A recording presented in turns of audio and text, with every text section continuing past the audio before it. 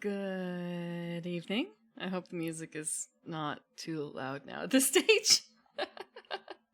I did adjust a little bit for the previous bit.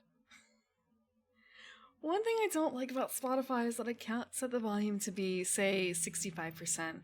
I just have to guess what the number is.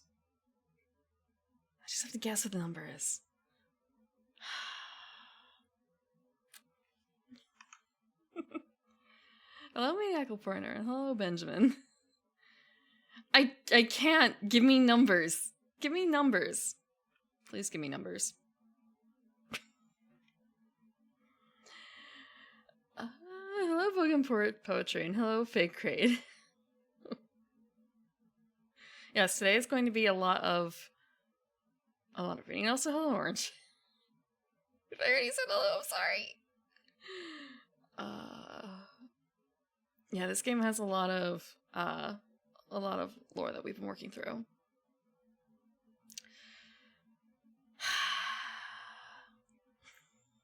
I was a little bit late because I wanted to grab some more screenshots, and also I had to clean up some blood. But don't worry, it wasn't mine. So, okay. Let's see. I had it. Right.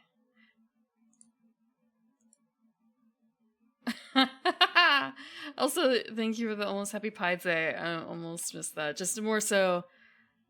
That is tomorrow. Tomorrow is the 14th of March. That's White Day. Among other things. Hello, Kari. Yes, today's Clay Day. Probably one last Clay Day. It seems like I might not have a whole lot more, but I could be wrong. I haven't played the game before. Let me see, where is it? Coffee. I have this. Thank you, coffee again. Oh, let me see. Microwave installation, yeah. So I looked at the microwave. And I looked at the instructions. I actually opened the package. I looked at the instructions, and then there was a section where it said like about cutting metal, and looking at the tool list, and was kind of yeah, I'm gonna hire someone after all for this. I'm gonna go begging and pleading back to the person I bought it from to see if I can pay them a couple, however much, to install this, because I am not equipped to bend metal or cut metal. Yeah.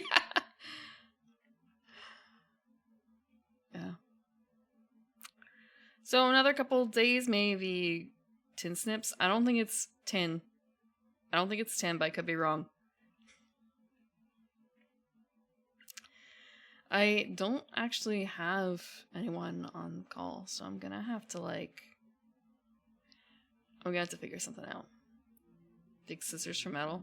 I don't got anything like that.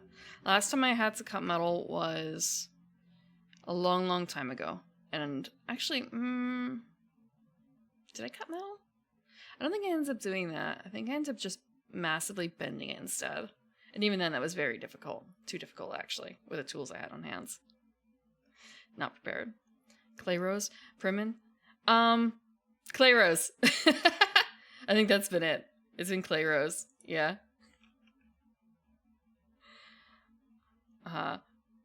Clay Rose has been hanging out while we've been working through the game.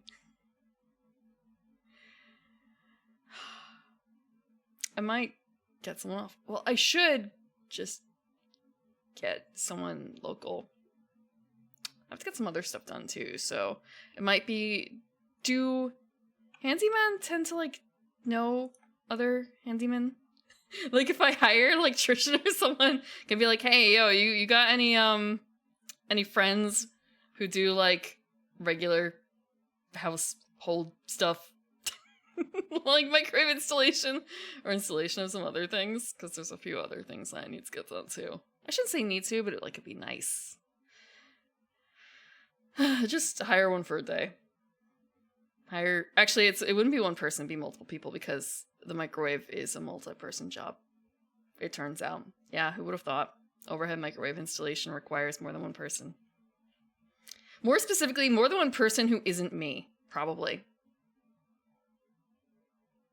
Probably. Yeah. I thought I could do it with just like one other person. No, I'm gonna need 2 other people. Angie's List? I kind of hate Angie's List because I've tried to get someone from there and I end up getting spam called for... I'm still getting spam calls. It's been a very long time. The job is done. It's way past done. I'm still getting fucking spam calls.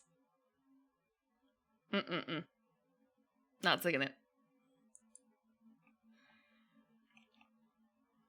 I should probably just ask some family members if they know anyone. The problem is, distance. Actually, there might be 1 or 2 other people I could ask if they know. That's one of the bad things about, like, depending on if you move away from people that you know. Like, all those connections are gone. Starting completely fresh. Yeah, no support information network.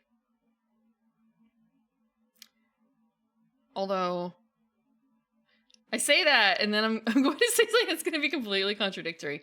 Sunday might be an adjusted time, depending on how things roll, because I am organizing something with family for that day. Very last minute.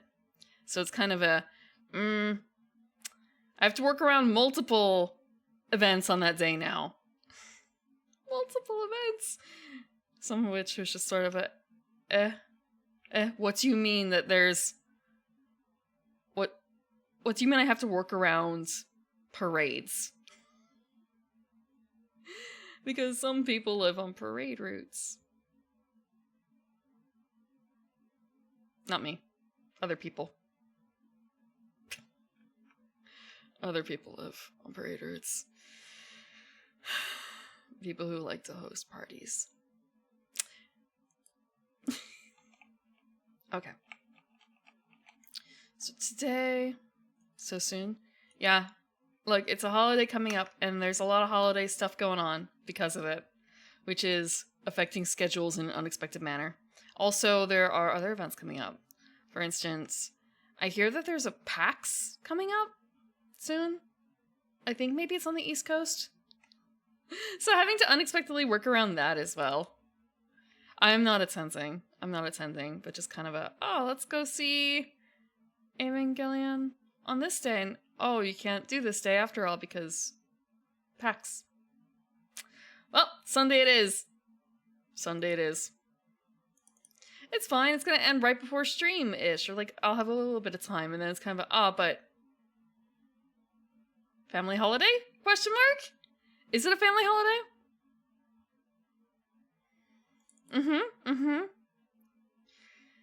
Yeah.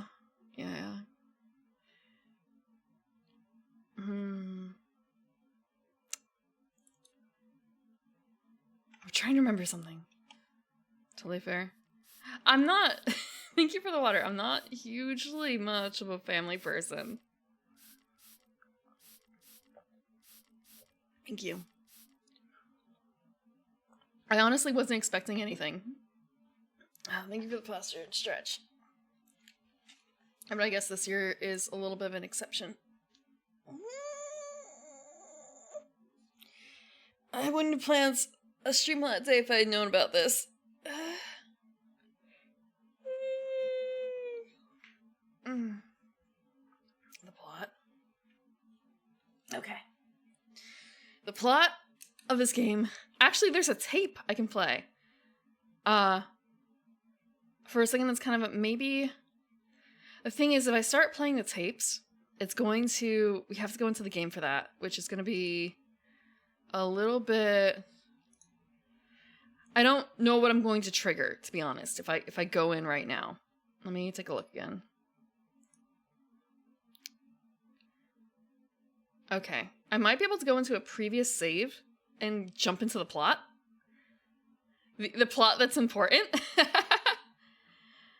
So actually, might as well do that. Give me a second. I'm gonna navigate in the game a little bit so I can get to a tapes. I hadn't thought of that. I should have done that. Oh, that's not a tape player. It's not a tape. All I need to do is get to a tape player. I also keep forgetting that I can just spacebar to fast forward. Oh, actually, you know what we could do? We go straight to the Hall of Records. I'm not going to read off the Hall of Records, but I'm going to go to the Hall of Records.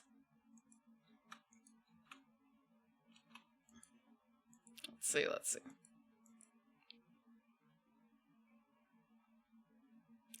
How many slots are in here? Okay, yeah, this is going to be good. Okay. I'm gonna swap to the game. That's not the game.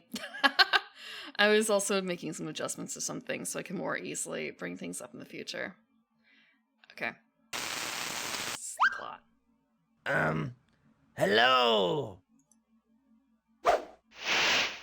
Me Willie. Me Willie trombone. These discs tell a story. Story about good. Story about bad.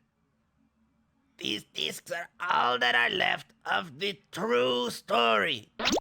True story of the closing of the Third Age. Willie know that once you know this truth, then you know what to do. Listen, I tell you. It all starts with Hoborg, a being who had to create because he had to. He make a world full of beauty and wonder. This world, the Neverhood, a world where he could live forever and evermore. Hoborg thought this world would make him happy, but it make him sad. Walking around his big, beautiful new world make him feel all alone. But then, Hoborg get him an idea. He said, I know. I'll make a friend to enjoy this world with me.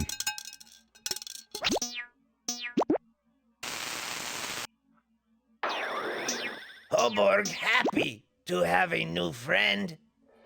He named him Clog and welcomed him to the Neverhood. Everything you see here is yours to enjoy. I just realized Hoborg is You our and I size. shall spend all our days here together. With you by my side, I'll make more Crown! No! I mean, no, Clog. This crown is the only thing that you cannot have. I am ruler of this world, the Neverhood, and a ruler needs his crown. Surely you can understand that. Now go and explore your new home, while I go back to my throne room to plan some more people to make. So, Hoborg go to make more friends. And Clog start thinking bad things. Sitting in the throne room, Hoborg start thinking about who he make next. Huh. Huh? What? My crown!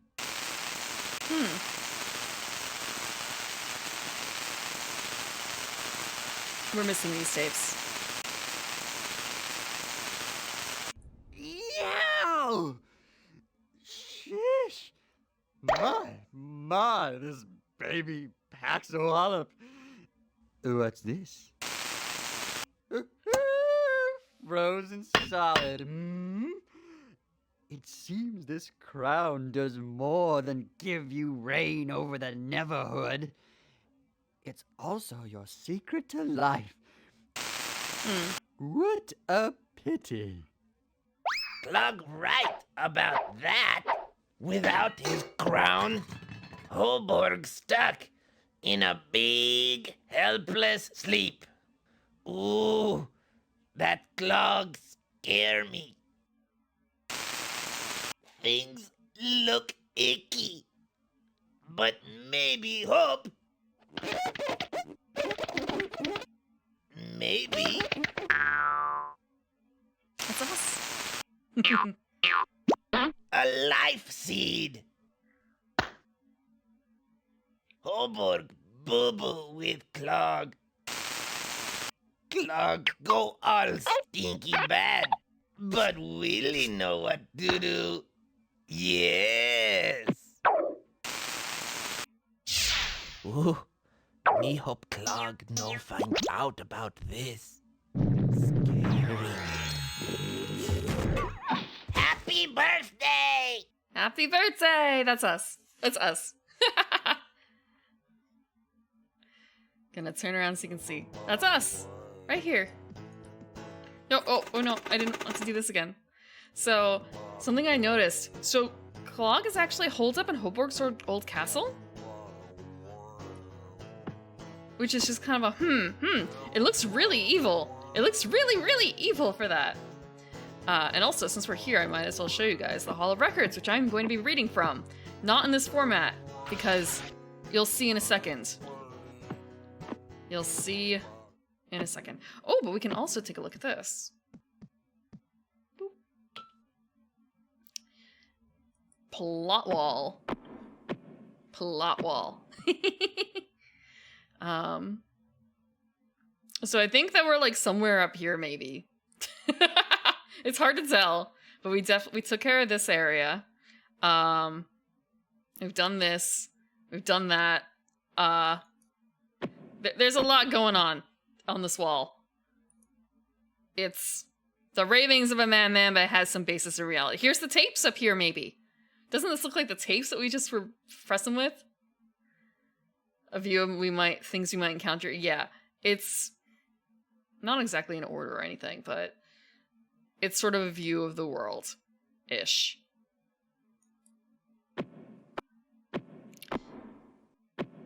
And also here's the wall. Actually, I'll just show you. So this is the wall. I have read like an hour of the wall on stream. This is how you read the wall.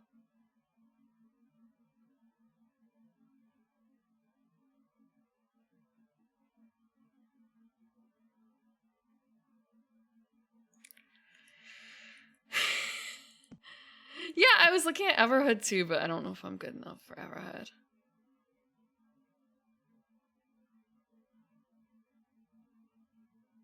I must have read this, but it's been a couple weeks. So this is a self-recording wall.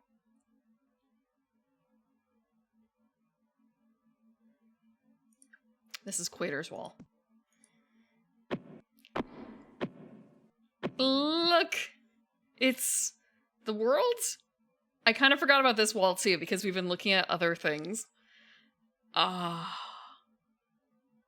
Look at it. It's so weird. So we've got like space, but also land. And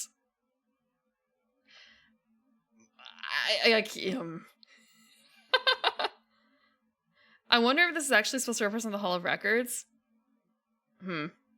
Like that H at the end.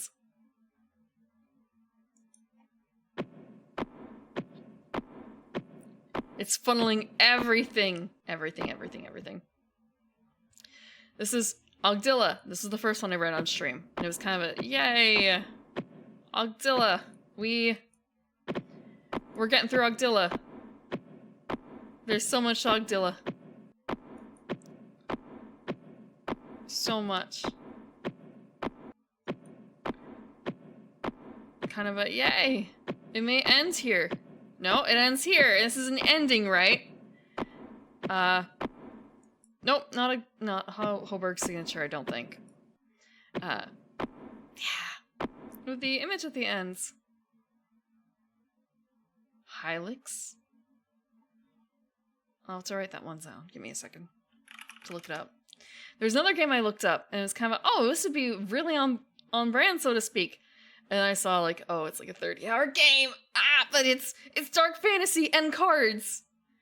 It's dark fantasy and cards. But it's like 30 hours. It would be like another...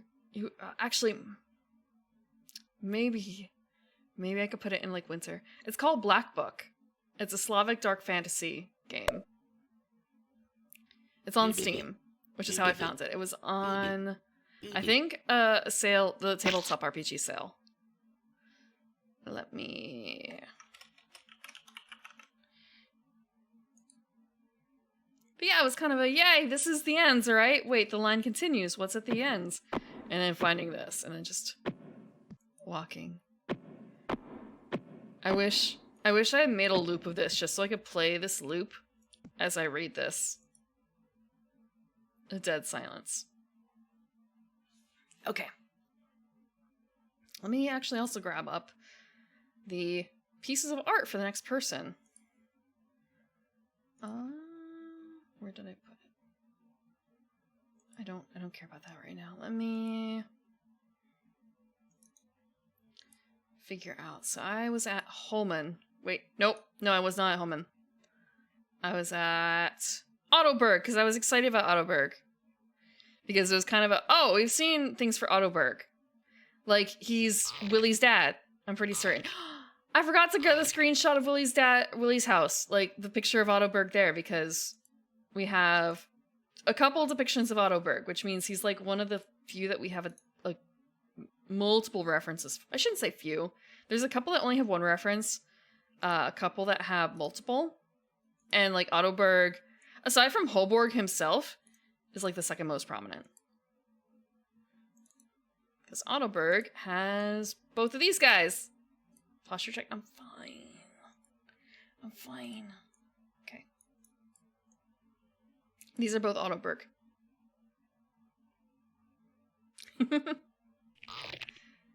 Okay, ready for Ottoberg. You're just gonna get noises in the background of our man doing like weird things. Hold on, let me just rearrange it a tiny bit.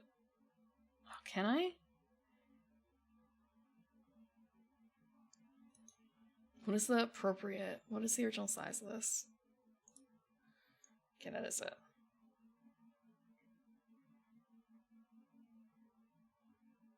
Just a little bit more off to the side. Nope. Oh, how close to the ends? We only have 2 more tapes, so I don't know what else there is after that. Yeah, this is not, we're not at the end game area right now, honestly. And this save, this is like a previous save from the 3rd stream. I have a save that is right where we left off before. But I didn't want to go backtracking, especially through clogs, and accidentally trigger something. Okay, Ottoberg. Gwader made a king named Ottoberg, designed to be happy and full of joy all day. Robots were a subject that Ottoberg had done a lot of research on, so it was only natural that he made 3 robots to help him make 7 little houses. The robots' names were Appy, Togor, and Bill. Bill! It's Bill! Bill's gone. Okay. Appy was good at digging, Bill was good at building, and Togor was good at painting. That is why it is said today that if anyone is a good painter, he is Togor. Bill died for our sins. Not exactly ours, though, actually. Someone else's, not mine. In a very careless way, Ottoberg made 7 boys to live in his new houses. The boys were Hyphen Nupin, Petri Alfonso, Willie Trombone, Alo Al, Doradius Hapsicum, whose nickname was Creaker, Hanzo, and Ed. Ottoberg's sons were easily identified by the loop formed on the top of each of their heads. Sometimes when they walked along, they would hook their head hoops on branches and hang there for days. Petrie was so tired of getting his head hooked onto things that he cut his own head off, which proved to be fatal. These are not smart boys. Ottoberg had forgotten to hold his world together with gravity, so one day his world fell apart in chunks and his 7 sons and 3 robots floated aimlessly across creation. Ottoberg doesn't have a very good head on his shoulders either, apparently. Damn. Hypen's chunk of land got caught in the tail of the comet Pyrogorge, named Pyrogorge because it decreased in size during each orbit. The tail of Pyrogorge was full of seeds because the comet once passed through the atmosphere of the planet Burpee. Hello, Ultraflex. We're reading about Ottoberg. Hypen cultivated his chunk so that he could grow flowers. He loved flowers and how happy and festive they could make a place. Often, he would make a wreath of some of the flowers to decorate the loop on his head. Since he was the only one of his brothers with a nose, it seemed especially fitting that this is where Hypen Nupin's chunk of land should be. Thank you for the water. And also, thank you for 5 months, Code Jason. I'm not stinky.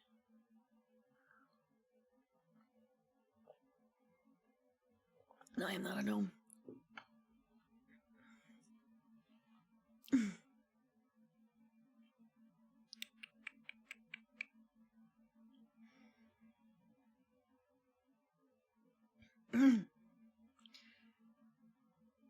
He grew an extraordinary amount of flowers, but after a few years it was not enough to satisfy his growing craving for flowers. His deepest burning desire was to be king of flowers, to have no rival in growing flowers. He actually did not know of anyone else who was growing flowers, but his unfettered imagination went wild, and he thought there must be others who were cultivating and growing huge fields of flowers on the many planets and worlds he passed. Year after year, Hypen worked the soil of his chunk of land to try and get it to produce more and more flowers. He developed fertilizers and plant foods. He grew nothing but flowers, though there were plenty of other types of seeds he could have planted. If he did notice some other type of plant growing amongst his flowers, he violently ripped it from the ground, cursing and tearing it to shreds, and throwing it onto his compost pile. It was so upsetting to him that he would have to lie down for a nap afterwards, but no matter how many flowers the land produced, it was never enough for Hypen. It almost seemed that the chunk of land was desperately trying to please its obsessed master, straining itself year in, year out to produce more flowers than it had the previous season. For many centuries, in fact, it did outperform itself. Each year, a dozen or so more flowers were produced. And Hypen would ask, "Is that all?" And then the yield began to decrease. The land was simply overworked, and it needed to rest. Hypen reacted by pressing the land harder and harder to yield more. He was aggravated to no end. The more he did to increase the yield of flowers, the less the land was able to produce. Eventually, as each season went by, the yield decreased first 10, then 100-fold, and so on. Most of the land lay barren and still. If Hypen found anything other than a flower growing, he would pull it up by the roots and throw it into the compost pile. As the land grew gray and sterile, Hypen wasted away also. The loop on the top of his head drooped, like a deflated tire.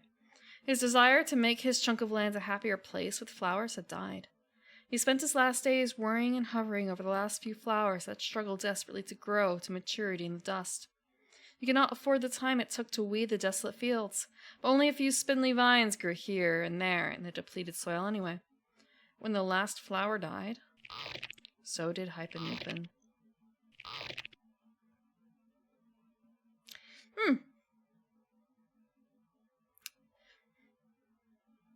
Willie's chunk of land flew off into space, with Willie still inside his little red-roofed house. Ottoberg never saw Willie again. What Ottoberg did not know, which the Swallow does, was that Willie's chunk of land drifted into the most dangerous part of space. You see, there were these nasty creatures called Victoids that flew about looking for food. Victoids had a giant nasty mouth full of giant nasty fangs, and of course the hair that they were covered with. It was nasty. Anyway, 4 Victoids stumbled upon poor Willie Trombone, who was alone, just floating through space for quite some time. Willie, being the friendly type, held out a friendly hand and beckoned to them. "Hey, hairy friends!" The Victoids screamed with glee when they saw Willie's yellow, supple flesh. They figured that he was not a fool and that they would have to trick him before they could eat him. They were wrong, for Willie Trombone was a fool above all other fools, and all the time that they spent trying to trick him only gave the drifting giant Big Robot Bill enough time to arrive. Bill reached out with his mighty 3 arms and grabbed the floating chunk of land and hoisted himself up. Bill grew horrified as he saw his creator's son about to be devoured by vicious Victoids.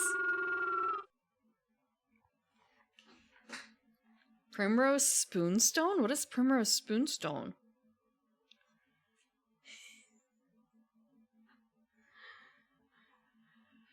That evening, Willie Trombone dined on Victoids, saving their pelts to use as blankets on especially cold evenings. Willie and Bill became close friends, and they enjoyed each other's company for a long time floating in space. Until one day they saw something very far away. Something like a being in distress. Ah, yeah, it's about, well, actually, it depends on what kind of primrose. Yeah, there's actually a couple different types of primrose. Well, in any case, happy to hear that. Happy to hear. Ooh. You know, they won't bloom for, well, they probably won't bloom this year, though, unfortunately. It'll take a little bit. But, you know, we've got time. We've got time. And they're supposed to not be terribly needy plants, so I've heard.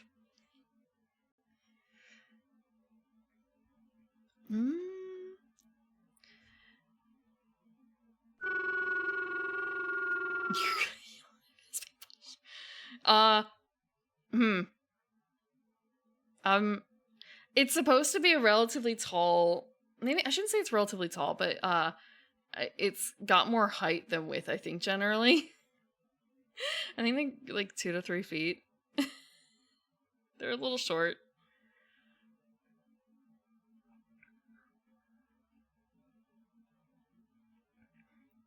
Okay. It jumps to a different person again. Aloe Al kept a journal after Ottoberg's world broke into chunks. Here is copied the only known surviving excerpt from that diary. My chunk of land has whooshed through a mysterious cloud of blue gas. The cloud is larger than some worlds that I've seen. I made a spur-of-the-moment decision to jump off the chunk and onto the gas. There is such a clutter of junk on the outer surface of the blue gas that it is virtually solid. Yeah, call it kind of springy. Wow, I'm tired. I think I will lay myself down and take a snooze on the junk that clutters the surface of this blue gas, for I have not slept since before Ottoberg's world fell apart. I do not know for how long I was sleeping, but I woke up because I felt something tiny and creepy crawling on my knee. I reached down and swatted it with my hands. There was just a yellow spot of goop where I brought my hand up to see what kind of bug it was. Then I heard the weirdest whiny-moany noise I have ever heard. I looked up and around and behind me, but I did not see anything. Then I looked down on the ground. I found myself surrounded by very little beings. Some were laying down. I guess they must have fainted after seeing one of their own get squashed by my big hand.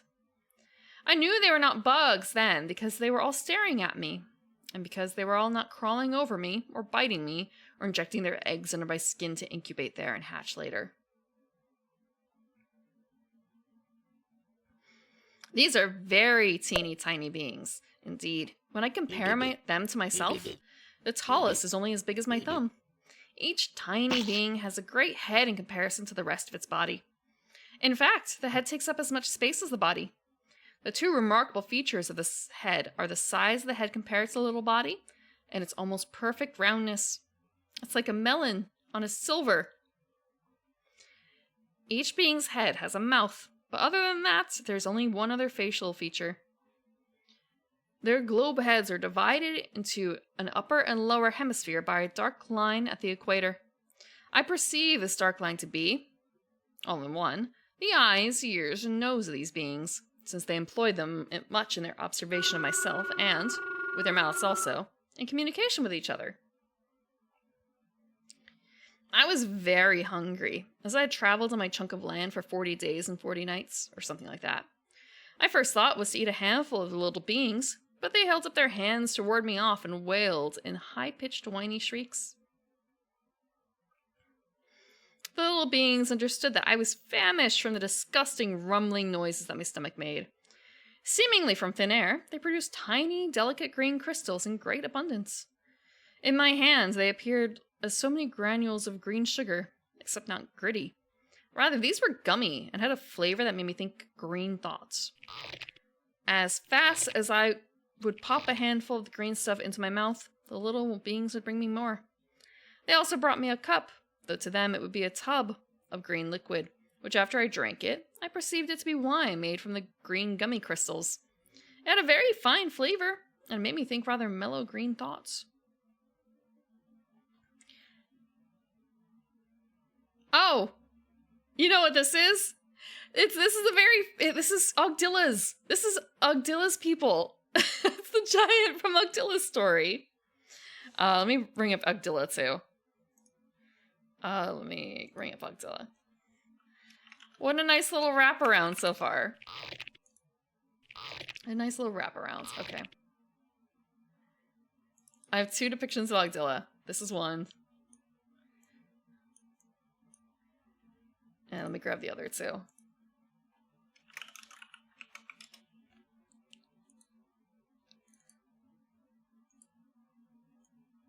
This is Ogdilla too.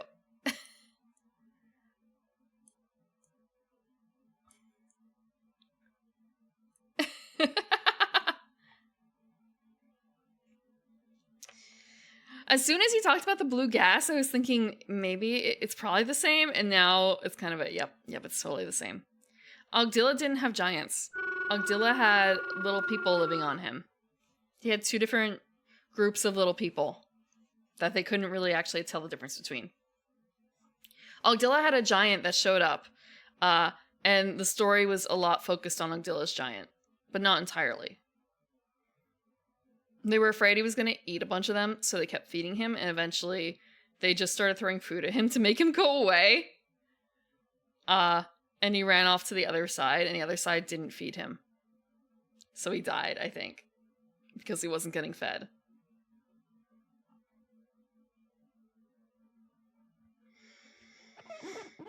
Let's see. As much as the big heads, my name for them, speak to me, I never comprehend a single word they say, but I must help them drink their wine. One tiny being, who does most of the talking, seemed to be in charge, since the others are always paying attention to him, and they jump to action after he speaks. I suppose he is the father of these tiny beings. While he was speaking, he also did strange dances. He looked really stupid, waving his arms about like that.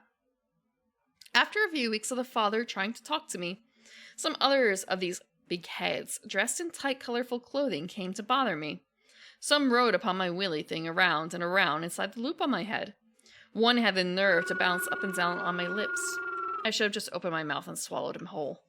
The only thing I did not really mind was the 3 beings that did flips and somersaults on the 3 spikes that stick out of my chest. That was kind of fun. Days and days of the same thing now. Eating green gummy crystals, drinking green wine, watching the father guy, my name for him, flail about like he does and listening to his high-pitched whining. Usually I just sit and smile at him, but when my cheeks get sore, I imitate whatever he is doing. If he nods, I nod. If he shakes his head, I shake mine. I will not write in this diary unless something weird or exciting happens. How long have I been here? It's very hard to keep track of time when nothing new happens. Once again, the father guy came out to bother me with his high-pitched whining, although it seemed more fevered this time. He kept pointing off away from where we sat, then he stood up and stomped about, always pointing. It looked like a dance to me. As far as I knew, it was a dance, since I'd never seen any of the little beings dance, so I stood up and danced. I tried to make the steps of my dance like the father guy's, but he was not at all pleased with my imitation. I was busy trying to perfect my dancing step when I was suddenly hit from all sides by food. I assumed that it was my part in this strange dance to try and catch as much of the food as I could in my mouth. I was doing pretty well, if I do say so myself. I suppose I have an advantage over the little beings, since my mouth is so much bigger than theirs. Perhaps this is why I was chosen for this special part of the dance. More of the big heads joined in the crowd that was throwing food at me, so I finally could not keep up with the torrent of food. I do not mean to criticize, but many of the beings did not have very good aim. I was ducking and jumping, doing my best to get my face into place to catch the food, but a lot of it just splattered against my body. A lot more of it just landed on the ground, so I stepped in a bunch of it as I moved around. And still more of the big heads came out to where we all were, and they joined in the food throwing. I felt a little ridiculous since I could not possibly keep up with the pace of the dance. And the little guys really showed no sign of letting up. By now, a big circle of beings surrounded me, all of them whining and shrieking the same chant, I suppose. I decided to step out of the circle and figured I would get another chance to get this dance right sometime later. But even after I stepped out of the circle, they continued to throw food at me. I did not even try and catch it. I really wanted to practice this dance and try to do better the next time. As I stepped further away to get out of their throwing range, they finally stopped. They stopped their whining and shrieking chant too, and soon the big hands were cheering and clapping. I turned back to accept their applause. I think they appreciated that I tried so hard to catch all the food, because as soon as I turned back, they started throwing more. I did not want to dance this food-catching dance anymore. I turned my back to the big heads with big round heads and walked away as fast as I could. Before I knew it, I was walking up to another group of tiny beings. These beings remained silent as I approached. No whining or shrieking or moaning. These beings were just as tiny as the first beings I lived amongst, but they had different heads. Their heads seemed to be the right size for their little bodies. Their faces are featureless except for a long, needle-like proboscis. These tiny beings seem to use this protuberance for all their communication and all their senses. Sight, smell, taste, hearing, feeling.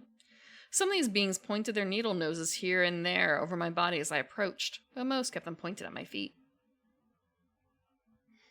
Just before I stepped in front of the needle noses, my name for them, they began clapping. By the time I actually stopped, they were cheering and whooping and jumping up and down. This went on for quite a while. They began to quiet down and the crowd began to split down the middle. I noticed one needle nose coming through the crowd to stand in front of me. This needle nose seemed to have the respect of all the other needle noses, because they all gave their attention to him as he stood in front of me. I could tell, because all their needle-like noses were pointed at him instead of me. He must be their father guy. After looking me over for a while, the father guy started to speak to me. I did not understand anything that he said to me, but I smiled at him the entire time that he spoke to me. I kept smiling at them all after the father guy finished. I was trying to think of something to do. I decided to say something back to them. Well, it's really nice, I said, for all of you to come out and greet me today. You know, I couldn't stand any more of that food-throwing dance that the big heads do. You don't have a food-throwing dance, do you? Do you guys understand me? I smiled some more after I finished and waited for something to happen. All the needle noses did was turn around and walk away. They kept looking over their shoulders as they left, but they did not seem to care if I followed or if I stayed where I was. I decided I might as well stay where I was. I sat down and waited to see what would happen. For days and days I sat there and nothing happened. At first the needle noses kept looking over their shoulders at me, but after a few days they seemed to forget I was there.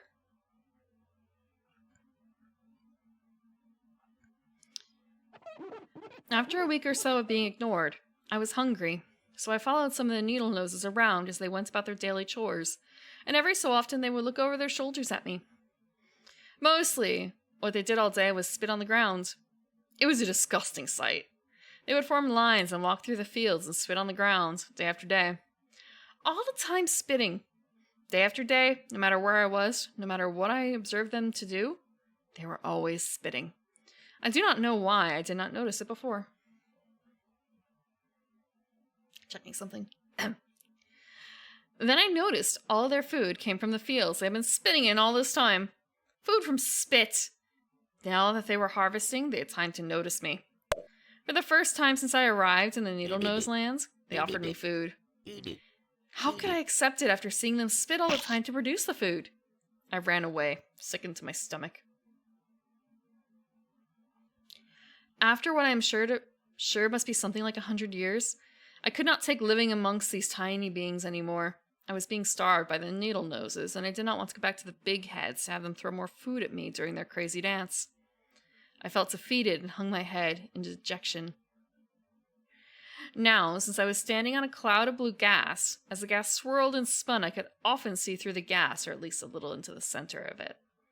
Something fuzzy, as if in the distance on the other side of the cloud, caught my eye. The shape grew larger and a little more defined as it came close. All at once I clapped my hands and whooped for joy. I did not need a crystal clear view of the object to recognize it as the very chunk of land that had broken off Ottoberg's world and brought me to this miserable place. At once I realized what was happening. The chunk of land was caught in a circular orbit, and the blue gas must be going in a straight line that took it through 2 points in that circle. I cried out, "For sure, I'm the luckiest of all of Ottoberg's sons." Carefully, as it passed through the cloud of blue gas, I jumped off the springy surface of debris and onto my chunk of my father's world. I have not been on this chunk of land for about 3 minutes, long enough to make this latest entry into my journal. Gee, it's great to be back home again. I hope I never... Here, the excerpt of the diary ends abruptly. It is said that the chunk of land that Aloe Al was on suddenly smashed into a dirt clod that collided with it head-on. Both the chunk and the clod were traveling at great speeds upon impact. Nothing was ever seen of Aloe Al again.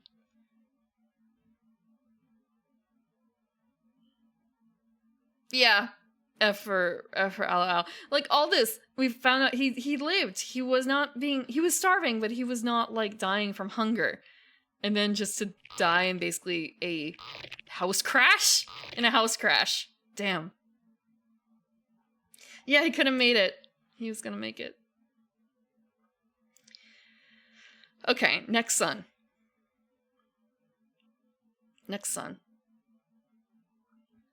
Creaker's chunk of land was the biggest and was full of lakes.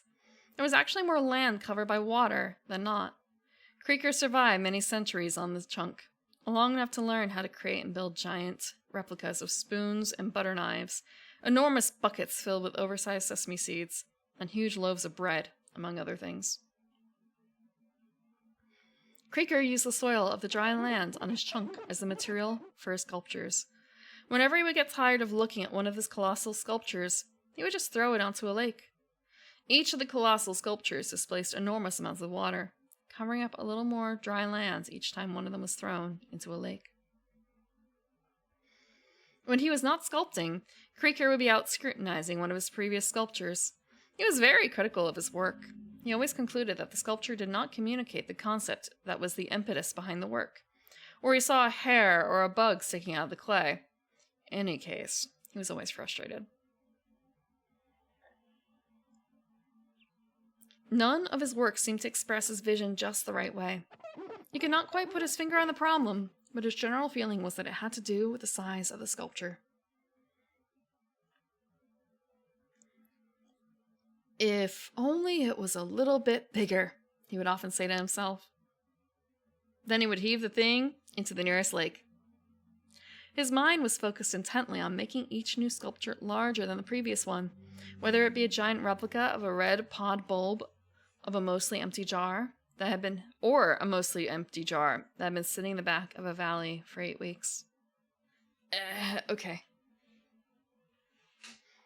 Eventually, he spent very little time examining his finished works, but with an exclamation of disgust, he would throw the work into the nearest lake, which, after a while, seemed to be conveniently closer and closer, just as soon as it was done, and immediately start on the next one. The replicas were by this time so large they had to climb them to work on the upper parts. Actually, I'm going to swap the Ogdil out. The largest sculpture Krieger ever completed was of a baby's arm holding an apple. Okay. It was such a titanic work that he had to use spikes and ropes to get up to it. When he finished, he had to rappel down the back of the arm. He backed up to get a good look at it, but could not back up very far since he was on a beach.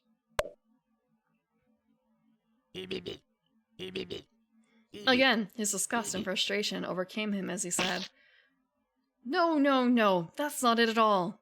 Then Krieger rushed at the base of the sculpture to push it into the water. He barely budged it, but it was top-heavy since the apple at the top was enormous, so that his push was enough motion to cause the sculpture to fall over. Krieger turned to start on a new sculpture. He had in mind a great pair of tongs leading to a bucket of sands, and he never saw the tidal wave that fell upon him. You mean the apple baby arm thing is just sort of a... Isn't that a saying?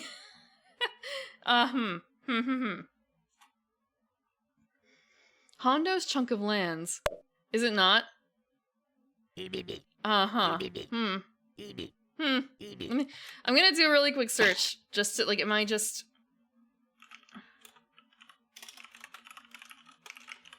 Yeah. I guess... Wait a second. Whoa. Okay, that's why I know it. Yeah. So it's an Austin Powers thing. I think it's an Austin Powers quote. When did that come out? 1997. Right after it. Okay.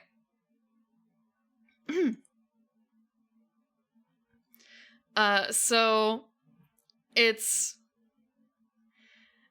referenced in Austin Powers, but it's probably not like the source.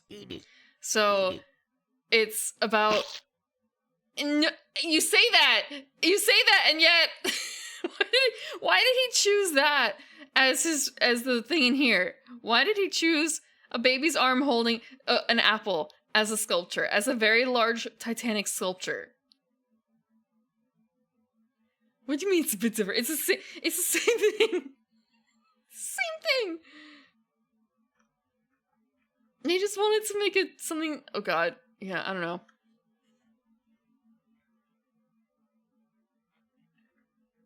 It can be a reference to multiple things. It can be a reference to multiple things.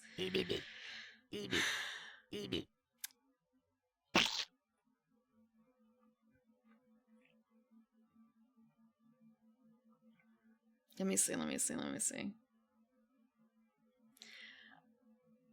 A Bobby Tangler.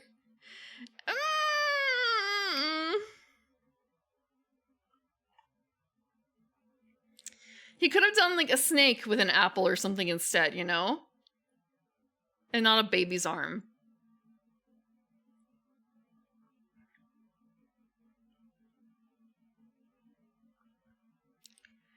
Hondo's chunk of land ended up on the back of a giant animal that lived in a desert on an undocumented planet. Hondo seemed to like the animal enough, and he was so small that the animal did not detect his existence.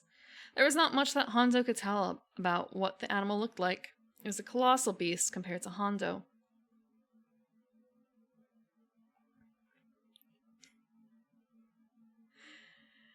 He took many survey journeys that went on for days and days across the top of the beast to see if it looked different from other locations. As he walked, he noticed the color of the ground changed. Presently, he would be passing over an area that was brown. Then 15 feet or so further, he would pass over an area that was yellow. The surface he walked on was hard and mostly smooth, but it was terraced into short, flat little hills all over. When he came to the edge, he was looking around and he almost fell off. He got down on his stomach to look over the edge. There was nothing between him and the ground, which was very far away. If he had jumped, the fall would have broken every bone in his body.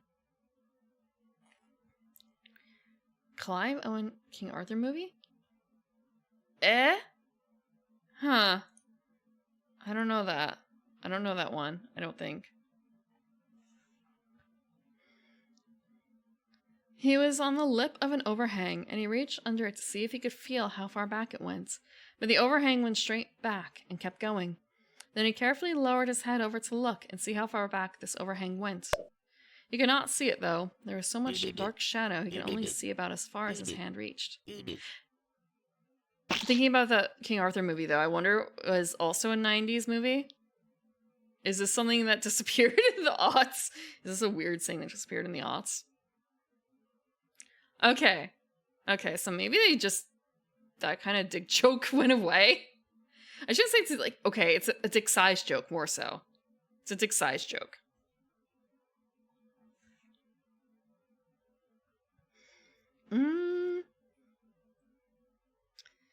Hanzo got up and decided to walk directly away from the edge. He grew very tired almost immediately as the surface began ascending right away.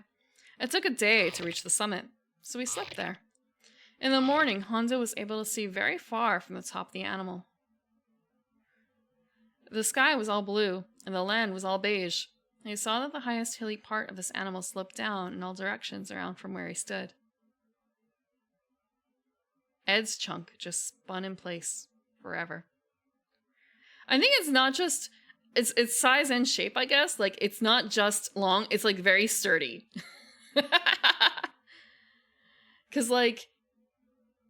it has to touch the ground for it to be a kickstand, I feel like. Or it has to get close to touching the ground. It's a third leg kind of joke, except not saying third leg.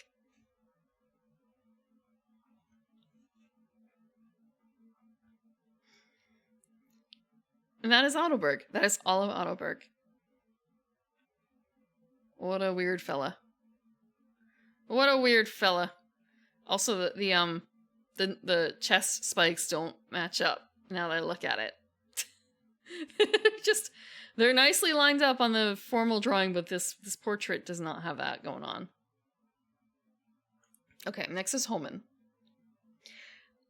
I feel like I'm gonna complete Homen next and then save the rest for afterwards, maybe? Because how many are after Homen? Let me count. Homen.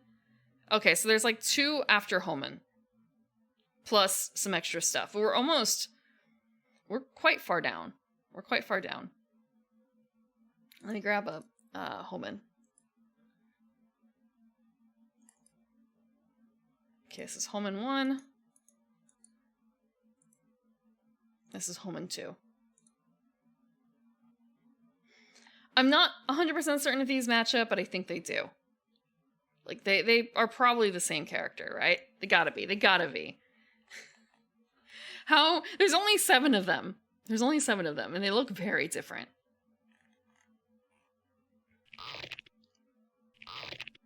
It's just kind of weird, because it's kind of, wait, are those eyes? Are those... I initially took them to be, like, eyebrows-ish on the clay model. But on the sketch, it looks more like weird eyes. Homen. Quater made Homen and gave him 2 crowns and let him decide what to do with the extra one. Homen had a son named Pinto Bunyan, to whom he immediately gave his 2nd crown. Pinto Bunyan helped Homen with all that he did. Homen made a bunch of beings called Yints. The Yints were blue and looked like little bugs. The blue Yints spent their first day of existence fashioning small spears. Soon the Yints had broken up into small communities. Each community had a specific task to accomplish, which helped all the other Yint communities. Blue Yint South was in charge of growing food. Blue Yint North built housing for other communities, and so on and so forth. All was peaceful and working efficiently, so Pinto Bunyan made some Yints of his own. Only his were white. Now it came about when the white Yints began to multiply in the face of the land, and daughters were born to them. But the sons of the blue Yints saw that the daughters of the white Yints were beautiful, and they took wives for themselves, whomever they chose. The Hutsa Mutsa were in the world in those days, and also afterwards when the sons of blue Yints came into the daughters of white Yints, and they bore children to them. Those are the mighty Yints who were of old Yints of renown. The white Yints instantly mingled with the blue Yints, but they refused to acknowledge the community system of the blue Yints. The white Yints enjoyed the fruits of all the blue Yints' hard work, but did not help them work at all. it only took one white yint to throw an egg at a blue yint one morning to cause a dreadful feud. So Hemhemha, one of the blue yints, rose with all the blue yints of war to go up to the white yint east. And Hemhemha chose 30,000 blue yints, valiant warriors, and sent them out at night. And he commanded them, saying, "See, you are going to ambush the city from behind it. Do not go very far from the city, but all of you will be ready. Then I and all the blue yints who are with me will approach the city, and it will come about when they come out to meet us at the first that we will flee before them, and they will come out after us until we have drawn them away from the city. For they will say, 'They are fleeing before us at the first.' So we will flee before them, and you shall rise from your ambush and take possession of the city. Then it will be when you have seized the city that you shall set the city on fire. See, I have commanded you." Most of the yints of war in attendance could not understand Hemhemha, for the language he used was flowery and outdated. Still, few in attendance there from among all those in attendance did hearken and understand. Even did they reckon the sayings of Hemhemha. And straightway did they clue in their buddies who were just lollygagging about, scratching their heads. At once all who heard this explanation did understand Hemhemha's plan, so Hemhemha sent them away. And they went to the place of ambush and remained between White Yint West and White Yint East, and the west side of White Yint East. But Hemhemha spent that night at the Wagon Leisure Inn. The Wagon Leisure Inn? Wait. Okay, wait. Is there a modern day? Is that a play on an exact name of something like Circle K something or other? Is Circle K a gas station or a hotel? Is there like a hotel chain names? I feel like there is something that's kind of similar. Circle K is a gas station. Okay, my bad. Shit. Wagon Leisure. Is there another one? There's something that's similar. I feel like there is. And I was just looking at not Best Western? It's not Best Western, surely, right? That they're parodying? Maybe it is Best Western. But I feel like there's something else that's even more on the nose that I'm missing. Damn. Okay.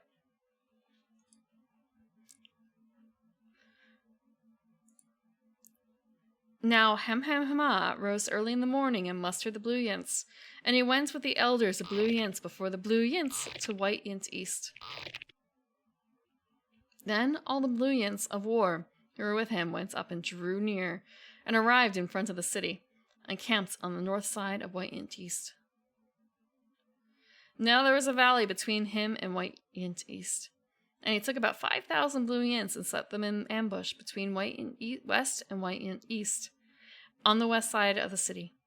So they stationed the blue yints, and all the army that was on the north side of the city, and its rear guard on the west side of the city. And Hemhemha spent that night in Sid's Garden Spot Lounge.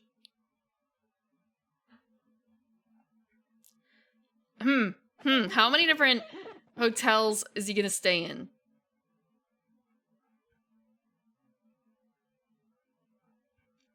And it came about when the king of White Yint East saw it, that the men of the city hurried and rose up early and went out to meet the blue yints in battle. And he and all his people at the appointed place before the desert plain. But he did not know that there was an ambush against him behind the city. And Hemhemha and all the blue yints pretended to be beaten before them, and fled by the way of the wilderness. And all the people who were in the city were called together to pursue them, and they pursued Hemhemha, and were drawn away from the city. So not a yint was left in White Yint East or White Yint West, who had not gone out after the blue yints, and they left the city unguarded, and pursued blue yints.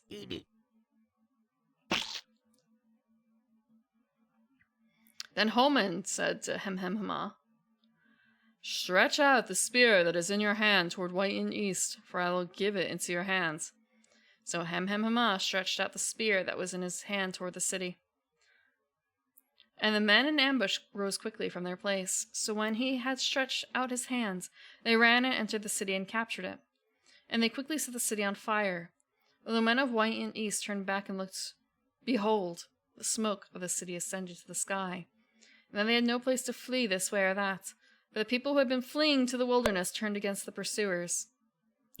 When Hem and all the Brilliants saw that the men in ambush had captured the city and that the smoke of the city ascended, they turned back and slew the men of White in East. And the others came out of from their city to defend them, so that they were trapped in the midst of blue yints, some on this side and some on that side. And they slew them until no one was left of those who survived or escaped. But they took alive the king of White in East and brought him to Hem. Now it came about when the blue yints had finished killing all the inhabitants of White in East in the field, in the wilderness where they pursued them, and all of them were fallen by the spear until they were destroyed. Then all the blue yints returned to White in East and struck it with a spear. And all who fell that day, both male and female, were 12,000, all the people of White in East. For Hem did not withdraw his hand with which he stretched out the spear until he had utterly destroyed all the inhabitants of White in East.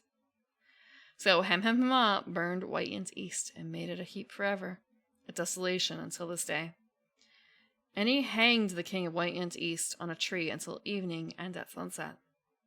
Hem gave a command, and they took his body down from the tree and threw it at the entrance of the city gate and raised over it a great heap of stones that stands to this day.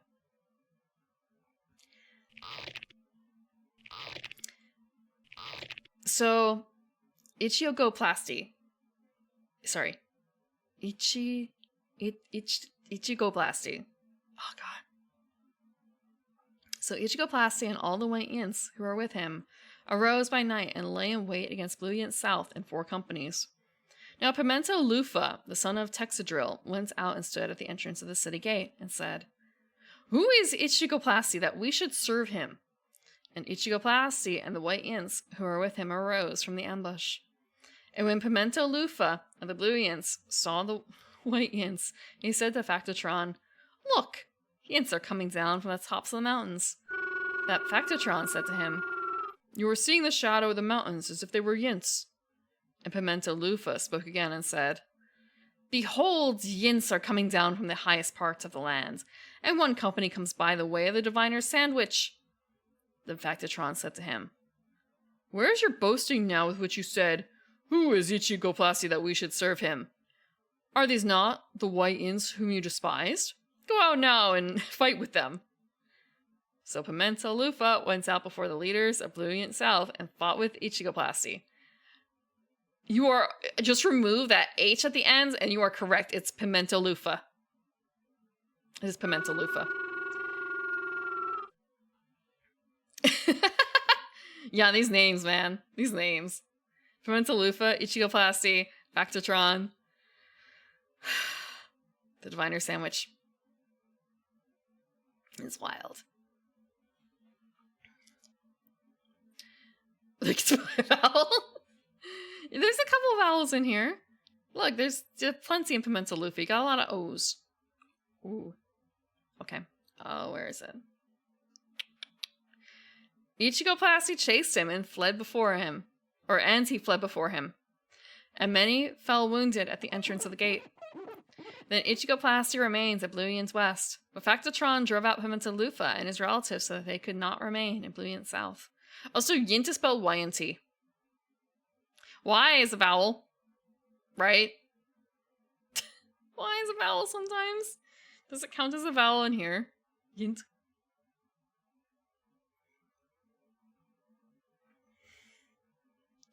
Now it came about the next day that Blue Yints went out into the field, and it was told to Ichigoplasty.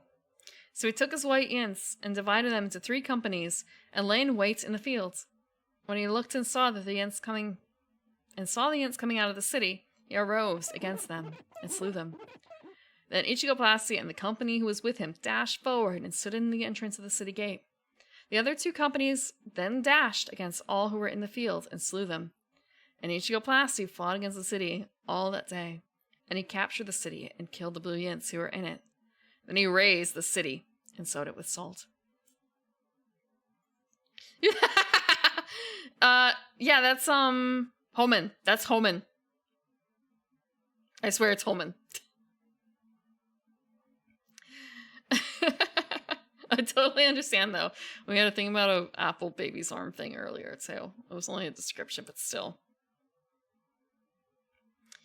Let's see. When all the leaders of the Tower of Blue Yint South heard of it, they entered the inner chamber of the Temple of Hallmark, or the door. And it was told to Ichigoplasty that all the leaders of the Tower of Blue Yint South were gathered together. So Ichigoplasty went up to Mount Chlorescent. He and all the Yints who were with him, and Ichigoplasty took an axe in his hand and cut down a branch from the trees and lifted it and laid it on his shoulder. Then he said to the Yints who were with him, "What have you seen me do? Hurry and do likewise." And all the Yints also cut down each one his branch and followed Ichigoplasty and put them on the inner chamber and set the inner chamber on fire over those inside, so that all the men of the Tower of Blue Yint South also died, about 1,000 men and women. Damn, okay. There's a lot of people dying here. Damn. This really is like Bible 2.0, but also make it weird. Make it even weirder. Then Ichigoplasty went to Blue Yint Southwest, and he camped against Blue Yint Southwest and captured it. But there was a strong tower in the center of the city, and all the men and women with all the leaders of the city fled there and shut themselves in. And they went up on the roof of the tower. So Ichigoplasty came to the tower and fought against it, and approached the entrance of the tower to burn it with fire. But a certain female Yint threw a 16-ton weight on Ichigoplasty's head, crushing his skull. Then he called quickly to a young Yint, his armor-bearer, and said to him, "Draw your spear and kill me, lest it be said of me, a female Yint slew him." So the young Yint pierced him through, and he died. And when the white Yint saw that Ichigoplasty was dead, each departed for his home. When the blue Yints and the white Yints started to fight, so did Pinto Bunyan and Homen. Quater stepped in and took Pinto Bunyan's crown away and gave it to a new being he made called Arven. That is the end of Homen. The Homen story. To think, actually, this is ongoing. This is all supposed to be, like, ongoing stuff. Like, damn. Thinking this is currently recording information, so these walls are supposed to get longer?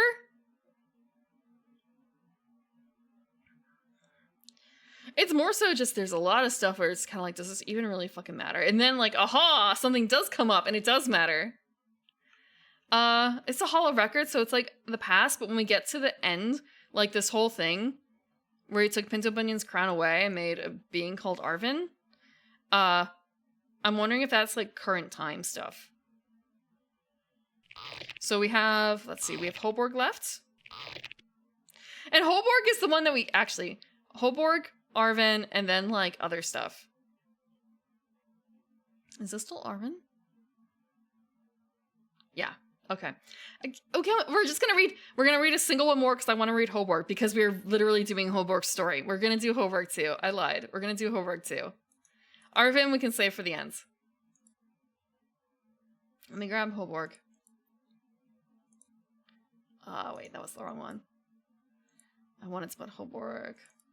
Here. Hoborg. Isn't he charming? Oh god, Hoborg's big. Hoborg's big.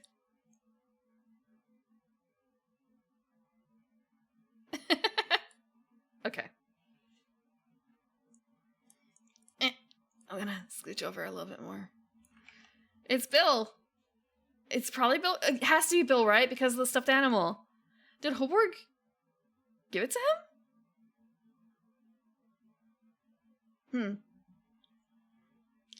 Maybe Bill will be back? Maybe Bill will be back.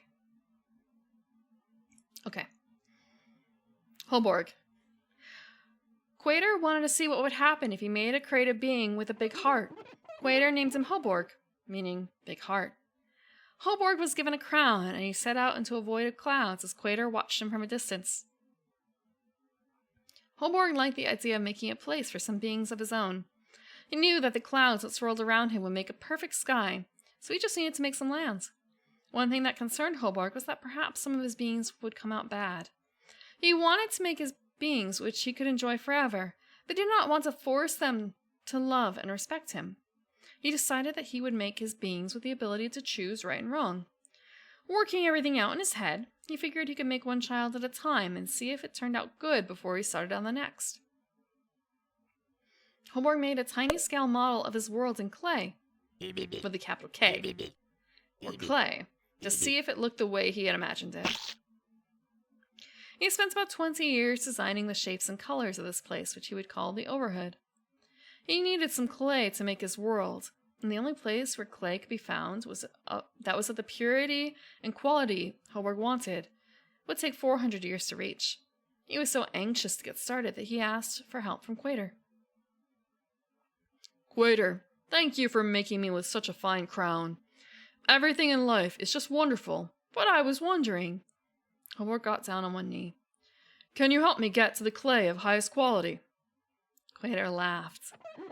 That would take even me a long time to reach. What's wrong with the clay that I have already given you? Hoborg answered. I like the clay you gave me for planning things, but I was hoping for the best ingredients for my beings. You see, I want them to last forever, and clay only lasts for a few thousand years. Quater was impressed. Here's a scope that will help you see as far as you need to. You will be able to pick the shortest path to the clay, which should save you quite a few years of travel. Hoborg received the scope. Oh, thank you, Quater. You were very generous. Hoborg started on his journey that same day. Looking through the scope, he could clearly see the mountain of clay he needed to build on the Overhood. Or he needed to build the Overhood. Every morning, or every day was the same. Hoborg awoke before sunrise so that he could travel far without heat. But before he set off to travel each morning, he thought lofty, respectful thoughts about Quater. Hoborg, in his ever-so-deep voice, would sing songs to the ground about how good it was to have been made. After a morning's journey, Hoborg would cover himself up in soil and rest. He resumed his mission in the afternoon and walked toward the great mountain of clay until late in the evening. After 20 years of travel, Hoborg grew very lonely. Soon he could not stand to go on. He found a chunk of land upon which he could stop and rest. It had one spindly vine growing on it, and Hoborg lay down beside it to enjoy the shade it provided so he might be delivered from his discomfort. And Hoborg was extremely happy about the plant. But at dawn the next day, a worm came and attacked the plant, and it withered. And it came about, when the sun came up, that a scorching east wind and the white light of the sun beat down on Hoborg's head, so that he became faint and begged to die, saying, Death is better to me than life. Oh, you know what? That one chunk of land with the spindly vine, that was the person that we were reading about before. It's that person's land. One of Ottoberg's sons. One of the flower-growing Ottoberg's son. His name was... Shit. His name was not shit. His name was Hypen. Hypen Nupin. It was Hypen Nupin. It was Hypen Nupin's land. Look, I recognized that it was a reference. I couldn't remember the name. Look, it's Hypen Nupin.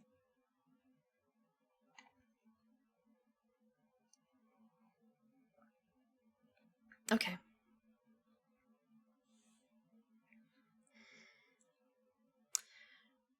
I want to say it doesn't have to be, but like a chunk of land with a spindly vine.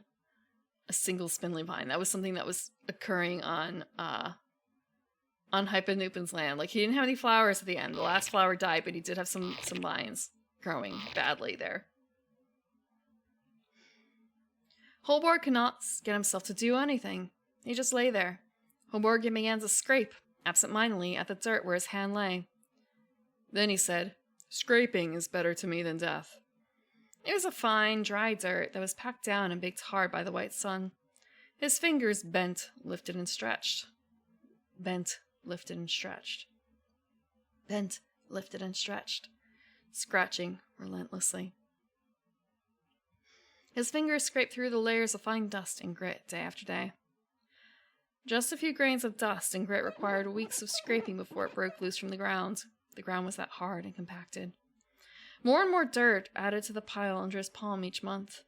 During the years that passed, the only sound he heard were the scraping of his hand on the dirt and his breathing.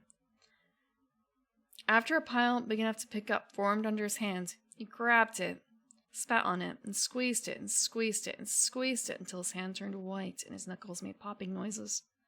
Hoborg sat up and looked at what lay in his palm as he opened his fist. He saw that he had formed a clod of dirt. Now, the worm that attacked the spindly vine and caused it to wither popped its head out of the ground and admired the clod, saying, "My! Ah! What's with the blossom brush? I'm being good. I'm being good right now." We're reading. We're reading about Hoborg.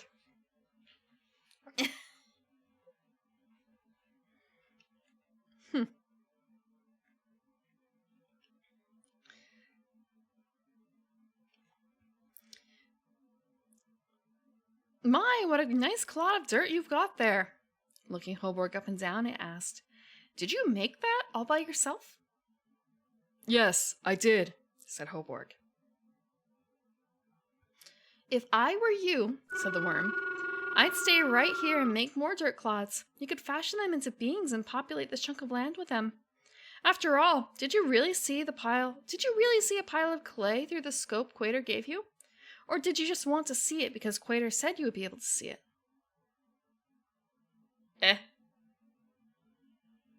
Hoborg answered, "Actually, Quater said the scope would enable me to see the shortest path to the clay. And because of that... Hello, Raiders, welcome. My title is a bit of a lie. We're currently reading plot. We're reading plot about Neverhood, and we are technically in the right spot. Potassium raid? Are you... Potassium raid? Are we taking potassium? Or, oh, wait, no, oh, it's salt. Oh, wait, bananas. Okay, shit. Is there salt potassium? Yes, that is probably the robot Bill. We have not actually reached that in the plot yet. Well, the back lore plot.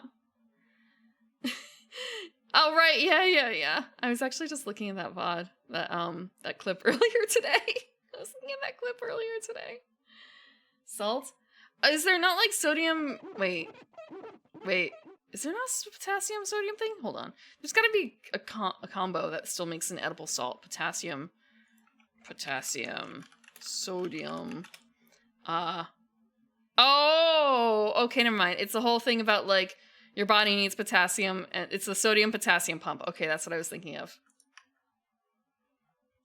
I'm thinking of the balance that you have to have. Yeah, eat your bananas. I wish, God. I've been having soda bread, and now it's kind of a banana bread would be kind of nice too. But also, I know that now is around the time that you tend to eat. It actually might be even a little late, so go enjoy any meal that you might be having, Yori. Go relax, go rest. But yeah, I swear I'm in the game. I'm not in the right save file because I'm at the lore. I'm at the lore place. Also, welcome Alison, and welcome Sonswat. I do remember you. Hello, Delson Pony. And hello, Death Noah. Welcome, maybe. And hello, Salute. And welcome, Boombucker. Dihydrogen dioxide? Wait.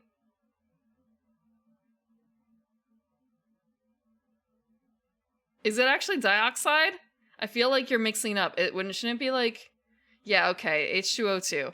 I know the joke is that, like, oh, dihydrogen monoxide or whatever is really bad, and it's kind of like, wait, that's H2O. And H2O2 is actually kind of bad for you, right? Look, I don't mess with the chemicals. I don't mess with those chemicals, I should say. I don't mess with those chemicals. I mess with the drinking chemicals. Yeah, definitely not the science. Not the science. But yeah, we are reading lore in Neverhood, and there's a wall of text, and it was kind of we'll just read 2, and then Hoborg was next, and Hoborg is the entire reason we're here. This motherfucker is the entire reason we're here. He is our dad. So of course we're gonna read about dad before we go save dad. I've been reading for like over an hour now of this plot. Over an hour.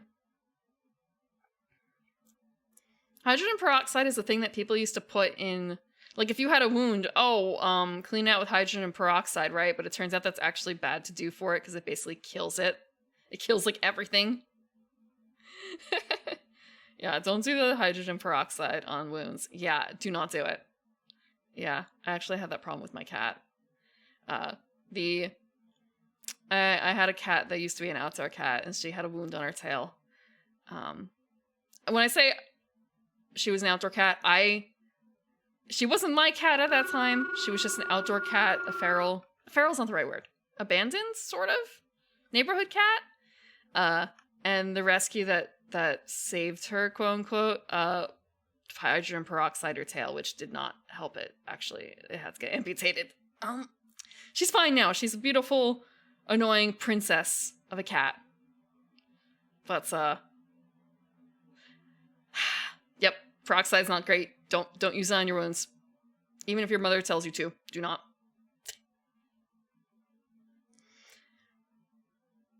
For Ian's, yeah, if you know what you're doing, I guess, like, but if it's just because your mom told you to do it, if your mom's like a nurse or a doctor or some other medical professional, don't.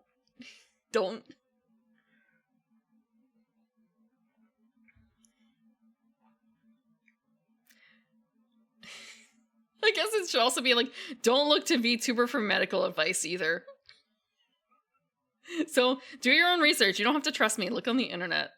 But look in the good parts of the internet, not the shitty parts of the internet. Too late? No, you should not trust all women on the internet. No. There's so much bad out there. There's one saying actually that so have you guys heard of oh shit. I'm trying to remember it now. There's a saying about blood is thicker than water, right? And so there's also another saying that what blood is thicker than water actually means, it harkens back to an older thing, that the blood of the covenant is thicker than the waters of the womb. And then people started running with that because they heard it from someone on the internet. And you know what? It's a fucking sham. It's just, the second saying is a sham. It's from like the 90s.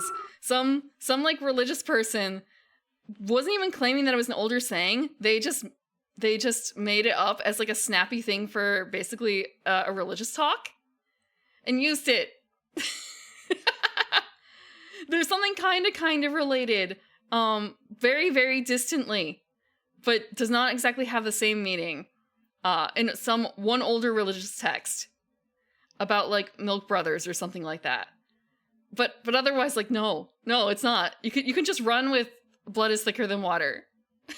Just run with that. Or not. Like, don't mention it at all. Yeah. Don't believe things on the internet without doing research. You don't have to believe me for this either. Look it up yourself. You can find the paths.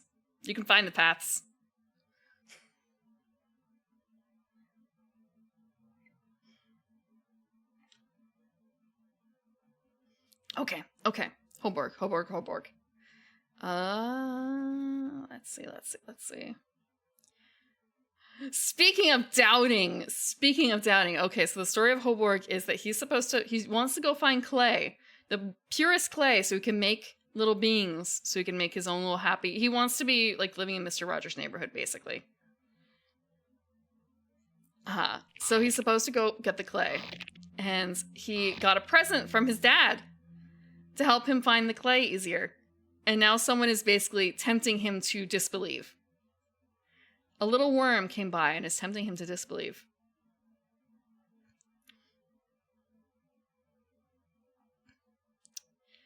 I'm gonna reread that last bit. If I were you, said the worm, I'd stay right here and make more dirt clods. You could fashion them into beings and populate this chunk of land with them. After all, did you really see a pile of clay through the scope Quater gave you? Or did you just want to see it because Quater said you would be able to see it? Would you still believe if you were a worm? What kind of worm? What kind of worm are we talking about here?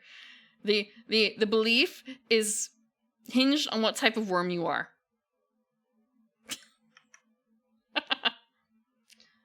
Shy Halud. Have you seen that TikTok? I cannot. Now I hear Shy Halud, and all I can think of is that one fucking TikTok about, like. No? Okay, give me. I'm sorry. I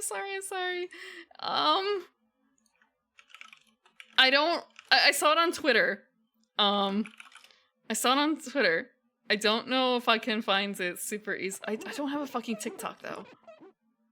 I don't have a fucking TikTok. Maybe I just look up Twitter. Okay. Wait. No. Maybe I'm spelling Shy Halud wrong. I just look up on Twitter, Shy Halud. Can I spell Shy Halud? What the fuck is going on? What the fuck is going on? Okay. Okay, I found the person who made it. And I just have to find the right one. Where is it? I want to find, like, the original one and not, like, the reprint. But, oh god, he has so many fucking retweets and stuff. And I will admit that I've not actually read It's So Over because I'm showing you Twitter. Because I'm showing you funny Twitter meme.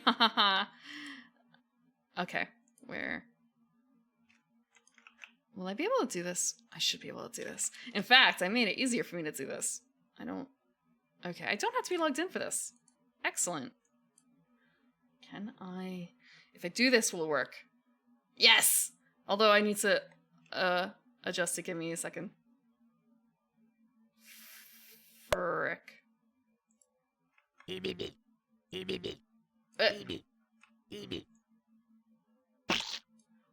Why? You will see in a second. Hopefully the audio also works fine. Good people of Arrakis, it's me, Shy Halud, your beloved sandworm of the desert. Many people are saying Paul Atreides, little Paul Atreides. I call him Pesky Paul. He's Al-Mahdi. People are calling him Lisan Al-Gaib. Pesky Paul's calling himself Muad'Dib. He said, Muad'Dib, I'm a little desert mouse. Just a humble little desert mouse, and he is very tiny. I saw him. I could crush him easily. Folks, you can't trust Pesky Paul. He's got the Bene Gesserit. Nasty women. Those Bene Gesserit trying to control the outcome of events. He's going around the desert. He's going to the south of the southern border. He's bringing up religious fanatics from the south. He's trying to wage a holy war in the whole universe. Now, the Harkonnens, we don't like the Harkonnens, folks. They're terrible. They're terrible. They gave us a bad deal, but I can get a better deal from the Harkonnens. What can I say? They want our spice. It's the most precious substance in the universe. We're going to get a better deal. We're going to make Arrakis great again. It's going to be an amazing time. We're going to have paradise here in Arrakis, not because of Pesky Paul, but because of your old friend Shy Halud. Yep. Shy Halud. Shy Halud. Just... Muad'Dib. I'm a small little desert mouse. Pesky Paul. Oh, sorry. It's just more so. I haven't seen Zoom, but it's kind of you know what? He's not wrong. He's not wrong for this. There's a lot of stuff going on in Dune, isn't there? Especially the second Dune. Also, the number of people where it's kind of like you have all these out there names, and then the main character's name is Paul. I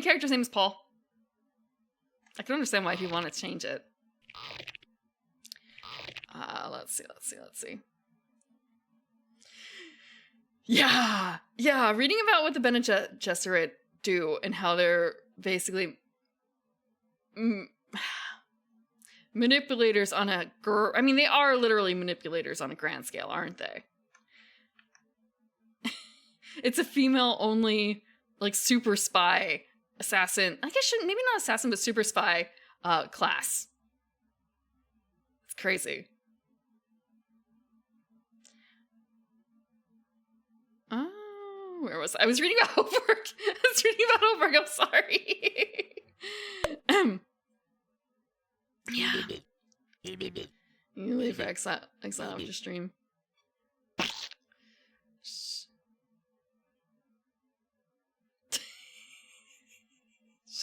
Shayalud.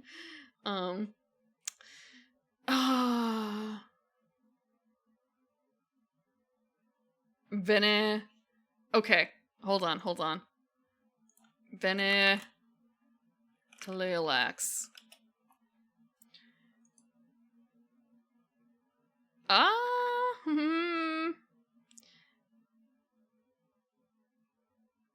Enemies of Bene Gesserit and House Atreides and House Maitreys and Ixians. That's a lot of enemies. Oh god, I don't have enough background in Dune to actually be able to read this effectively, I feel like, because it's kind of a I know what ecumenism roughly is, but it's kind of like the Bene Telex were spawned from Zen Sunni ecumenism at some point before the time of Wadib's jihad, beginning as a purely religious group, emerging from a combination of Zen Sunni and Zen Sufi theology. So it's kind of wait. Now I think about it, wait. Okay, no, I do understand it more than I thought I would. Genetic manipulators. Okay. After the Emperor overthrew... Okay, I'm sorry if this is spoilers for Doom at the same time. This is very... Dune's been out for a very long time. If you wanted to read Dune, you should have done so. Okay, the cloners. I don't remember the cloners, to be honest. Okay. It's a lot of spoilers. I'd imagine. Oh, okay, I see a section about the 3,500 reign of Leto, the tyrant god emperor. Is he the one who's a worm? Let me check the image. Yeah, he's the one who's a worm. Wait. Is there a third one that's, like, even wormier than this one? Does he have a son? Can he have a son? Family members, blah, blah, blah, sister, brother, wife. Does he not have any kids? I guess he doesn't have any kids. They don't mention any, like, kids. He's got a wife. But I guess also, why do you need a kid if you live for 3,500 years? Okay.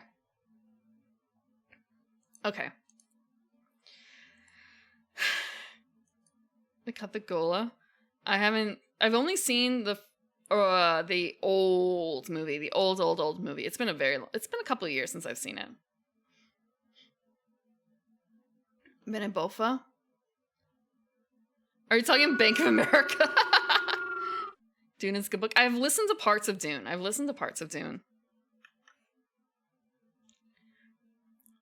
Just parts. Also, I already showed the Dune joke. The one where it's like, oh, well, this upcoming Dune 4 is the best Dune. It's like, you said that 3 Dunes ago. You said that 3 Dunes ago. You've been saying that for like 3 whole Dunes. Oh! Okay. It's a new nuts joke. Okay.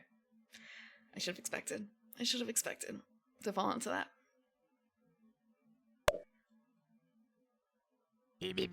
Okay. Hoborg. Speaking of giant things that live forever. Granted, not wormy. Just talking to a worm. The worm sets a Hoborg. All I can think of now is the Shia way of speaking. The particular TikTok. Okay. You haven't saved any time in your journey. You haven't ever seen Clay, have you? I wonder if Quater has ever seen Clay. When Hoborg thought of it that way, he also began to wonder, was there even such a thing as Clay? He had only heard about it. He hadn't ever seen any. Then a thought occurred to Hoborg. Sure, it had taken many years to collect enough dirt to make this one clod, but he had plenty of time, and he knew there was plenty of dirt right here. He did not have to keep searching for clay. Or he can continue on his journey, not even knowing when or if he would reach his goal. He considered making more dirt clods and creating clod beings right there to populate the chunk of land he had stepped on to rest. Sure, it would take a lot of spit, but Hoborg figured he would find a way to work up enough. And now that he had a purpose for scraping, he could use both hands and save time. First, he would finish creating a being from the dirt clod he had already made. Well, because you're helping, being helpful is also an option.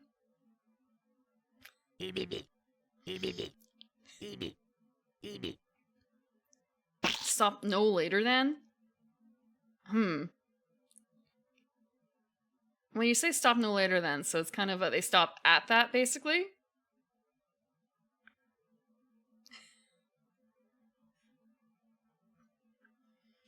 I don't know how many more dunes are after that, to be honest.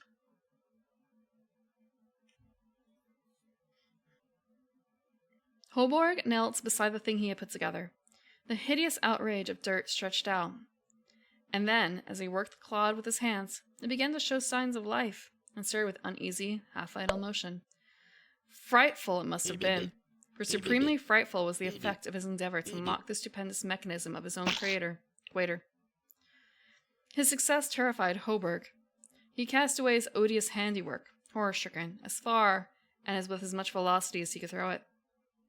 He hoped that, left to itself, out wherever it might land, the slight spark of life which had received such imperfect animation would subside into dead matter. Hoborg went to sleep in the belief that the silence of the grave would quench forever the transient existence of the hideous clod which he had looked upon as the cradle of life. He slept, but in a dream he was awakened. He opened his eyes, beheld the horrid thing standing at the side under the spindly vine. In Hoborg's dream, it grew back, and it looked on him with yellow, spit-oozing, but speculative eyes. Hoborg awoke, for real, and was horror-stricken because he saw something far away, and it was growing less and less far away with every minute. At first he thought it was the clod creature coming back to get him, but as it got closer, he could see it was much bigger than a dirt clod. A short while passed before Hoborg could make out the shape. It was a piece of land with a little red-roofed house on it. There was a big robot and a little being on it. Hoborg realized that these folks would pass him if he did not act quickly, so he took off his belt from around his waist and made a lasso. He figured that it was still not enough to reach this passing landmass. So in an act of desperation, he gouged out a chunk of his chest and rolled it into a great snake that extended from the end of his belt.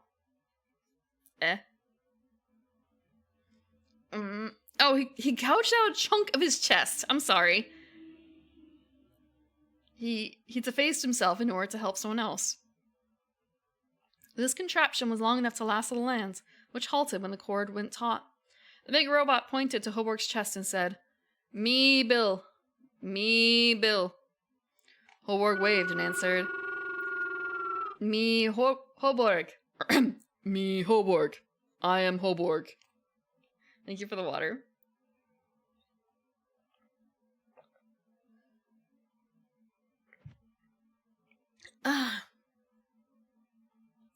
The smaller being, slightly smaller than Hoborg, but 1/50th the size of Bill, pointed to Hoborg's chest and said, "Me think him's pointing your torso.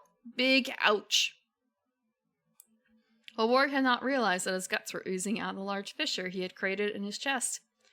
Good Quater. Good Quater. What am I going to do? The small being took off his own belt and instructed Bill to carry him down to where Hoborg was. The being jumped into Bill's hands, and he walked over to where Hoborg sat, about to pass out. "Me, Willie," the stranger said as he tied his belt over Hoborg's chest, clamping the severed sections together and closing up the self-inflicted injury. Hoborg placed his hand on Willie's shoulder. "Hello, Willie. I am Hoborg, and you just saved my life." Willie did not seem to acknowledge the statement.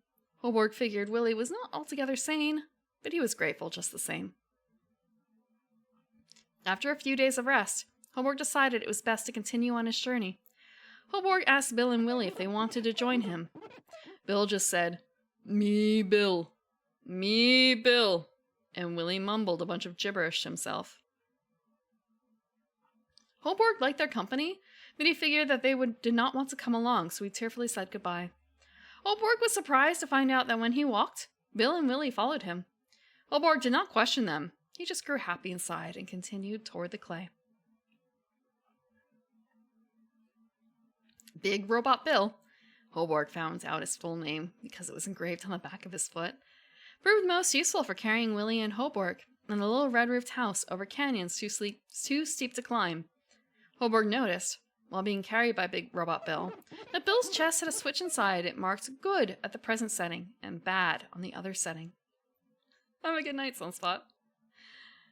Hoborg dared not find out what the bad setting did, but he thought it must be a poorly thought out attempt at dealing with the same problems he had when he was planning the making of beings that were capable of doing right and wrong. Within a few more years, the three made it to the clay. It was a mountain of the purest clay in the known universe, and Hoborg found it to be of higher quality than he or even Quater imagined it would be. He filled his crown up with a few good-sized chunks of clay. Bill and Willie carried a few hunks to help. Altogether, Hoborg figured that this was enough to make his overhood and about 2,000 beings. On the way back to where Hoborg had started his journey, a tick burger came upon the trio. A tick burger? Like a tick. With a burger, except with the E's instead of U. A tick burger is something all icky and sticky that Quater always said to run away from. Hoborg yelled for Bill to grab Willie and himself and make a run for it. A tick burger is made to want what other beings have. He could tell that they had a bunch of clay, so he licked his lips, exposing his fangs, and said, "Clay." As fast as Bill could run, it was not fast enough to outrun the nimble tick burger. The ID panel on the back of Bill's foot was removed with one swipe of Tickburger's razor-sharp claw. Hoborg saw that Bill was slowing down and that he would soon perish if they did not do something quick. Hoborg threw out all the spare clay over to the ground below. He figured the amount remaining would still be enough to make a medium-sized world, and about 500 beings. The problem was that as soon as Hoborg dumped the clay, Tickburger gobbled it up, and it was still closing in on Bill. Hoborg nervously threw some more clay out, and this time Tickburger ate it but slowed down considerably. This was not good enough, since Bill was also slowing down considerably from the exhausting pace. He simply could not carry on much longer. Hoborg decided that he would have to be happy with about 20 beings in a small neighborhood as a world. With that, he dumped most of his clay over with just a bit left for his greatly reduced plans. It worked this time, since Tickburger stopped completely and could not follow him, since he was stuffed with clay. Bill continued under Hoborg's guidance, holding the little red-roofed house on his shoulder where Willie and Hoborg could ride and room together. After many years' journey, Hoborg returned and was ready to build the Everhood, a neighborhood that would last forever, so long as nothing went wrong. That is the end of the tale of Hoborg so far, and we have seen what has come of it. We have seen what's come of it. Things have gone wrong. And this is why, I guess, wait. This, Clog was the first thing he created, and it was evil. And we're the second, and we're something. We don't know the story of how he got the teddy bear, though. But I wonder if it's just a present for Bill because Bill's such a good critter. Like, Bill's really helpful. Bill was really nice and helpful. Nothing went wrong? Nothing went wrong. Okay. Now we can start. This is where we left off. I have to actually sit for a second just because, I wanna make sure my heart is in the right spot a little bit. Also, I have one more thing to do. I forgot. Yeah. So I have my buddy with me. Nothing is wrong. Right.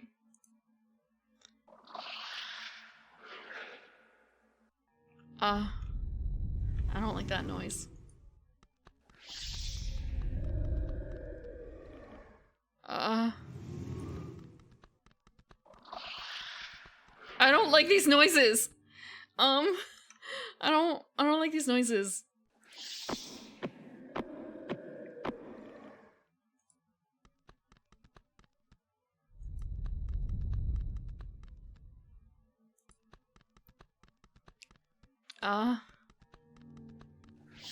Why is everything still like messed up and tangled? What the hell is that?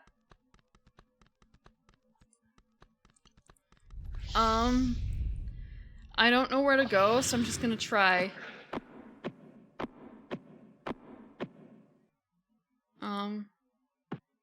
Oh, what is this? A stick? Wait, did we see this in previous shots? We may have seen this area, huh? I wonder what this is. I mean, like, this is obviously a rope, but I wonder what we can do with it later. Huh. It came from there.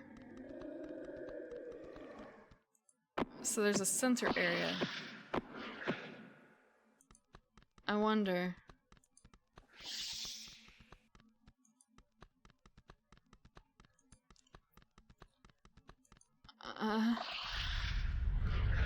It looks like a face!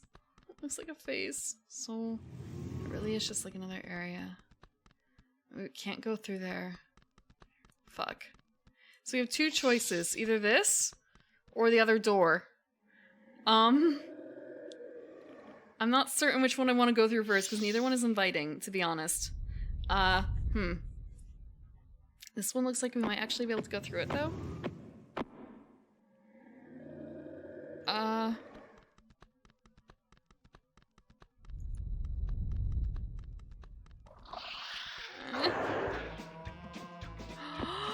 It's our buddy the mouse! He ended up here? I wish I could pet him.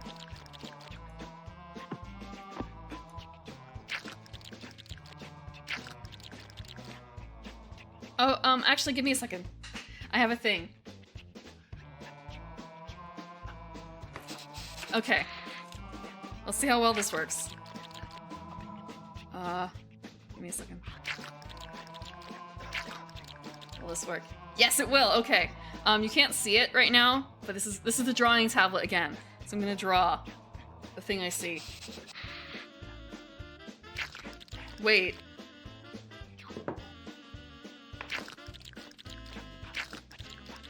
It's like flipped. That's weird. Hold on. If I draw... Okay, it's completely upside down. Hold on. How do I fix that? But... My bad. I was hoping I could more clearly undo. Actually, I probably shouldn't do that. I should check and see what I can fix here. Maybe... Yeah, I'm gonna write down what's on the wall, but I want to make sure I, actually have it appropriately. Come on. Figure out the signal. Figure out the signal? No?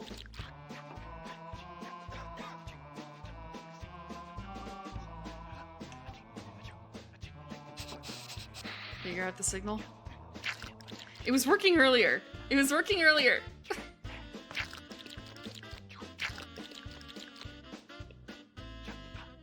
Okay, this is even weirder.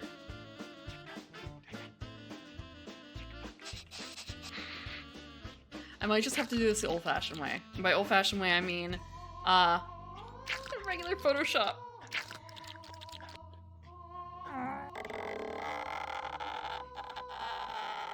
Okay, let me see what I can do here then.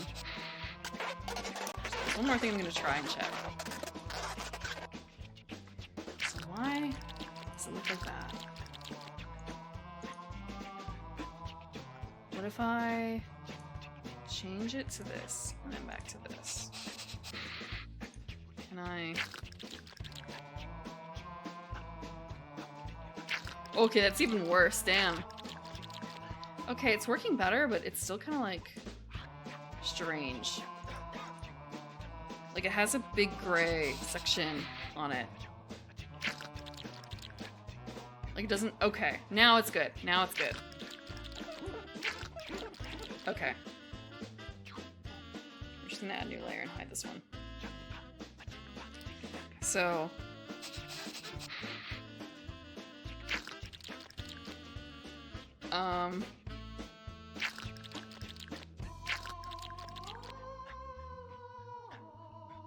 Like that? And then there's you know that there's gotta be other stuff that is hiding in the dark that we can't see. So, what is it? And also there's these 2 buttons on the ground, and we've seen those before in the recording room.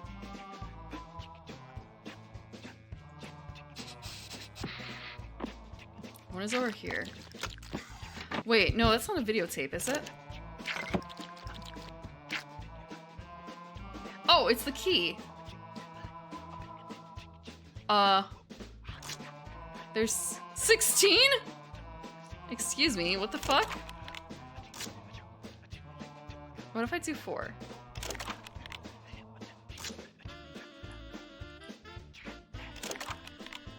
Huh.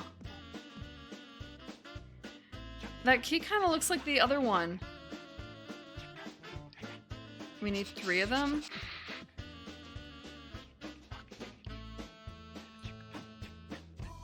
Oh, I see, because that's key number 1.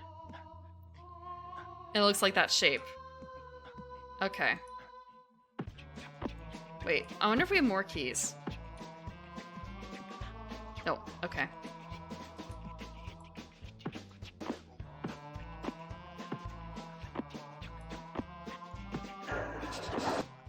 Okay. So there's we have to walk to the center. We've been there. That was where we got 1 key question mark. What's over here? I hate this so much. It's so okay.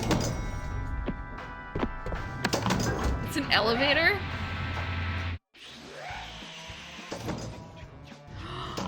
It's another one of these spaces! We have the last book. It's the last book.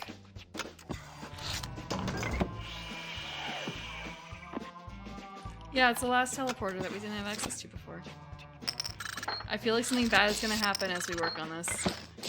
Hello, Albert! Welcome, Raiders! Major spoilers. Hello.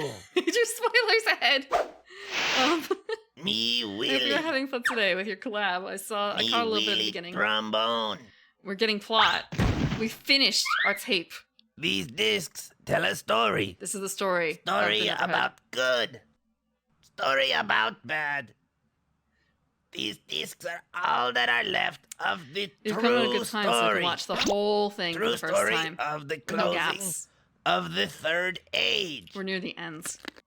Willie know that once you Shut know up on the this bottom. truth, then you know what to do.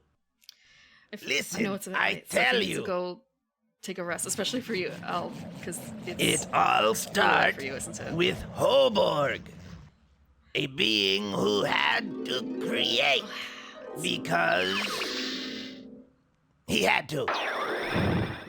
He make a world full of beauty and wonder.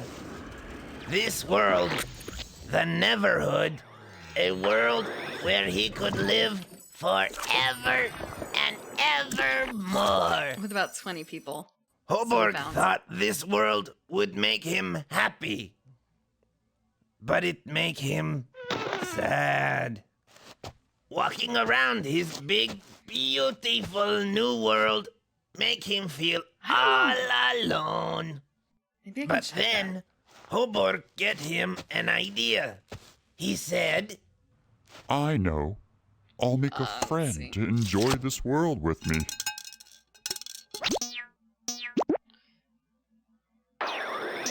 Hoborg happy to have a new friend. I wonder if we could pay a He named him Clog and welcome him to the Neverhood.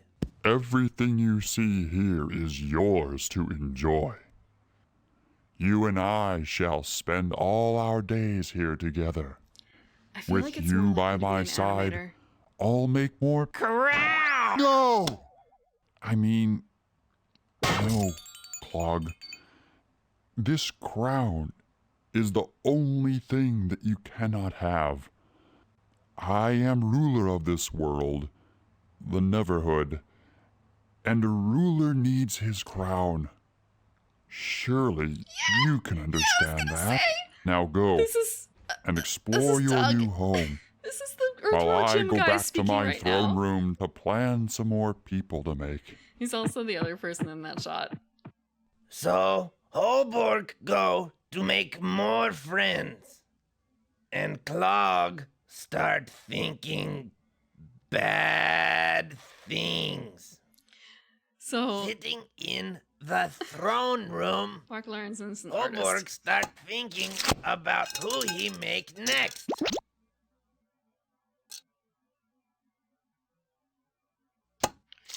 Huh? They didn't hire anyone specifically for the voices, I think. My crown! Yeah. Now, Hoborg, we shall see who rules this world. You cannot rule without a crown. Clog! No! I declare myself Clog, ruler of the Neverhood. Person sings. What have I done? It changed him. So it is actually the same person.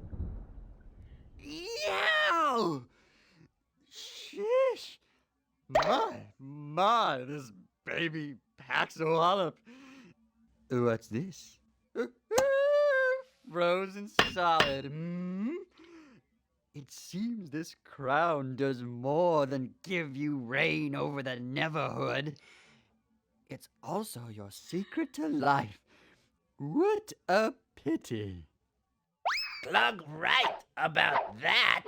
Without his crown, Hoborg stuck in a big, helpless sleep. Ooh, that Clog scare me. Oh yes, by the way, this is entirely Things like look icky, incredibly weirdly biblical. but maybe hope. Inspired is like not even the right word. Maybe Influence is it needs a stronger word than a influence. life seed. Good morning. Hoborg boo-boo with Clog. Yeah. Clog go But they're all also making fun of it at the same bad. time. But Willie know what to do. Yes. We had Me hope Clog no find out about this. Scary. Happy birthday! happy birthday. If you watching this, then you do good. Willie happy. We get that. Now That's you new. need this. Go do more good. We and were look looking for a out key. bad. Willie know bad is always where you forget to look. Bye. Willie. Willie is gone. We don't know where we know kind of where he went, but at the same time, Willie is not with us anymore. And not in like he's dead. I'm just using other words. We literally don't know where he just kind of fell off the edge. He just kind of, yeah. I didn't eat Willie. I wouldn't eat Clay. Yeah, Willie and Bill. Poor Bill too. So we got another key. Let me put that down. I look at this and I think, that's an interesting shape. That's a weird shape. We have the last of these guys, which I also have a thing for that, whether or not this works. Buttons. Whoa! Okay, where does that button go? I'm gonna see where that button goes. Give me a second. I have it up. So I have a map also of where all the buttons go.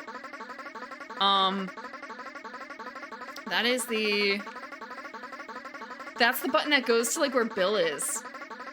Huh. And he busted that one.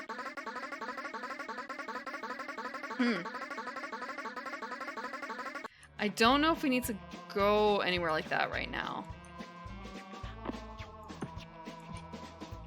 I do want to look out the window. Okay, so for those who are new, welcome. This I'm eating primrose. And sorry, we sat through a lot of plot there for a little bit. I'm eating primrose. I'm a garden elf, and I like board games, tabletop games, and also like weird little dark fantasy-ish games. And this is a weird 1996 claymation game by the guy who made Earthworm Jim, produced by DreamWorks. And what they did was they actually built all these models out of clay. And then they kind of filmed parts of it, and they green screened the walking of our main character here.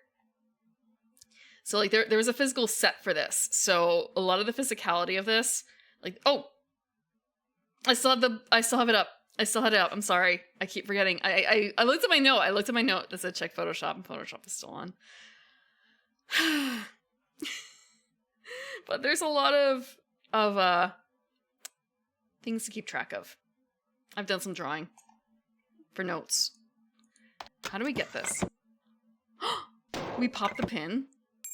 Wait, did I lose the pin? Or did the pin come from it? Hold on.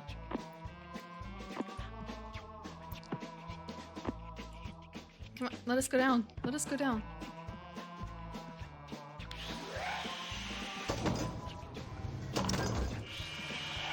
I wonder. Yeah, that's the final key. It might also be a case of like, what are the numbers supposed to be?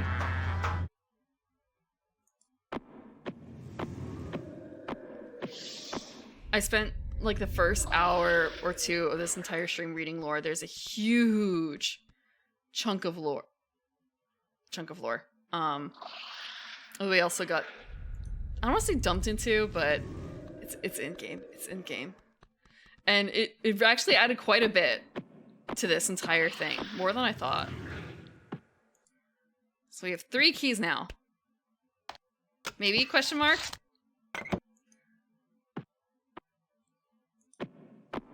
Let's find out. Let's find out. So we need to go in here.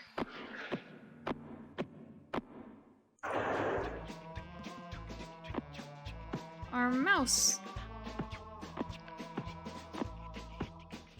Also, I'm gonna save.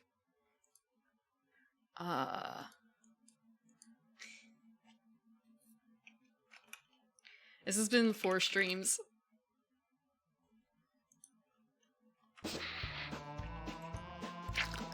Okay.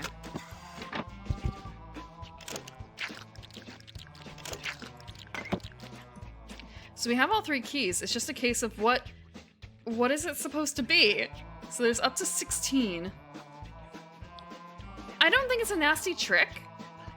The tapes are really easy, I guess. It makes you... I guess there were a couple where you had to complete some puzzles. I think we've done all the puzzles, though. I think. We were pretty thorough, mostly because I got really lost at one point. Here, I'm going to cheat. I'm going to cheat very slightly, and I'm going to look at the list of... There's a place you can go to where you can get hints. That's on the other side of, like, this entire structure. So I'm going to look online for the Willie hints, if he still gives them at this part of the game. There's no hint. Yeah, but I think it's pretty obvious. So what is Willie's hint? Willie's letter. If you get the hints by going into your home and going to the basement. And then it plays a song that basically says, like, doi to doi doi doi. Really, really mature. Okay.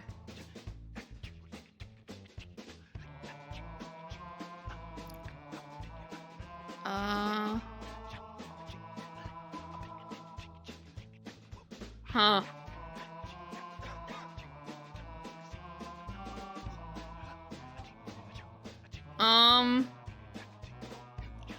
I actually don't know if there is anything here. This might actually be the end of the hints. This might actually be the end of the hints, because the second to last one is sometimes we see more when there is no light. And it's kind of a, yeah, we did that one. Now it's, the last thing is what goes boom must go up. The very last, wait, oh, almost last. And it's kind of like, what goes boom must go up. And then a last one which doesn't really work. Doesn't really work. I feel like we should be able to solve this. We just don't know how to deal with the light situation. They use 3 to become any other number?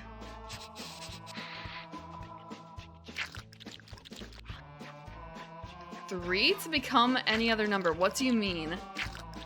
Do you think this is something where we actually had to read the lore for? We had to read the thing? The other thing is this related? Wait. This can't possibly be related to the cheese. The mouse cheese, right? Like, why would they put the mouse cheese here? Why would they put him here?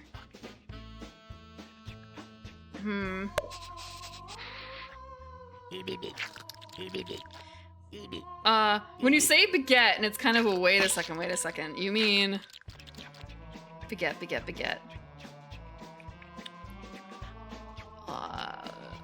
What is his name? Klee and his family, and before Klee there was Who begat Wei Ni and Hua Gui and Fet At and Fet P and Mac and a whole bunch of other stuff. Vic Back. That was Bert. Let's see.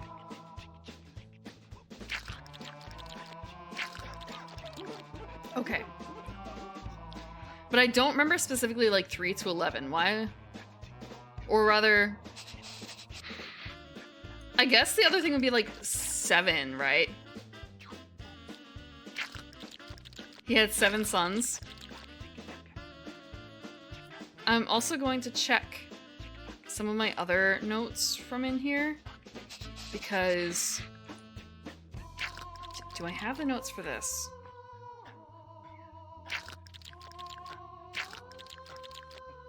Okay, doesn't look like the puzzle where we had to find the missing or repeat the lines, if that makes sense. Let's see. Yeah, not like that one. I don't know if I saved the very last one either. 7th son have a 7th son?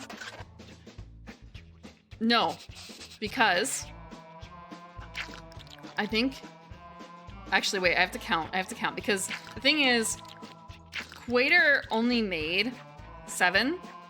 However, there was an 8th because one of his sons had a son that he gave a crown to. So,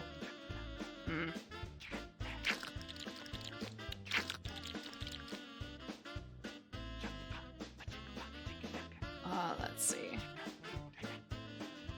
7 crowns for 7 beings he created. So he created Ogdilla. There's Ogdilla. Bert. Numeron. Ottoberg. Homen. Hoborg. Wait. That's only 5 though. So Arven actually counts as a 7? We haven't read. I skipped Arven because I thought that Hoborg would be the end for now, and I'd read Arven at the very, very ends.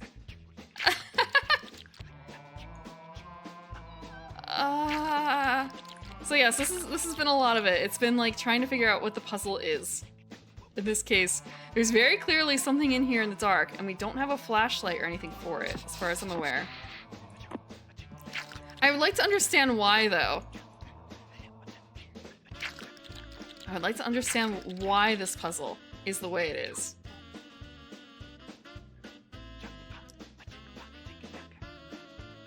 Wait, hold on.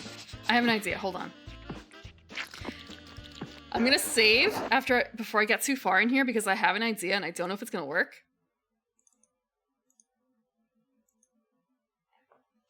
I'm going to try and drag that thing. Remember there was that Picto thing of Willie?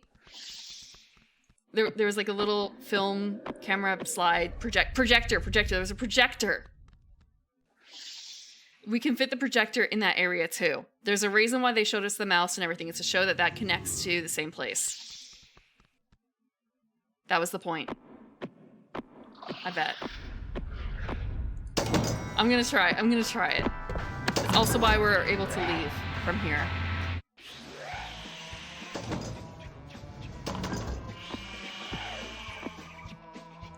You don't think so?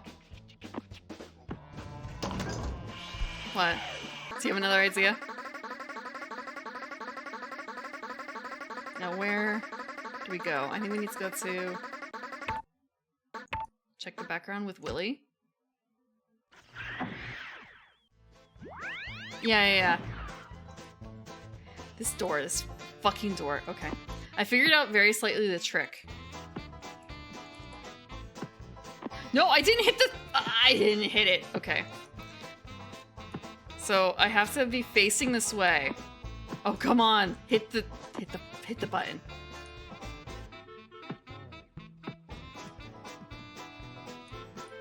Why didn't I hit it?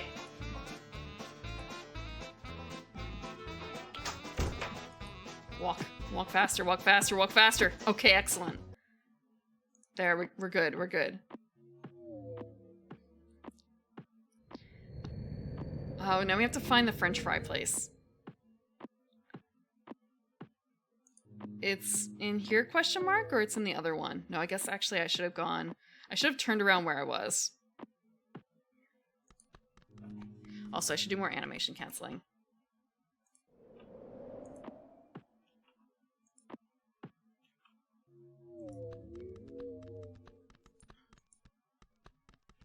Is this the wrong area? Nope. Oh. No, I didn't actually want to do that. I really thought this was the right place, but maybe my mapping is wrong. Or rather, I'm not thinking about the mapping in the appropriate way. Because I know I don't go down. Aha! Here we go. So yeah, we have to go in here. I think. Through here. Because this is where it is. The French fry room. With this weird ass thing.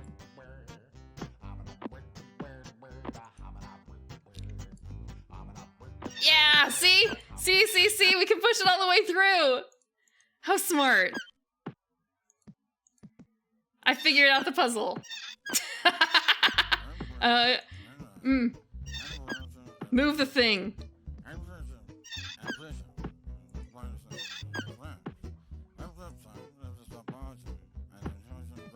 Hit the button. Get sucked. Get sucked. Get sucked.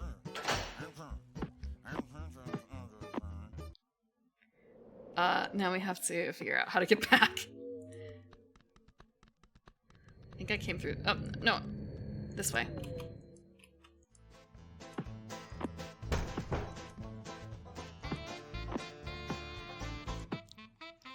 I didn't use a hint. Oh, the only hint I had was, yeah, it's the darkness thing again. Fuck, I can't use it. I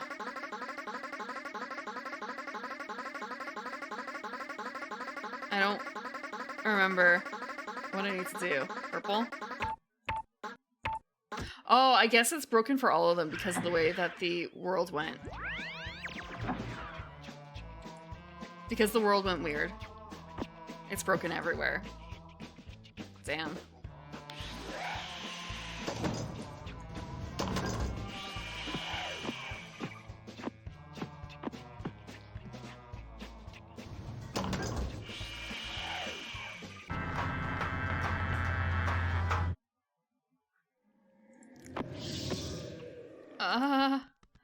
Right, back here.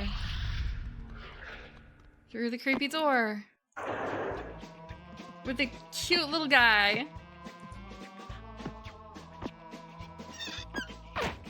See? I'm gonna save again, real quick. I know that we were only able to die in one spot, and that already happened, and it was very clearly marked.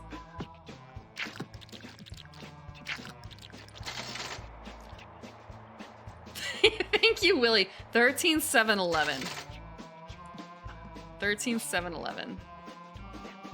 So this one's 13. Oh, actually, I have to move the 11 or last one in first. I'm gonna move this here. I know it's the wrong spot. This is 11.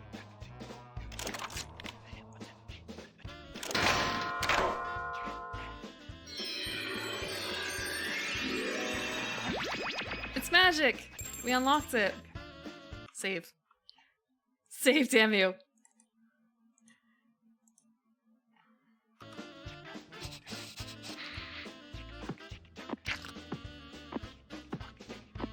It's one of these again. The fact that we're in a dark room is kind of worrisome.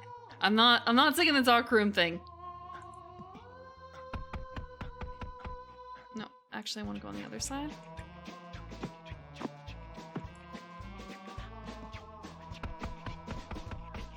I wonder what these... I know each one of these rings are going to do something different. The question is what.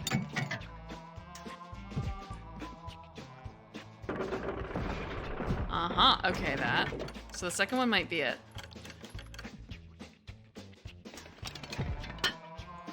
Harkening back to the beginning. Oh, we only get one. Which is more important, I suppose. I don't think he can do multiple. Let's move him back.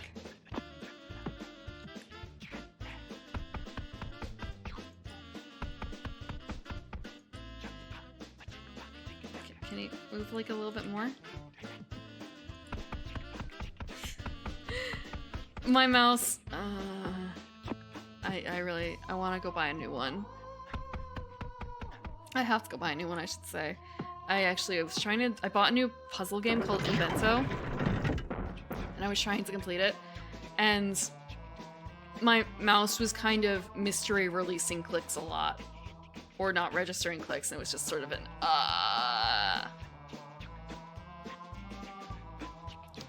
I gotta make a new one. It's hurting real bad. Even for a simple game.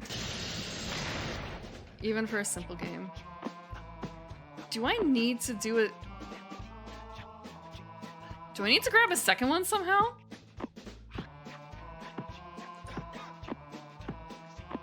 There's no way, right?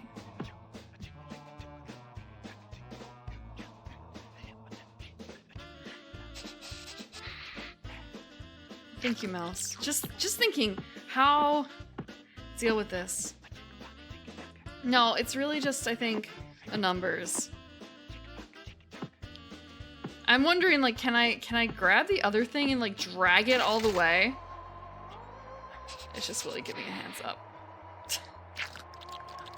I don't remember there being any other like grippy thing in that area. Oh, in the dark blue room. Let's see. Doesn't seem like it. Doesn't seem like it.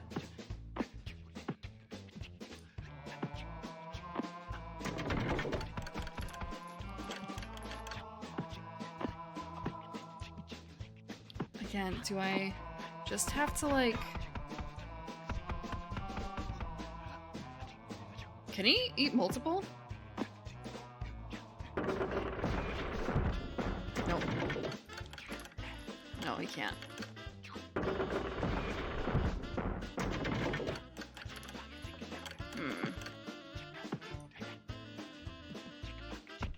I feel like the spikes are more of a problem. But I feel like that might not be the proper solution.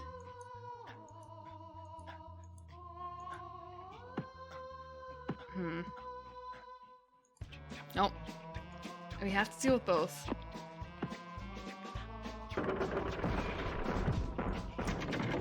But it's way too fast. Okay. Do I have to grab the one from the beginning area to finish this?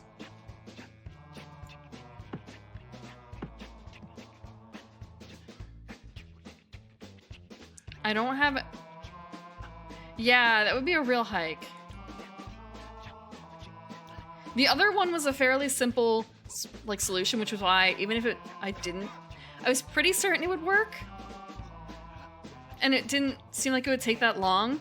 That's why I went with it. But this, I am actually, it would be, I feel like infeasible nearly. I don't know if there's actually a path in between without, that does not involve a transporter, so I don't know if that is a functioning option.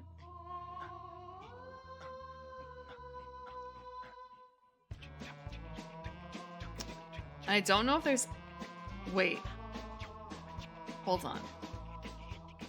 I'm gonna bring up, okay, give me a second, I'm gonna watch a VOD real quick of my own. I don't want to walk all the way there, but all I can think of is wait. I remember seeing this on a wall that we just looked at. We just looked at this wall. Where, if I go back to my first VOD for this, which was what, like the 21st frame of stream from... Go in. Where is it? I even deleted the... I deleted the source, because, like, why am I gonna need this? Why am I going to need this? Why indeed? Why indeed? Surely I won't have to go back and look at the previous things I've done in order for this to work.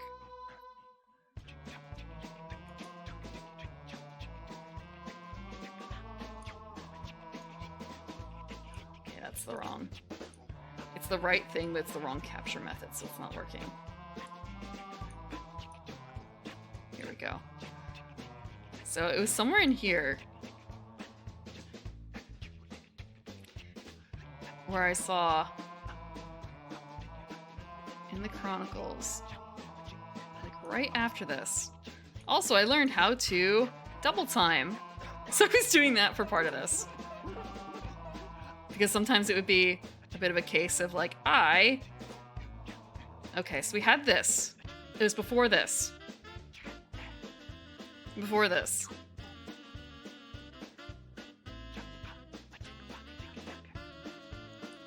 So before the preamble? This. Like, I feel like the thing up here might be the snappy thing. Maybe. It kind of looks similar, doesn't it? It looks similar. Is there no, there's not actually another snappy thing, as far as I can see. No, I thought that, like, this thing was the thing that bit me, maybe. Like, this creature over here. I'm gonna make this a little bigger so you can see a bit better. I'm gonna crop myself out. You don't need to see that part again. But yeah, like, looking at this, maybe I'm overthinking this drawing too much. I'm probably overthinking it.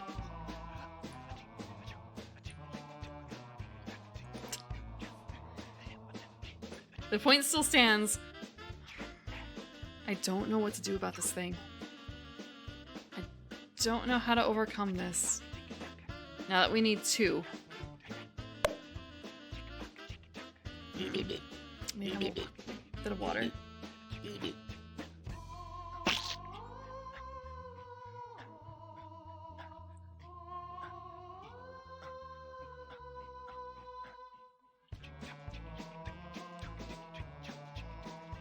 I feel like there is still one puzzle we actually did not solve. Thank you for the stretch.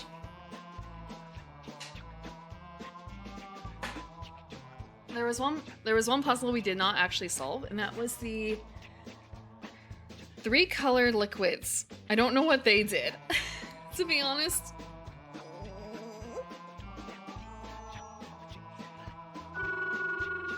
We got one of them, but we didn't get the other.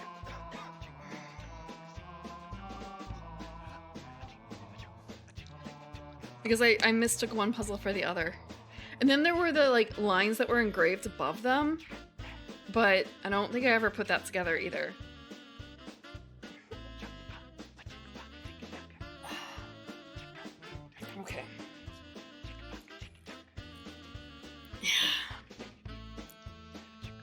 If anyone knows the solution to this, at least let me know if I'm wrong about, or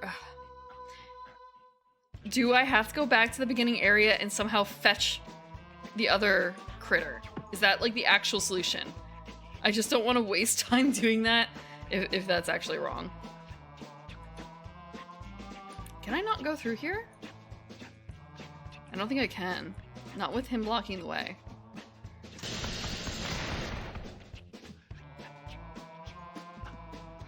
Yeah.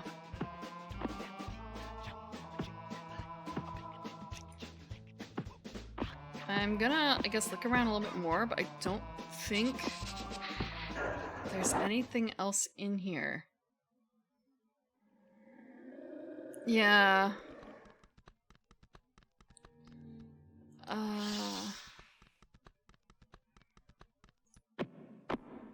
There's so many other weird things. Ah, dog! Seriously? Fuck. It's too close to the end of the game to give away. Dog.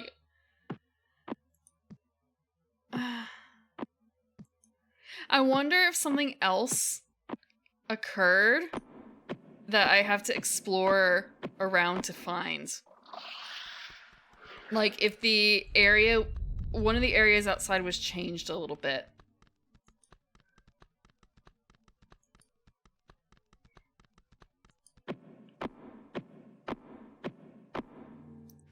There really is nothing else to do here, huh? Nope.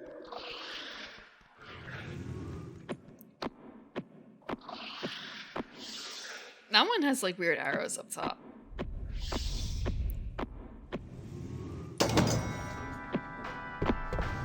All I can do is think that the solution is not here. I'm gonna see if there's anything off to the sides aside from this space, but it looks like there isn't. What was out here anyway? The view. All right, the balloon. I feel like I saw that very same screenshot.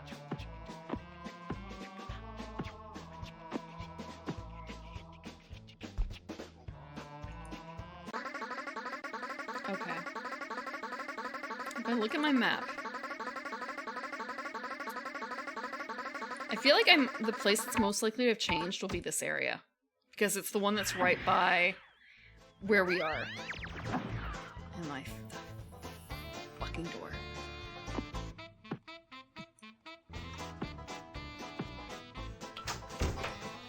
I can do the door. I'm capable of doing the door now that I know how to do the door. I can pass the door, no problem. There's also this thing. Does it have anything else to say? It doesn't actually... What is this? Oh, it's you! Hi! Go away! I feel like that has to be Doug.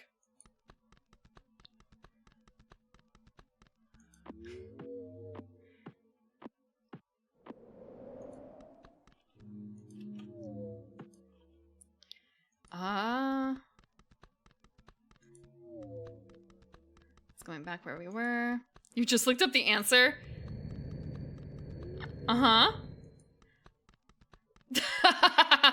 Okay. I guess not quite yet, especially now that I know that I can, pause a little bit. Or, like, not pause, but just... I can skip a tiny bit. Can I go under here again? No.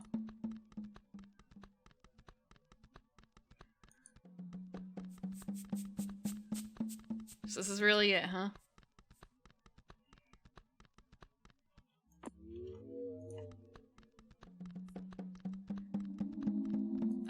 Oh, no, no. I didn't... I wanted to, like, look.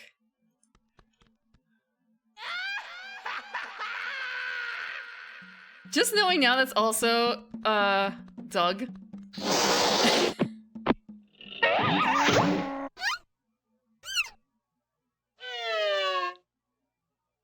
What do you mean that sounded like me? I don't sound like that at all. I don't sound like that at all.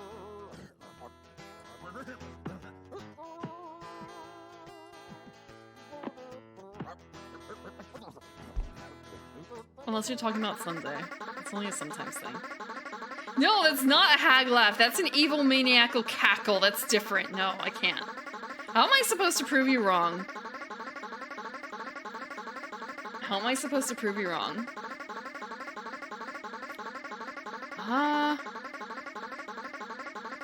If I go to... okay, that's a dog pit. There's only 2 places left. The shorter one is this. I'm pretty certain it's not going to be here. Do my hag laugh. That cannot be demanded. That can only be earned. That can only be earned.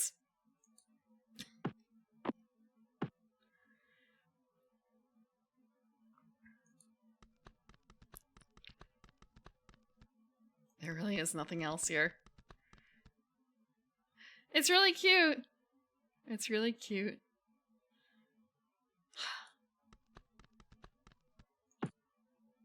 It's not written anywhere. It doesn't have to be written anywhere. I'm a tyrant. I am a tyrant. This is my domain. Okay, we're going here next. Potatoes?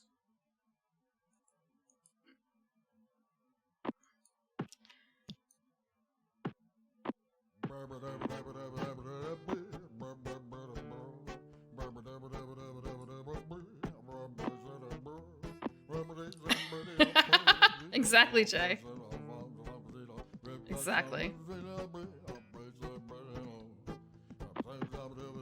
I can end this anytime I want. Did I ever look up here? I feel like I did. Wait. This is the opposite view of something that we've seen. This is the opposite view of something that we've seen. How do we get that down, I wonder? Like, those are the vials, aren't they? They're vials. 3 vials in a row. I feel like... Where the hell? Where the hell do we see this?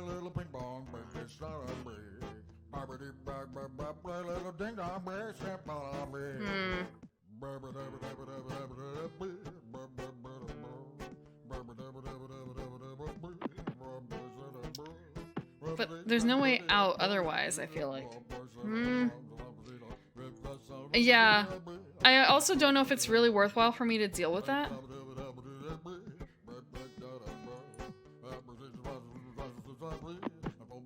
I think this is the growing larger area, so this is already solved. This one is probably the quote-unquote answer for the other room that we haven't figured out.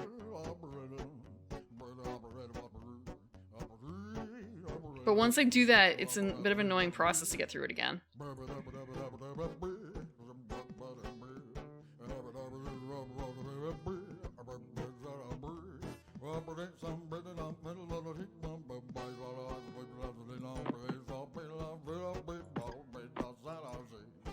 Let me see something. We're gonna do this. I don't know if I can... I can't fast forward through this. Nuh-uh.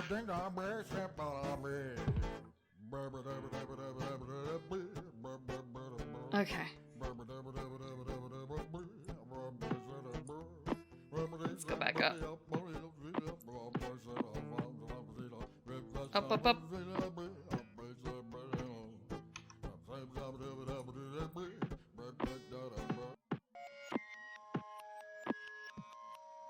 Wait. Wait.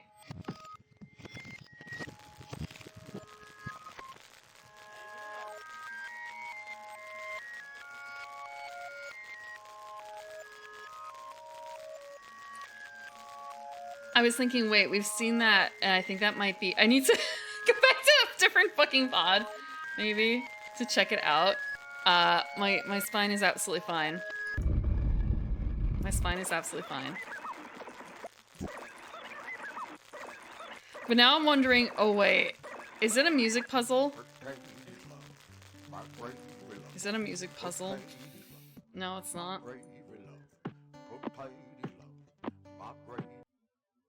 It's my spine. Fine, it's fixed.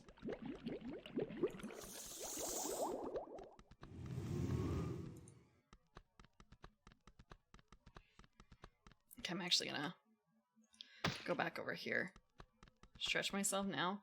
Oh! Okay. Give me a second.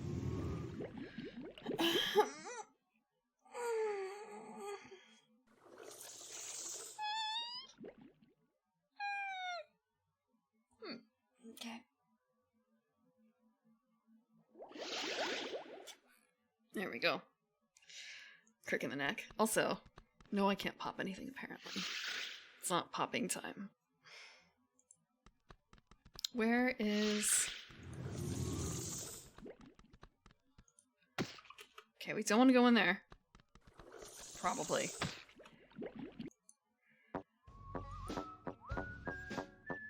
I know, I've already done this like twice. I want to see something.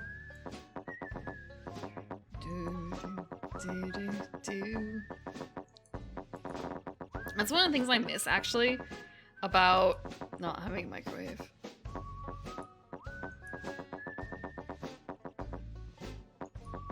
Wait, I should be looking at my map. Hold on.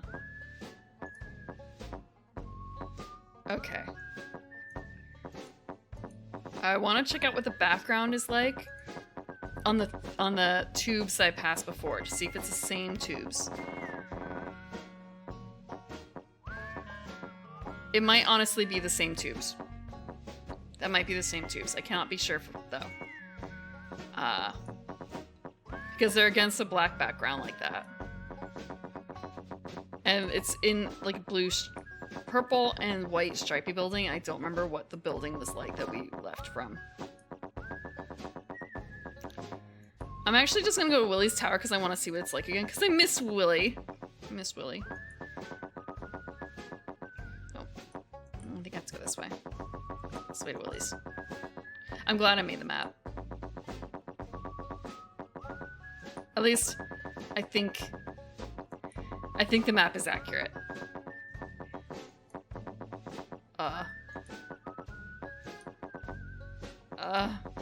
This is the radio tower, maybe. I guess it is Willie's. No, up. Up. No?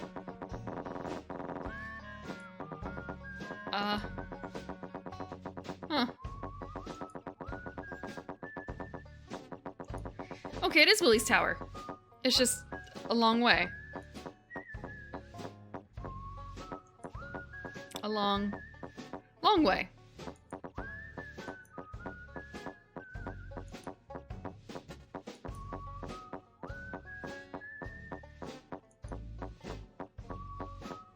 A really long way. There's a little red roof.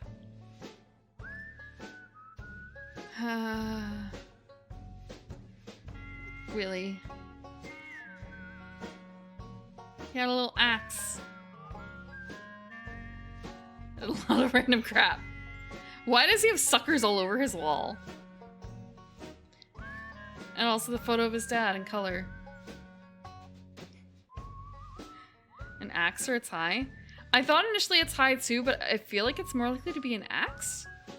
Why would Willie wear a tie? Wait, does Willie wear a tie? He might actually. Shit. I don't remember what... I've already forgotten what Willie looks like. Yeah. Yeah, it's probably a tie.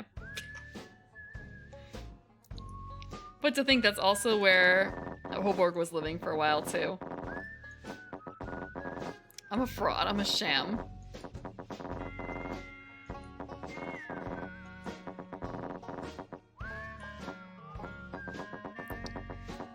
Okay.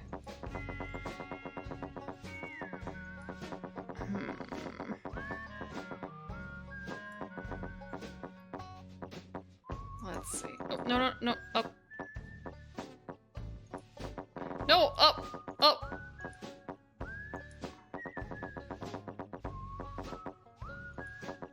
I wonder where else.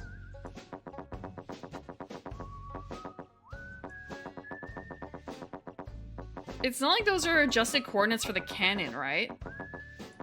That'd be silly. Going back to the cannon yet again for a third puzzle. Right? Right.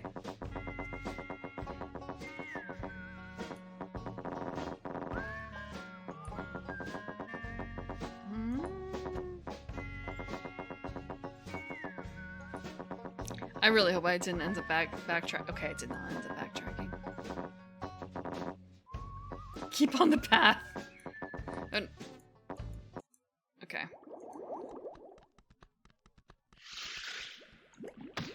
I mean, it'd be really funny if what I had to do was actually, jump into the hole to, like, somehow fetch Willie and stuff because they're hanging off the bottom.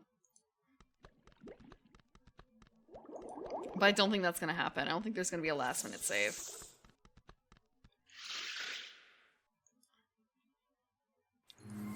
Oh! Hello, Sparrow! Welcome, Raiders! Welcome to the Neverhood. Sorry, it's the Neverhood. Welcome to the Neverhood. It used to be the Everhood.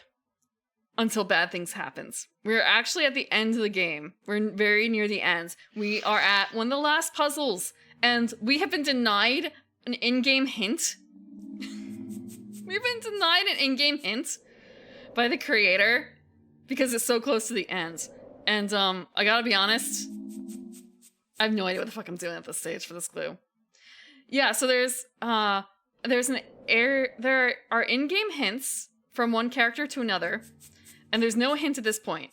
And then there's apparently a website, like if you go to like the neverhood.com or something, like the official website for the game, even though this is a game from 1996, I think the website's still up. Or there's someone who saved the site and has clues on it, and the clue is just basically, fuck you. Fuck you, figure it out. So it's kind of an, I don't know if I can figure it out. Welcome, Raiders. Thank you, Hess. What were you playing? Oh, you were doing Elden Ring. Hope that was fun. I know that you were working on that since you finished Nier Automata, right? It's a lot easier than Discworld was, to be honest. There's only been a few spots where I felt like I didn't know what to do. There would be times I would stumble, they would show you hints for things that would come back out later. Hello, Sheena. I wonder which tag that is. Hello. And thank you for the follow, Lex. But yes, hello, let me greet you. Hello, Neon Genesis. Oh, by the way, did you know that there's going to be a showing of End of Evangelion in theaters this upcoming weekend on Sunday and Wednesday? Maybe at even your local theater. Just so you know. I like anime. Yeah, I guess you'd call it old. I guess it is from like 1995. Well, actually, I guess End of Eva isn't from 1995, but you know, original one is 95, 96 or so. But also, it is kind of late. If you need to head to the bed house, I understand. Have a good time. Hello, Sheena. And welcome, Derpadap. And hello, Ashel Endeavor. What do you mean, the throwing? It happens. It's worse when it says spooky-ish section of the game, because then it actually makes me kind of scream sometimes.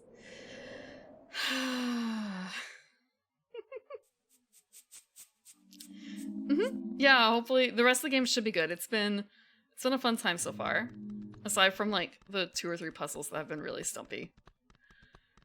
And now I'm actually maybe at the point where I say, Jay, drop it on me. What do I have to give me a hint? Give me the hint that creator of Earthworm Jim refuses to give me. Give me that hint. Drop it, please. Let's see. Does Clayman look like a snack to me? Is if that's the hint, all I could think of is I haven't used it. It's mighty hungry. Eh? Eh? Do I have to go all the way? Do I have to go all the way back? All I can think of is wait. Do we go to the French fry room? You don't have to answer that. I'm just thinking out loud. Well, I've had help from chat too, so I haven't had to use a guide. I used the guide in Discworld because damn, that one was I needed video guides too because it was kind of I'm doing the thing the guide literally says to do. What am I doing wrong? What exactly am I doing wrong? Okay. All I can think of is like, wait. I'm not grabbing an apple from the tree. I don't think I have one of those. We're gonna go back down then. We're gonna go back down.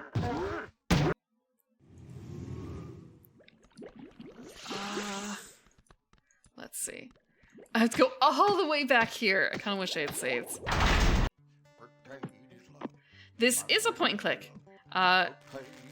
One of the really cool things about this is that the people who made this is an actual like claymation world that they made for the game, and then they just basically like filmed sections of it.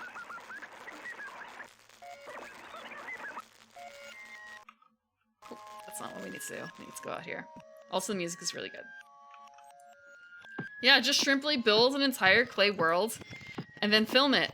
And film your man walking in front of a green screen and then make a game around it. Easy. Easy, easy, easy.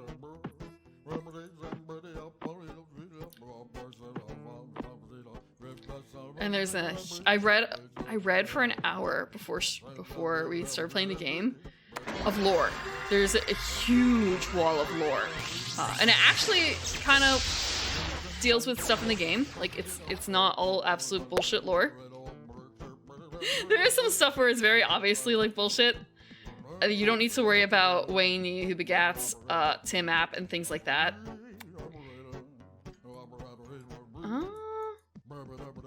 But then there are some other things that do apply. Let me in. Let me in. More than an hour. Well, the entire idea was to make a claymation game. That was the point. Play a little ping pong. Okay, I have notes for this. I have tons of notes for the things in here. So the note is blue mid, green full, red low. Okay. Blue mid. Green is full. Red is low. Bibimbap. There we go. I miss green food.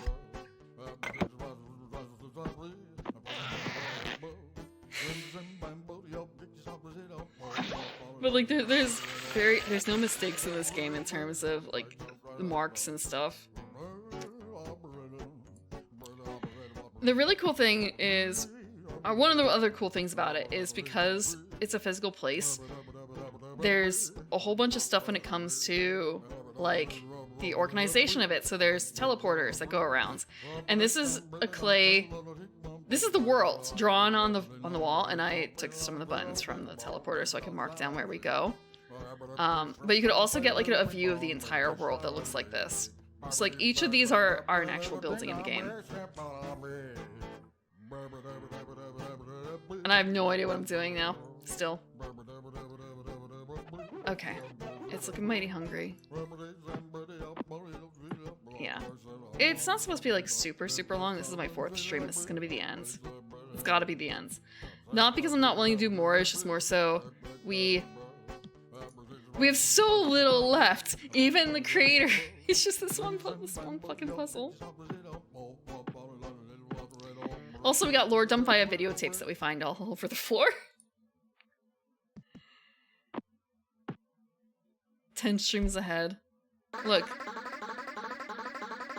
I actually have started annotating my VODs on YouTube to have not marks like, hey, skip this section, Although I feel like maybe I should for some. But I have been marking down like, hey, this is where the gameplay actually starts.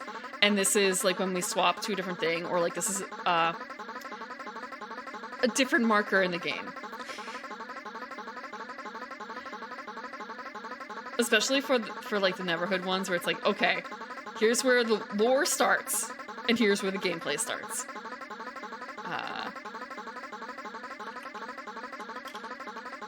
I do, did I not do, okay. I do also edit out the breaks. Sometimes it's a fast forward style depending, and sometimes it's just like straight up cutting them out. I still have the original files. No, there's, actually, for some of them, like Dimensional Monster Girls does not actually have it doesn't actually have a category, so I just put it in under gaming. And the same thing with a bunch of the board games. Like, there's no Kingdom Death category, so it's just gaming. It's just gaming. God. Losing my mind and the puzzle. I probably should do this for some of the Neverhood ones and for Discworld too. I only started doing it on the very recent ones.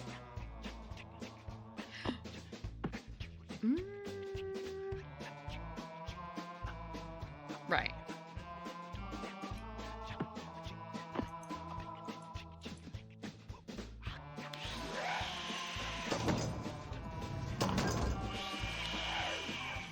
I don't know. Like, get me in, get me in.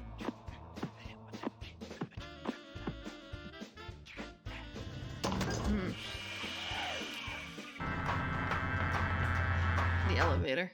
In-game elevator. Okay. I need to start skipping a bit more, too. Also, learning the manual actually did teach me something. It taught me how to skip. Wait. I can't pick up the cheese, can I? I can't pick up the mouse either. That's the thing, it's kind of like, okay, talking about food, does Clayman look like a snack? And it's kind of a, I can't do anything with the cheese. It literally taught me like two things, and one of them was that you can use the space bar to skip sections that you've already seen.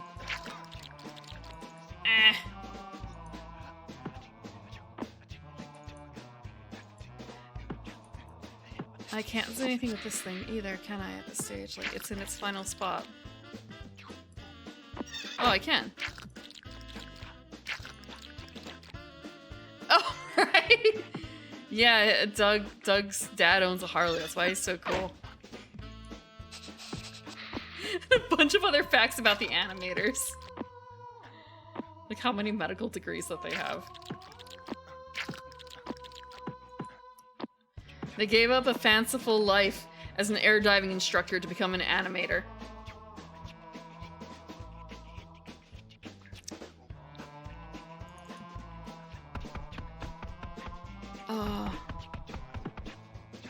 I can't feed myself to it.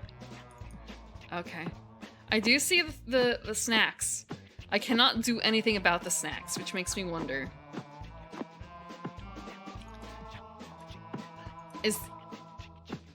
Are these the snacks? Am I supposed to be able to do something with these snacks?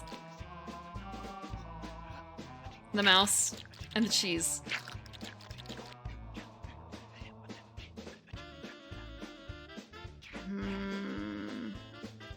Yes.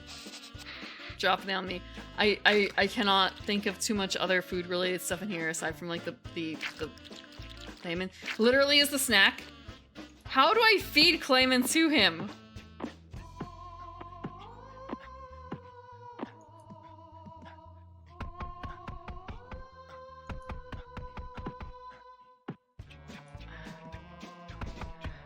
Oh.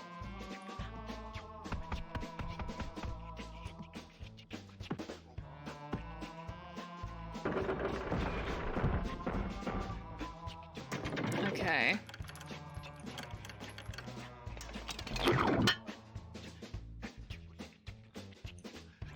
What the fuck? Oh, he spits you. Okay. I see. So you kind of have to like fail for it to work. Okay, that is kind of,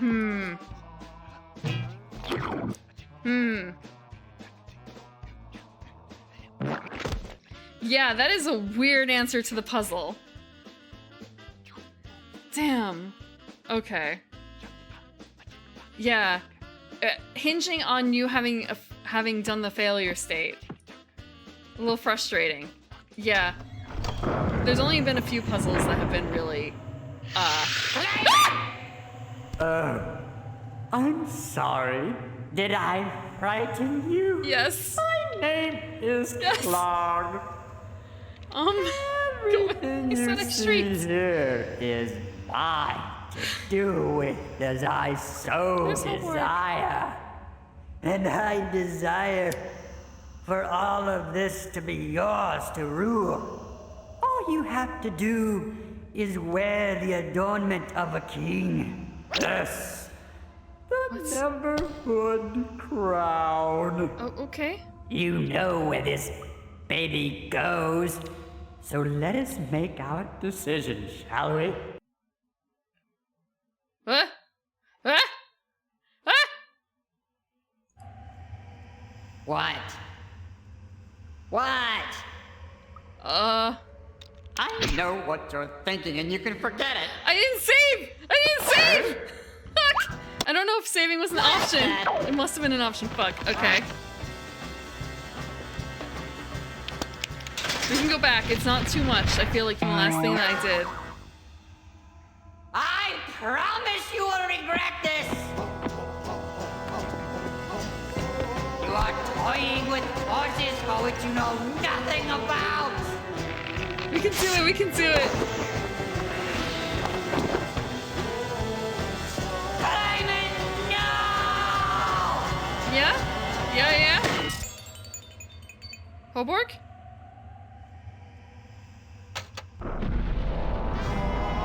Hoborg? It's good? It's fine? We did the thing? Asleep so long. Who woke me? What is your name? Clayman. He has a voice? Clayman.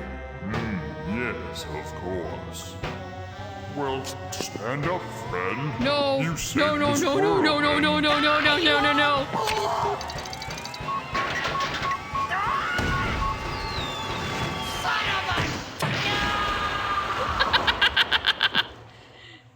You know, I never really understood that guy. Come on, Clayman. We've got a Neverhood to finish. This nursery is where it all starts. So wait here, Clayman, and I'll make you some friends.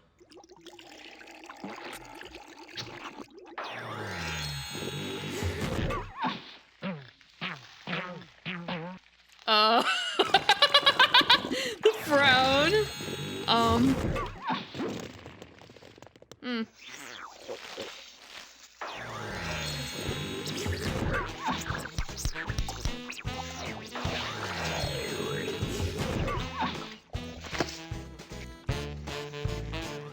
Waiting for God to make more friends is tiring work.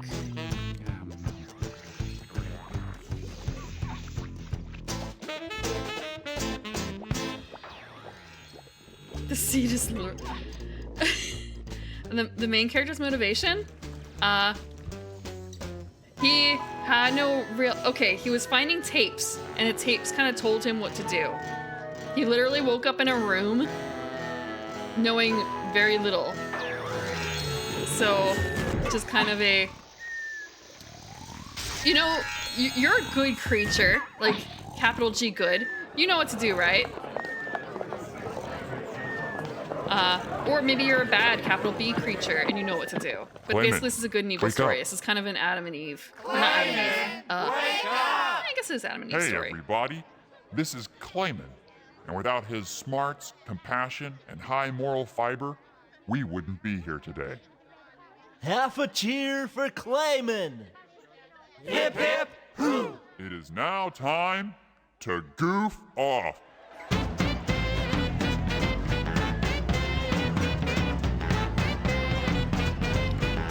Half a half. The other half has to be saved for Hoborg. No, for Quater. For Quater. They're just shooting shit around. It's the Garden of Eden. Everyone's partying.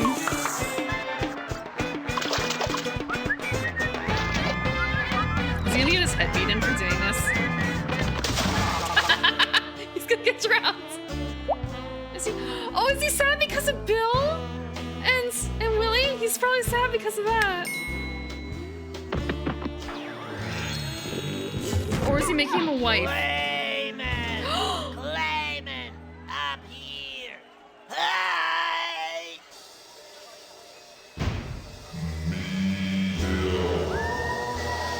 Did he make a new... No, he could not have made a new one.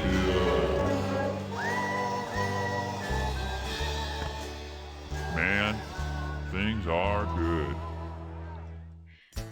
The way it was marked though, it made it seem like they made a new Bill, a new Willie, which I feel like isn't very cool.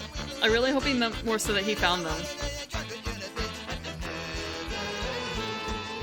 That's Neverhood. We're gonna see if there's another ending though, because the entire thing is kind of like, are we good or are we bad? So what is a French fry sandwich? It is a French fry sandwich building with butter in it. I did not accidentally into the good ending. I clicked on him very specifically. I clicked on where the crown needed to go, and it needs to go to Hoborg. Okay, to give a bit more backstory. Again, we've read through like a couple hours of lore on this world. For like a 12-hour game. So in the beginning there was Father.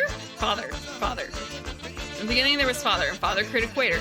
Quater made 7 beings with 7 crowns. One of those is Hoborg, so Hoborg is like number 6. And it's kind of a how much do I spoil if you're new here? And the answer is I'm gonna spoil everything. This is our world too. Not specifically the Everhood or Neverhood. Like, this is all a giant creationism myth. A giant creationism myth.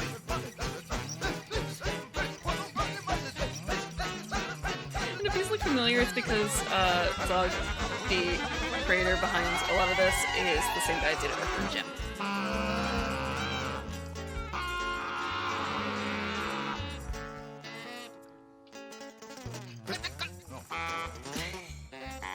I don't know if there's anything else special at the ends of this.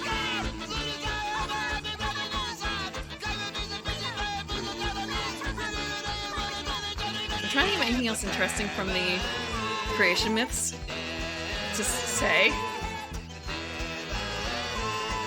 A lot of it is like, okay, so if you create something that has this kind of bent, what does it do?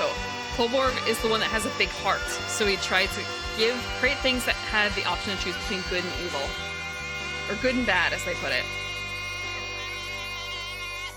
It's a weird little game. There's a song that there's so many weird songs. Potatoes love, my gravy love. I can't do the voice properly. I'm going not enough like slur with it. Potatoes love, my gravy love. Potatoes love, my gravy love. Potatoes love, my gravy love. Potatoes and tomatoes and potatoes and my peas. Tomatoes and potatoes and my peas. I stuff them in my pants and I do a little dance.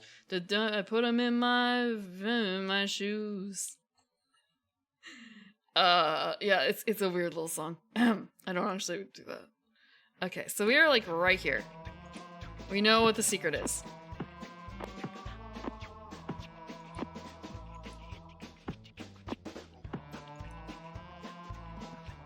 Push. Push. Push. Come on, push a little bit more.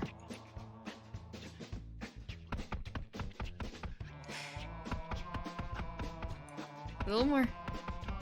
A little more. Okay, now we can do it. Oh, okay, he just goes in there. Oh, we have to do this. Whoosh.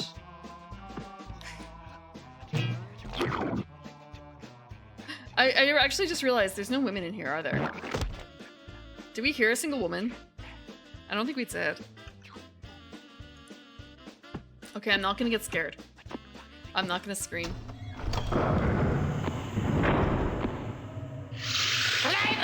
I didn't scream, see? I'm sorry. Did I frighten you? I didn't scream. My name is Clog. Haven't invented women yet. Everything you see here is Look, the first time what you get me. The to second do time, as I you probably won't get me. The so third time, desire. even And less I chance. Fourth time, you're gonna desire get me again. For all of this to be yours to rule. All you have to do is wear the adornment of a king. Yes, the Neverhood crown. You know where this baby goes, so let us make our decision, shall we? Okay. So, we're gonna save here. Wait. We can't save here! It won't let us save here. It won't let us save here. Okay. Wait, it will. I just had to... Okay. We're gonna actually save... We're gonna create a new save. The choice. Okay. So, I wonder if we could just put the crown back on him? But no, I deliberately clicked on Hoborg. So, what if we... Yes! Yes! He bought it! I win! He bought it? Oh no! I am the ruler of this world now. Uh-huh.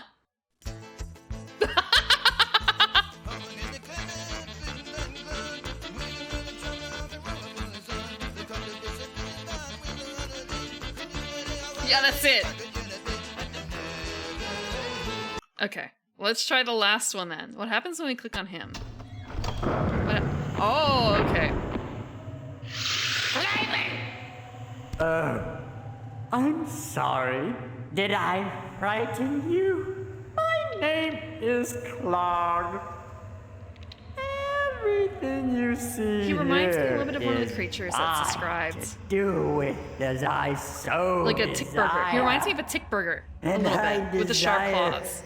for all of this to be yours to rule. All you have to do is wear the adornment of a king. Yeah. Yes. The question is like why Neverhood crown. why does he want You know where this baby goes.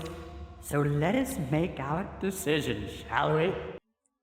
like why does he want us to wear the crown? Oh, okay, so I can't actually click on him. Yeah, I guess there can only be one. So yeah, I guess the choice is really between these two. There's only the two endings. Unless there's a secret third ending. Okay. Okay.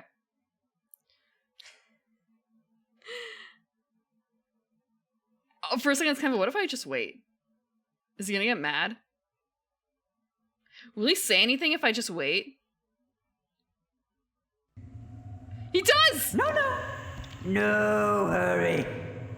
I can wait here as long as you can.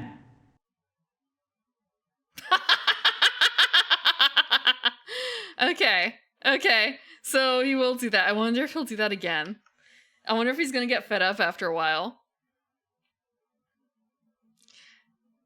I mean, we do still have one more entry plus a bit left.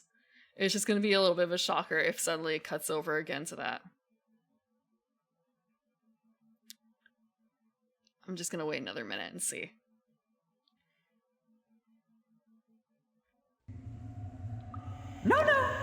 No hurry.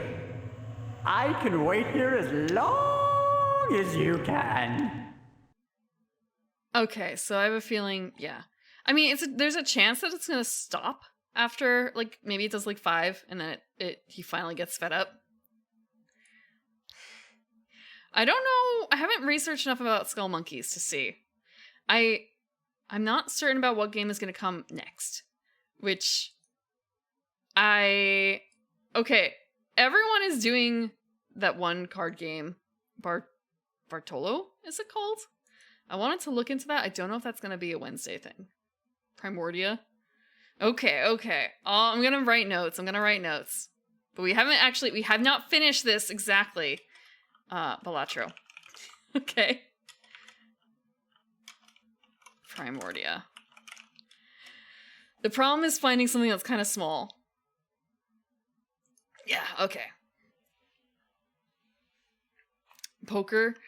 I don't have a huge amount of experience playing poker. Unless you count Mahjong, which is not poker. I have a lot more experience playing Mahjong than poker. And then there were a couple other things that I have the demos for that I want to try out, but I haven't done it. I was thinking like maybe tomorrow, maybe Gorilla stream tomorrow. And then I found like, oh wait, I'm gonna be busy tomorrow. I'm gonna be busy tomorrow. Probably. Maybe after, but I don't know. And then it's kind of, well, maybe Saturday. I'm like, I think I have something on Saturday too. Same hand building risk calc. I'm not like stellar at Mahjong though. I'm not stellar. But I know roughly the rules. Let me see. Like there's someone who Rezul puts out things. He's been putting out like Mahjong questions basically for a couple days now. Rezul is another VTuber and he's really good at Mahjong. I don't think I've gotten any of them right. I don't think I've gotten any of his stuff right. But I feel like I'm not in the worst hands just because a lot of it is just like I could do a lot of heavy calculations or I can go with the heart of the tiles. And just hope I get lucky. It's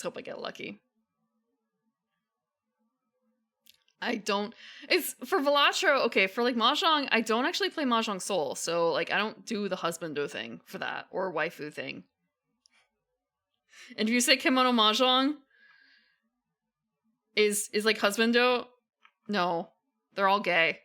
Every last one of them I'm pretty certain is gay.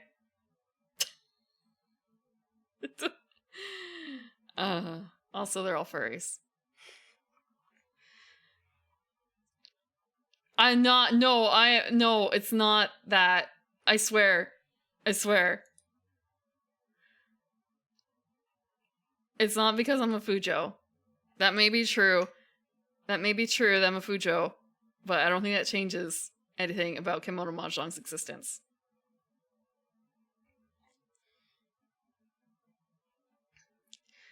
Okay. Also, I want to say for Kimono Mahjong, it was literally only the only characters that were in there were males. They were mostly Bara-esque male furries in that game for the longest time. Women were added much later.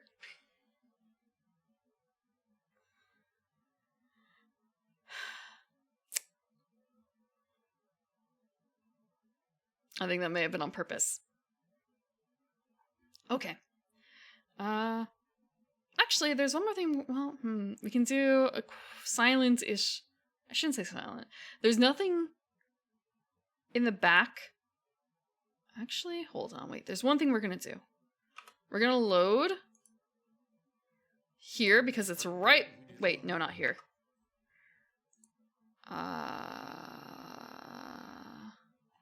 There's one of these that was like right by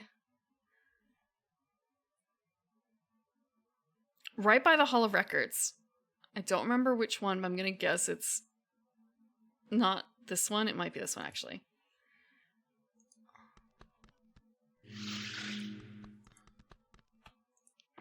I was saying that Kimono Mahjong was... I fixed it. You can't yell at me, I fixed it. I was saying Kimono Mahjong was full of gay characters.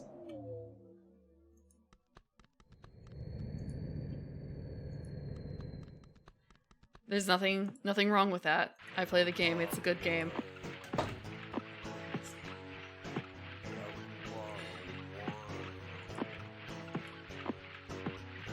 I enjoy it very much. Yes, it has a... I want to say there's like two parts to demographic, and one of them is it was like one of the best mahjong things out there. One of the best like solo non-time mahjong games in English. But then it's also got a lot of bara furry characters at the beginning. A lot. So we're gonna be reading from the Hall of Records in here. And actually I might be able to walk and talk at the same time. Burry. Maybe that's a big deal. Burry. Okay, I'm gonna try and walk and talk at the same time. So you get the authentic feeling. Okay. Arven is last entry in the Hall of Records. Arven is a sleek and fast being who created thousands of beings from the first moment he was given a crown. Besides his crown, there is an aerodynamic fin off the back of his head because he is so fast. His style of creating is fast. Get in, create, get out. He does not keep account of the worlds he creates, nor the beings he creates to inhabit them. Quater made Arven quiet, serious, lean, and efficient. Arven has only spoken once to some of the beings he has created. Wait, I thought Arven was actually someone else's child. Hold on. Let me check. I thought it was... Oh, okay, so Quater's... Who was before Hoborg? Homen. Homen had Pinto Bunyan. Okay. Pinto Bunyan was Homen's son. Okay. And Arven was still Quater's. Okay. Okay. That actually fixes a little bit. I was a little confused as to why like Arven was still considered a son of Quater, despite actually being a son, in my mind, of the other one. Let's see. Do I have a piece of art for him? And the answer is... yes. Yes, I do. This is the art of Arven. I do have one other piece of art of Arven. Let me bring that one up. We're gonna be seeing the Arven piece in real life, or like in game. But I also have another shot, and that is this one from the hall, or the other hall. This is the other shot of him. At least I'm pretty certain it's him, because at first I thought it was like he's got like a beak, but no, it's a fin. Apparently, it's a fin.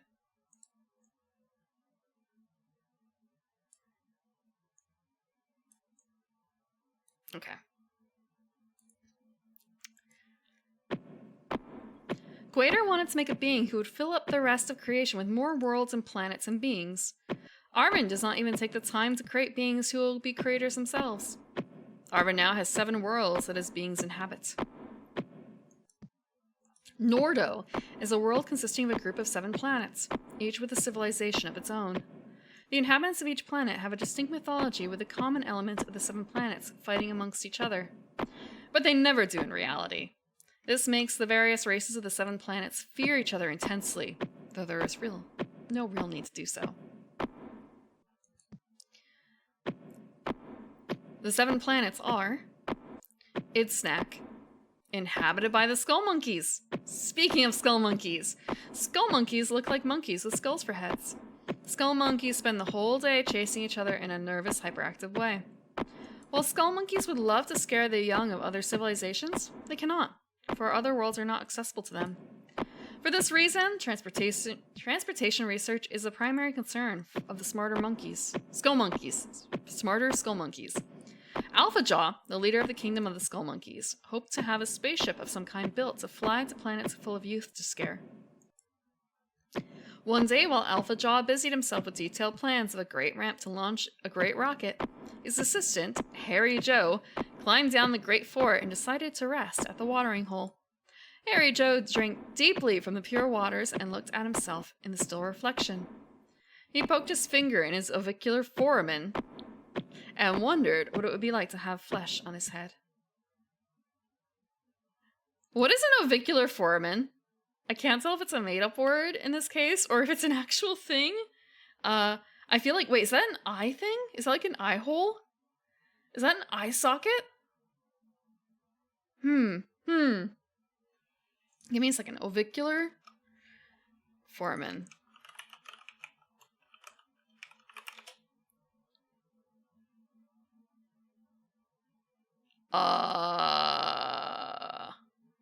Wait. Is that a hip bone thing? Okay. Literally, it's like, okay, foramen is, there's a foramen oval. It's an oval window.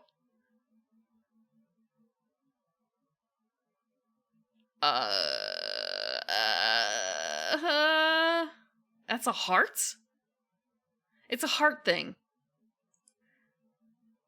Okay. Maybe.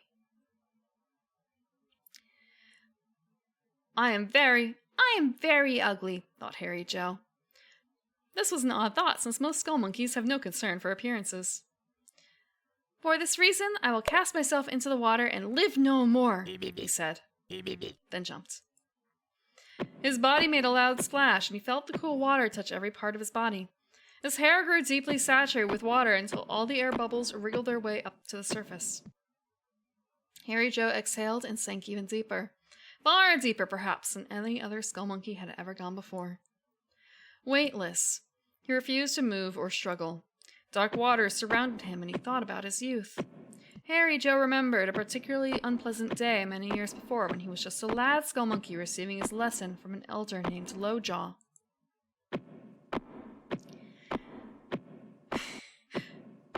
Many are the hairs on our backs, said Lojaw, and likewise are the number of skull monkeys in this world. Harry Joe looked up to Lojaw as a father figure. For weeks, Harry Joe followed every move Lojaw made. If Lojaw went into the forest to forage for nuts and grabs, so went Harry Joe. If Lojaw tended to his garden, so did Harry Joe. One especially warm and beautiful day, Harry Joe was on his way to Lojaw's cave when he saw a great crowd gathered around the entrance. Many skull monkeys were howling to show their mournful state. Lojaw's wife was the gloomiest of all. She was like a brittle fall leaf blown into a corner. Harry Joe pushed his way to the front of the crowd, demanding to see his mentor. Lojaw gently swung by his neck, hung from a braided piece of cloth his two children had made. His children were the first to find him in this state. The peculiar thing Harry Joe recalled was that he had shaved himself completely naked.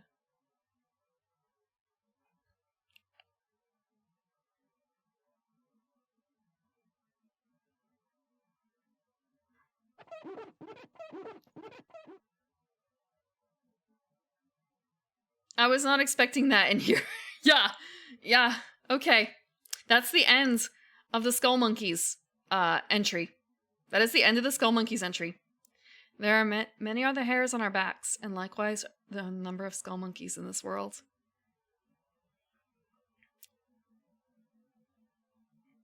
Okay. that was skull. It's not even like, oh, it's like a fraction. That is scratching the barren earth of this entire thing. That one entry.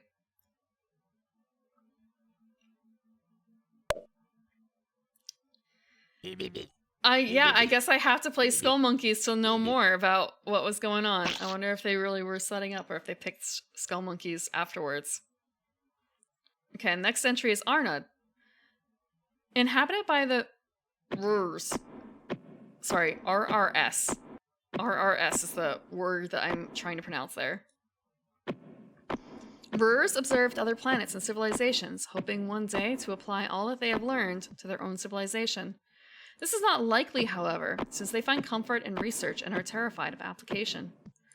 Urrs are extremely advanced in the arts of the mind, which they use to read other beings' minds.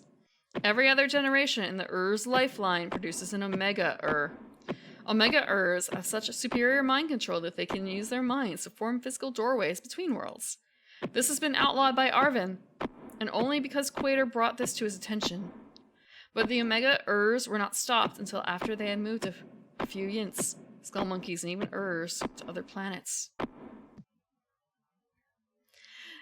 No, actually, it's Christianity. It's Christianity. Duck Station, Sony PlayStation. I do have a beautiful PlayStation 3 over here, to be honest. I say beautiful. I probably shouldn't actually be touching it too much. I have an actual PlayStation 3. I use it to play Folklore on it because that's the only way to play it, really. And also, I had a copy of Folklore too, because I've been wanting to play it for a very long time. So, I could maybe... Actually, I have to check the price of Skull Monkeys first for that. I should check the price of Skull Monkeys first. God, okay, yeah, okay. Okay, yeah. I should have guessed.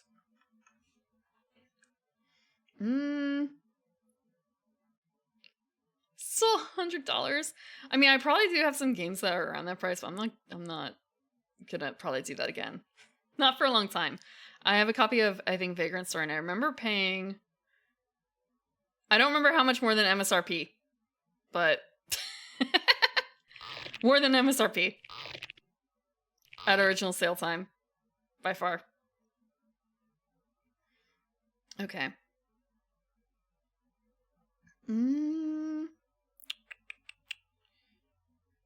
I actually don't know how expensive it is anymore. I bought this like a decade ago. I still haven't played it.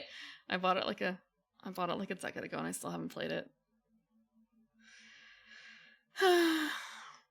Okay. Let's see.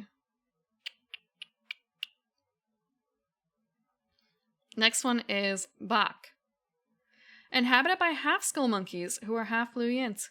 Called blue yint skull monkeys, these beings look just like white yints since the mating of a skull monkey with a blue yint causes a loss of pigmentation in the offspring, resulting in a blue yint that appears to be white. There is no other visual effect on the offspring from the skull monkeys, though their behavior is more like that of a skull monkey than the community-building blue yints. All I know of Evilise is Final Fantasy XIV. I probably just made you cringe. I'm so sorry, but it's true. Next one is Girly. Girly. Inhabited by proto-skull monkeys. These pitiful beings have to bury themselves up to their necks every night in the rich, girly soil to keep from dying of dehydration. They can only eat hoe bread, which can be only made by grinding up the largest wicks and adding them to hoe batter before it rises. Arven corrected all these limitations in the final design of skull monkeys. Girly has a monthly orbit that floats so close to wicks that the proto-skull monkeys can harvest the plumpest wicks for their hoe bread. Due to the proto-skull monkeys tied to the soil of Girly every evening, colonizing wicks with proto-skull monkeys is not possible. Yeah, it's... Actually, I can show you because it's probably somewhere in here.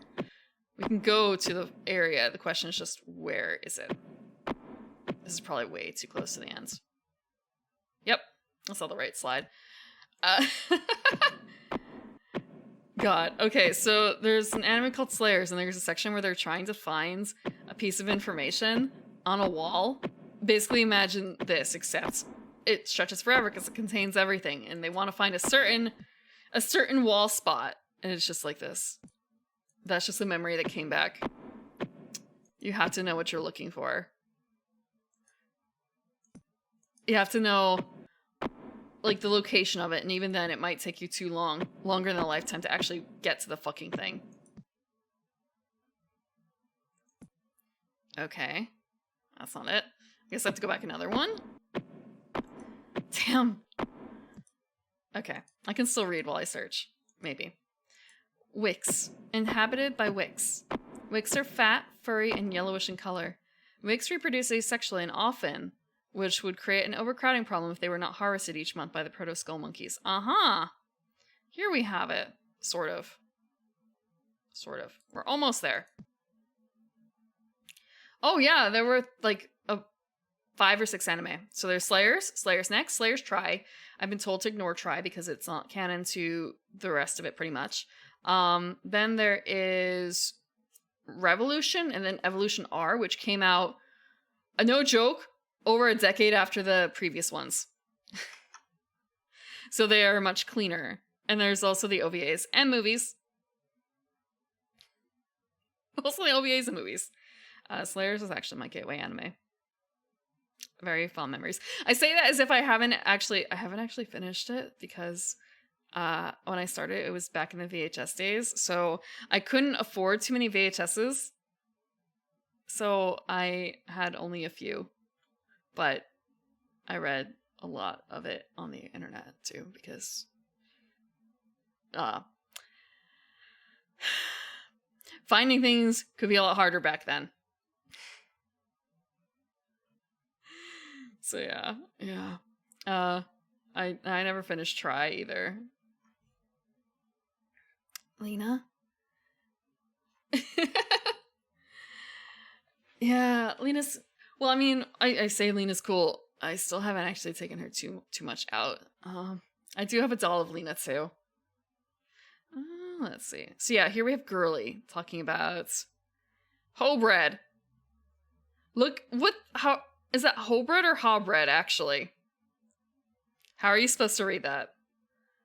It's oh, actually, because look at how 2 is written. So it's Hobred.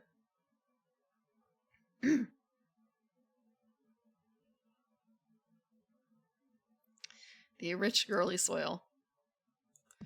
Is this the right one? Okay, yeah. And this is Wix. Oh, Habsburg is next. Habsburg, inhabited by one and one skull monkey who became best friends. The Ur's name is Rostan.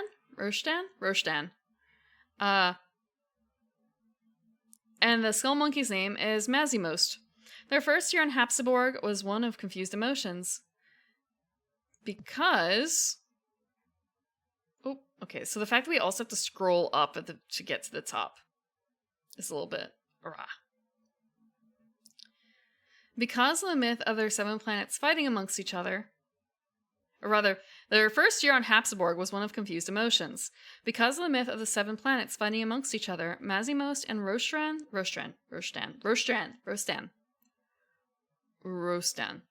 feared each other, but they were lonely and longed for companionship also. Rostan, behaving in perfect fashion, wanted to study Mazimost and all of his habits.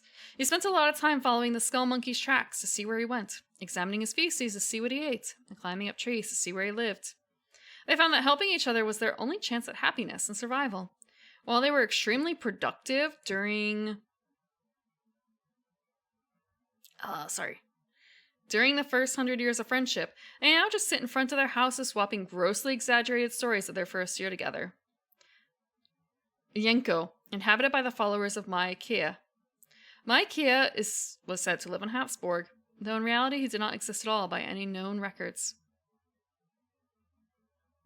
Yankites, beings of Yanko, find pleasure in making intricate artworks for Maikea. Perhaps the greatest works of art known to Quater are made in Yanko.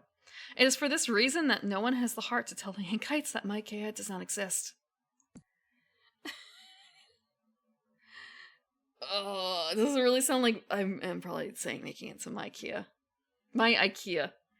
My fucking IKEA doesn't still have any wood.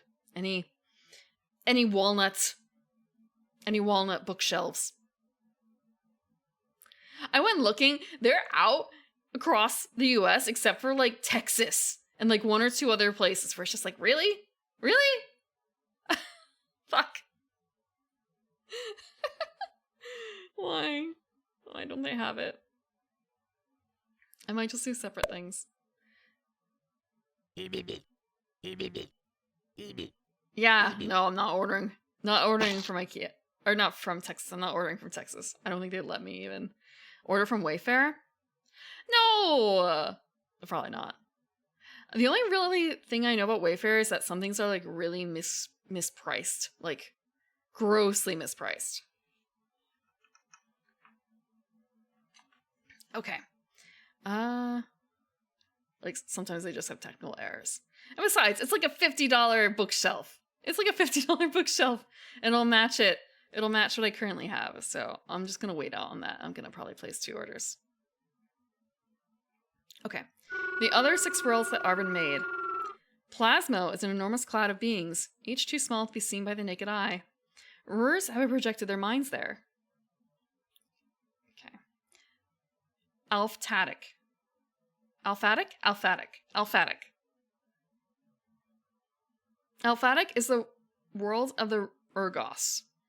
Each successive generation is born bigger than the previous. As the Urgos of each generation get to their senior years, you hear them making statements like, "These punks think they're so big," or, "When I was your age, we had to stand on a chair to get the fondue pot down from the top kitchen cabinet."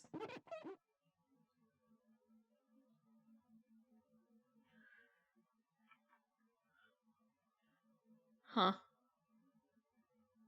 I didn't have to use a chair, but it would have been a lot easier to get the sukiyaki pot down today.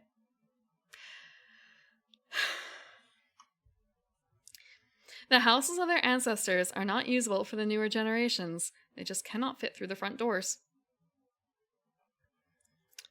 Alpa Famelpa is a world where the adults are ruled by their children. The children send the parents on time-consuming, frivolous tasks that keep the parents from doing anything but what their children desire. One might think that a society like this would collapse in anarchy.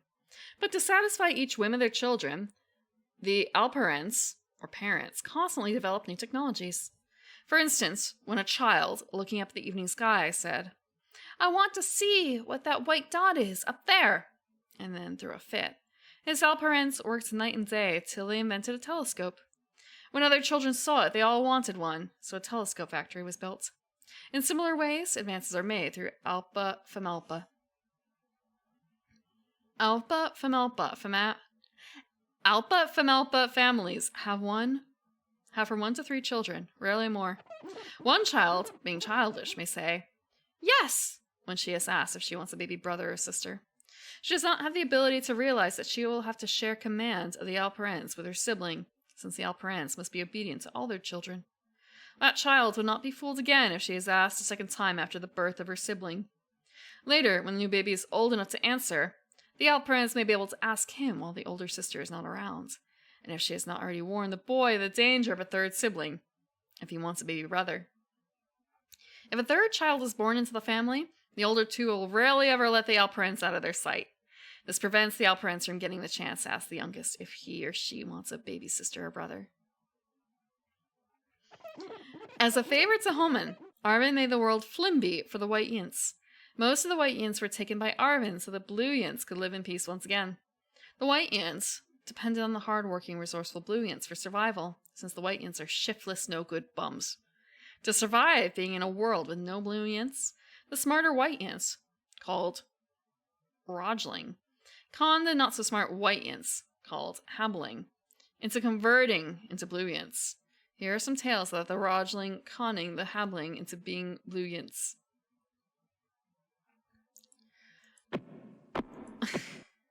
One night, Hapto, tired of wandering into the woods of Flimby, saw the light from a window of a tree cutter's cottage. Hapto did not have his own cottage because he was too lazy to build one. He thought to go to the cottage to see if the Yints inside would let him stay, so he went to the door and knocked. The tree cutter's wife opened the door and said, "Shoo! I don't let anyone in while my husband is not in the house. Go away already!" And she slammed the door in his face. Papta was hungry too, and he had smelled the dinner cooking in the cottage while the door was open. He looked around for something to eat and saw a discarded Gluftoburger box on the roof of the cottage. He hoped there might be a Gluftoburger still in the box, but if not, Even licking the Gluftoburger sauce from the bottom of the box would be delicious. After quietly making his way onto the roof, Papto found a hole in it, through which he could spy on the wife of the tree cutter. Obviously, the tree cutter was too lazy to fix the hole. When he peeked through the hole, Papto saw a beautiful table set out with a savory junk roast, clouty fish, and wine. The tree cutter's wife and the county tree censor. The tree cutter's wife and the tree cutter's wife and the county tree censor were seated at the table ready to dine. County tree censor. County tree censor. What the fuck is a county tree censor? We're gonna find out. Now, Papto heard the tree cutter lumbering home just then, and so did Mrs. Tree Cutter. The tree cutter was as nice a guy as you would want to meet, but his one quirk was that the mere sight of a county tree censor put him into a fit of rage. And that was why the censor was paying a neighborly visit to the wife, because he knew that the tree cutter was out. And the good woman would therefore fix up the best victuals she had. As Papto watched through the hole, she threw everything on the table into cupboards and drawers and hid the censor in the trunk she used as a coffee table. I can actually find this in here somewhere. I just have to find the right spot.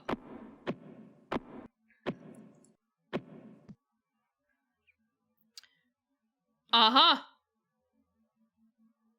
We're almost here, so you'll be able to see.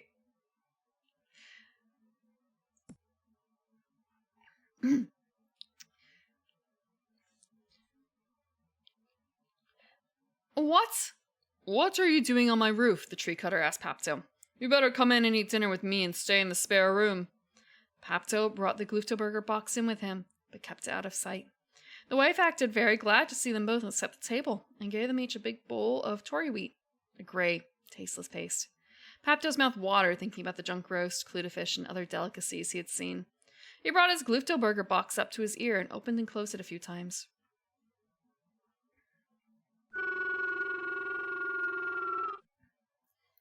What have you got there? Asked the tree cutter.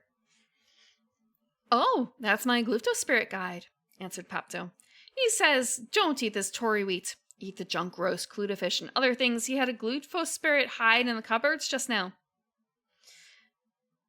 Super! Exclaimed the tree cutter, who jumped up and found all the wonderful food which his wife had hidden there, but which he thought the Glufto spirit had brought forth. The wife of the tree cutter dared not say a word, but put all the food on the table. Now Papto put his box up to his ear again and opened and closed it. What'd he say now? Asked the tree cutter. He says... He says, don't forget the wine behind you in that drawer. Just thinking like, oh, we actually have heard Clayman speak, but he only making noises like that. But I guess if you don't have anyone to speak to, like there's no real point in talking, is there? He's like a duck! He's like a duck. Clayman's like a duck. Unless there's someone to talk to, he doesn't talk. Oh, that's kind of sad. Yeah. To be fair, there were two things he could talk to that would answer back. But I didn't know how to interact with him very well. There was the mushroom thing, and then that weird TV. And also Willie. But we didn't get enough of a chance to talk to Willie.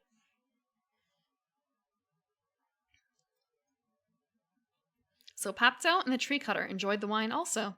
The tree cutter wanted to see the Glufto spirit this guide used to provide these wonderful things. Can the guide conjure the Glufto spirit here for us to see? Asked the tree cutter. I wouldn't be troubled about looking at him.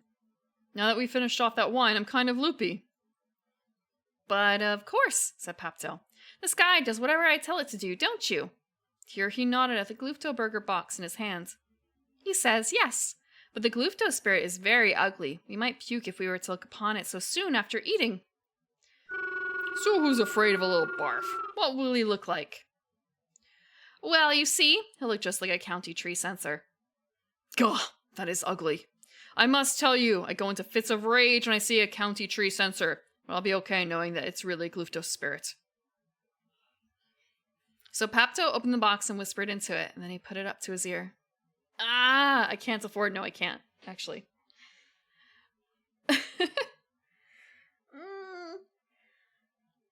Okay, it's fixed.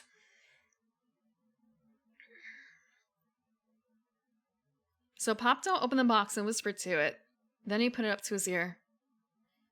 Very well, said Popto. He's in the trunk you used as a coffee table. We may go look at it now, but don't let it out of the trunk. Help me hold the lid, said the lumberjack.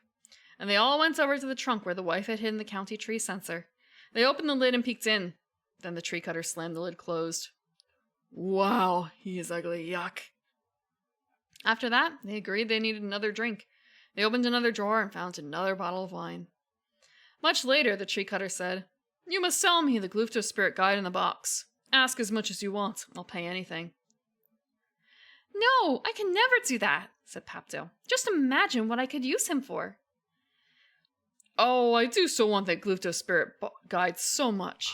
Oh, please, please, please, please, please, oh, please, please, oh, please, please, please, please, oh, please, oh, please, please, please, please, please, please, please, oh, please, please, oh, please, please, cried the tree cutter, and he kept on begging. I may have missed a please. Gomen. Well, said Popto at last, if you promise that you and your wife will pretend to be blue yints for the next 3 years for me, then I will give you this Glufto burger box. It's a deal, said It's a deal, said the tree cutter. But you must take that trunk with that Glufto spirit that looks like a county tree censer away with you. It gives me the creeps. When Popto left in the morning, he took the trunk. On his way, on the other side of the woods, was a very deep river. The water rushed by under the bridge he was crossing, and the river thundered in the quiet of the forest.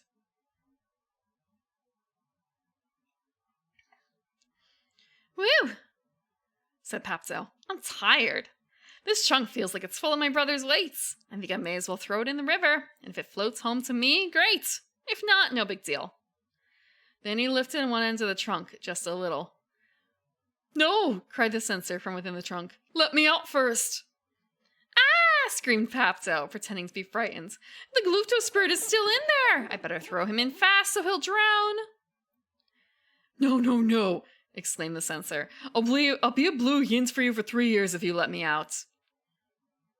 I could do that, said Popto, and for the next 3 years he did not lift a finger.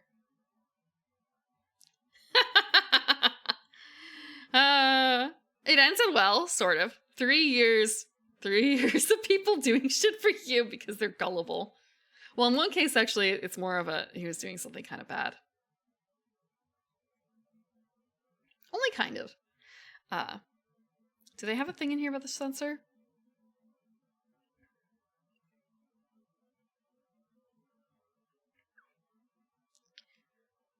Okay, so it's not in here. Maybe in here? What will it look like? Ah, he'll look. You can't just end it like that. A county tree censer. That's what kind of censer it is.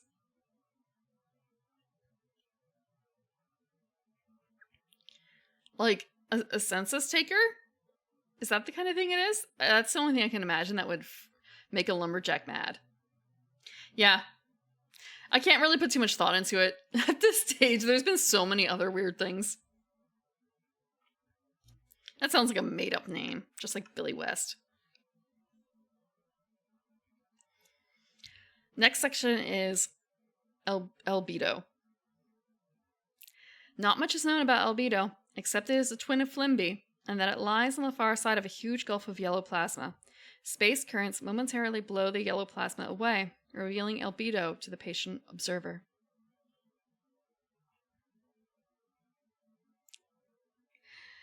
Sump is a world consisting of a group of hollow planets that exist within each other, including Outer Jun, inhabited by Wicks, about 1 million times as many as Wicks itself. Because there are no proto-skull monkeys to harvest them every month, about 1/2 the population is crushed to death by their collective weight.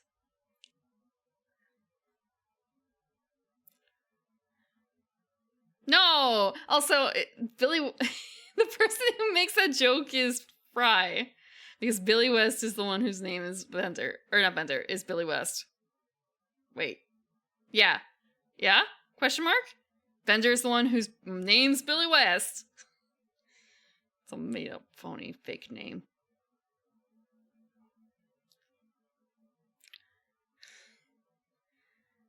It's not my real name.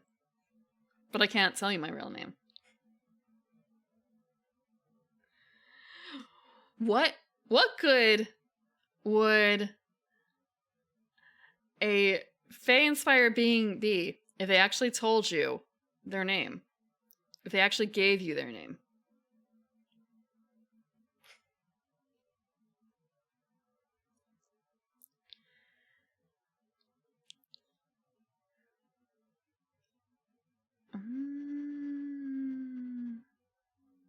Okay, next one is Meso-Abernon, inhabited by Abbers.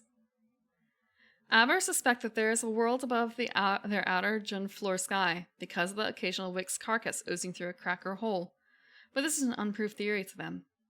Some Abbers have drilled their way through the Meso-Abernon to find Inner Abernon. These travelers, however, never return to the surface to tell what they found. This has prevented most Abbers from attempting the journey, but a few hundred have.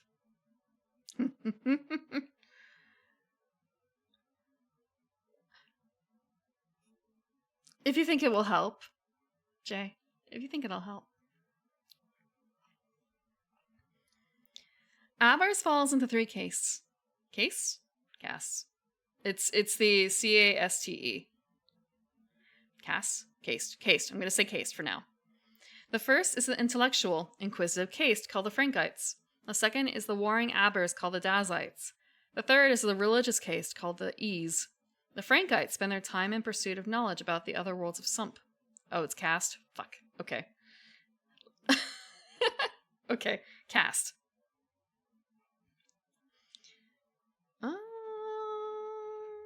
The Ease accuse the Frankites of messing with their religious mythologies. The Dazites think the Frankites are a bunch of sissies. The Frankites developed the theory of a world above their outer Jun floor sky because of the occasional Wix carcass oozing down through a crack or hole. The Abbers have no way of reaching the floor sky, but a drop or two of disgusting rotting flesh of the Wixes from outer Jun sometimes trickles down. The Frankites have developed a science out of the study of stuff that falls from the sky. They have formed theories of what the worlds above must be like. Theories of a world within theirs are called the Krankul's Inner Abernon Conjecture, after the Frankite named Krankuls, who is said to have been the first Aber to say, "I wonder if there's a world within our world." The Frankites have led expeditions into caves, crevices, and holes in the ground. Most expeditions run into dead ends. The ones that do not have never come back to report what they found. The Ease say this just confirms what they have known all along, that Abernon houses a door to the other side. Although a few Frankites say there are no doors, most agree that there may be something like a door somewhere in the universe. Dazites consider the Frankites' research into doors their only useful function in society. Ah, that's a good way of remembering it. Thank you. I might be able to save that one in my memory. No guarantee. No guarantee.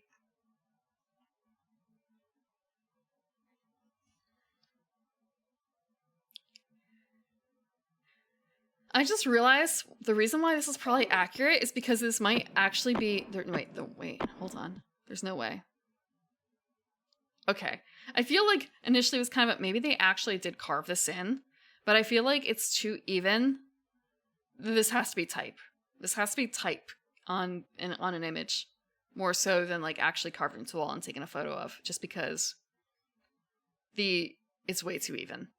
Yeah. I was wondering, like, why is it so accurate here then? And the answer is they just copied and pasted.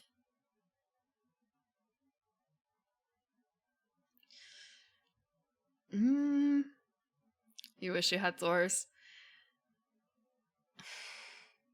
Just invent one. Be the change you want to see in the world. Make a door. Make a door. How hard can it be? Says the person who's had a microwave sitting in the kitchen for like 2 weeks.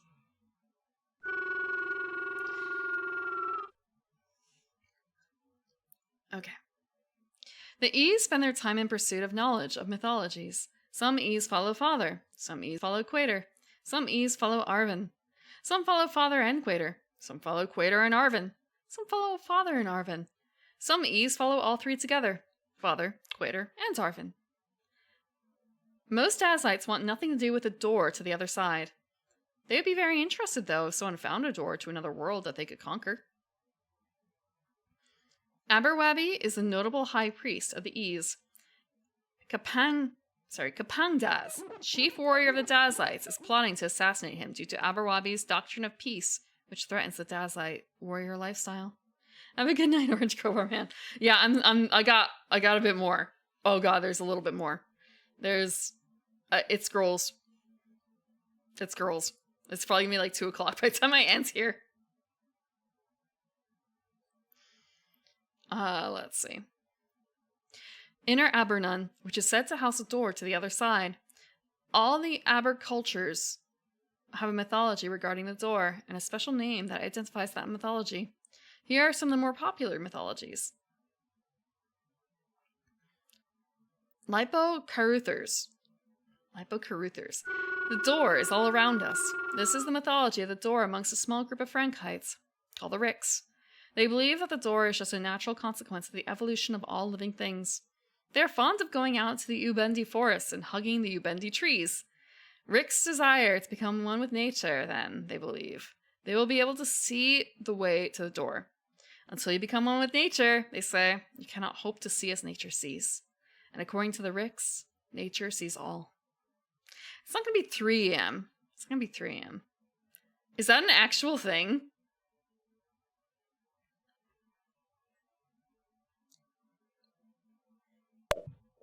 The Boltzmann door?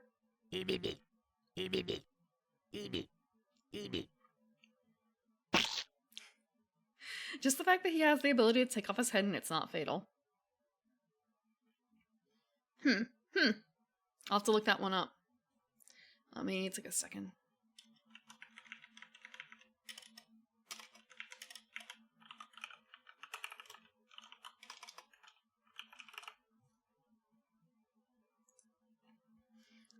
Okay, next thing is Winthrop Ballyhoo. We have already gone through the door. This is one of the many mythologies found amongst groups within the Ease. This group within the Ease calls itself the Marfies. They believe wholeheartedly that there is a door, but they also believe that all have passed through the door in one instant sometime in the past. The Marfies say that since we are all on the other side of the door, there is no need to look for it.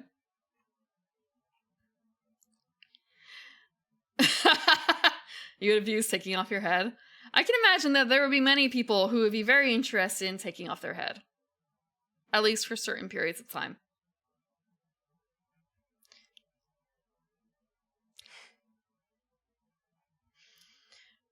Shempo Calrissian. Each of us has a door within himself or herself. This is also a mythology from a group within the Ease called the Shempo Calranicites. It is said that Shempo Calrissian found the door, but did not go through it. Instead, he ground the door to a fine dust, then put the dust into the drinking water of Meso Abernun. Since that day, the first time an Aber takes a drink of water, they are said to have a door to the other side within them. The Shempo Calrissanites hold a water drinking right for their babies. I feel like this is very much like more knocking on things I don't get.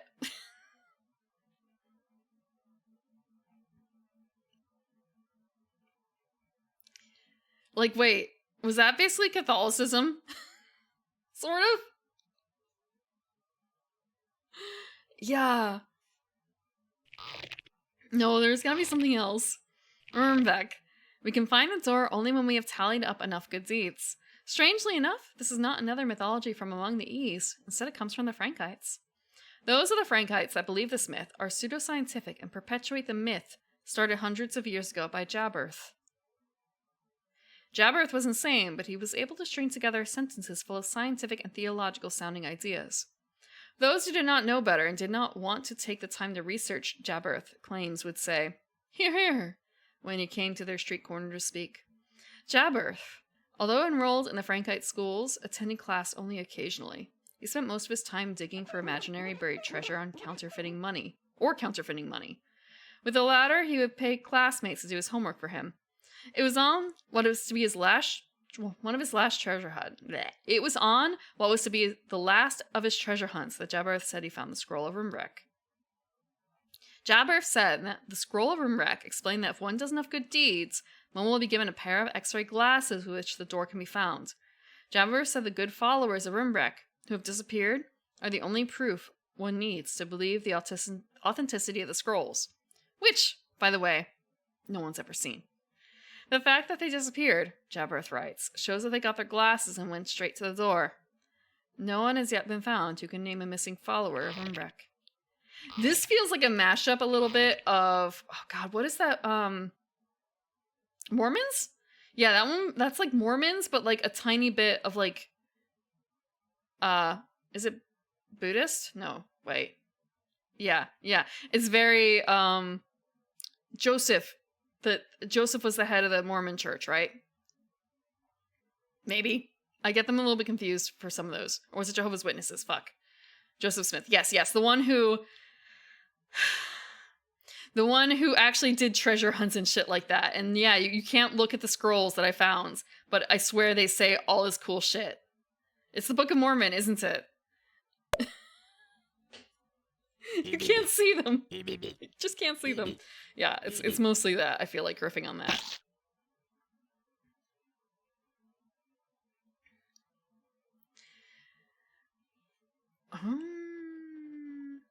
Oh, we actually are almost at the ends. We're almost at the ends. I can see the ending from here. I don't have to scroll anymore to see the ending. Poroko Shmoko. Life stinks, then you fall through the door. Maybe. This mythology has a small support amongst all three castes of Aber. Yeah, totally an angel took it, bro. You gotta believe me. Well, by the way, how's your wife looking? How's your wife looking, huh?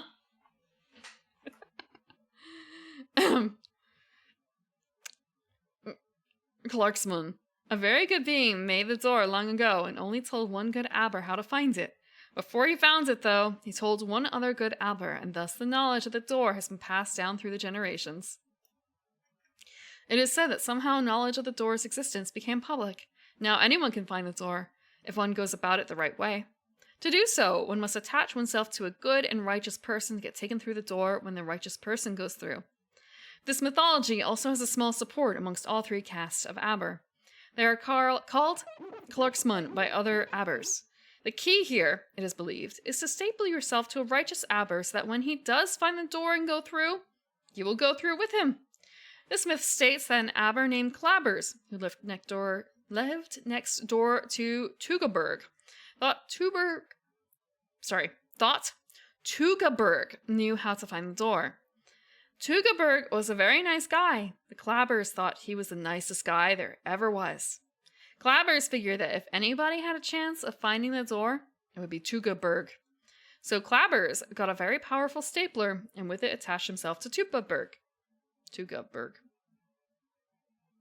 It is said that when Tugaberg found the door and went through, Clabbers went through too. Therefore, Abers who believe this myth are always looking for someone who is considered righteous, to whom they can staple themselves. If a Clarksman is seen trying to staple himself to another Aber by other Clarksmans, they will also try to attach themselves. Usually, friends will help get a Clarksman off the nice Aber, but if an Aber is tackled by several Clarksmen, the Dazlight police are summoned to remove them.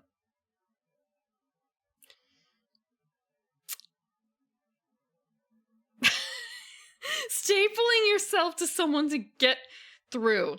Damn. Just be a good person. There's an obvious solution to that. Just be the good person. Be the righteous person. Don't be the stapler guy. Don't be the stapler guy.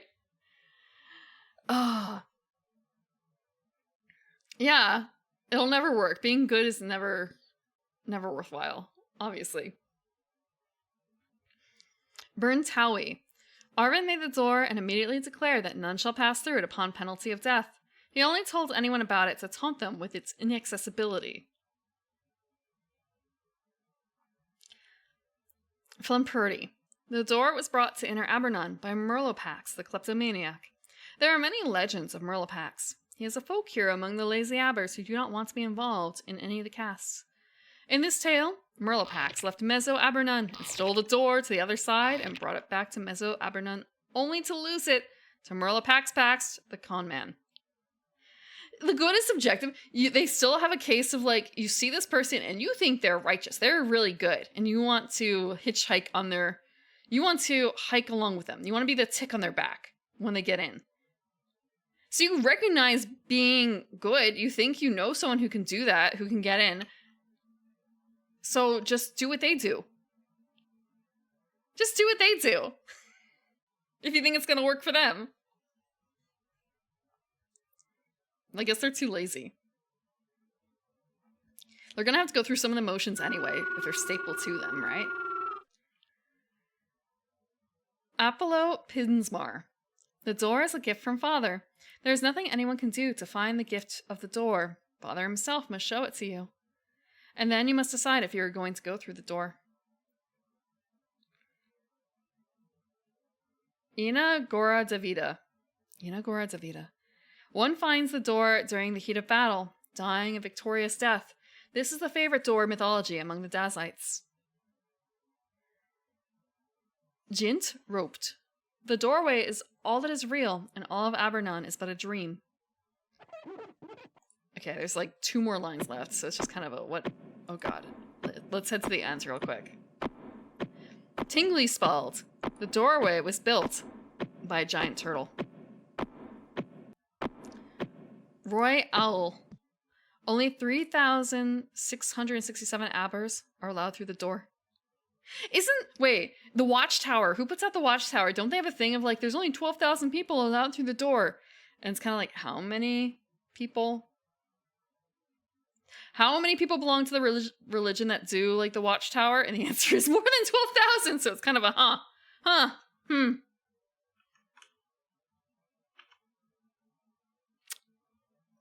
Doesn't add up.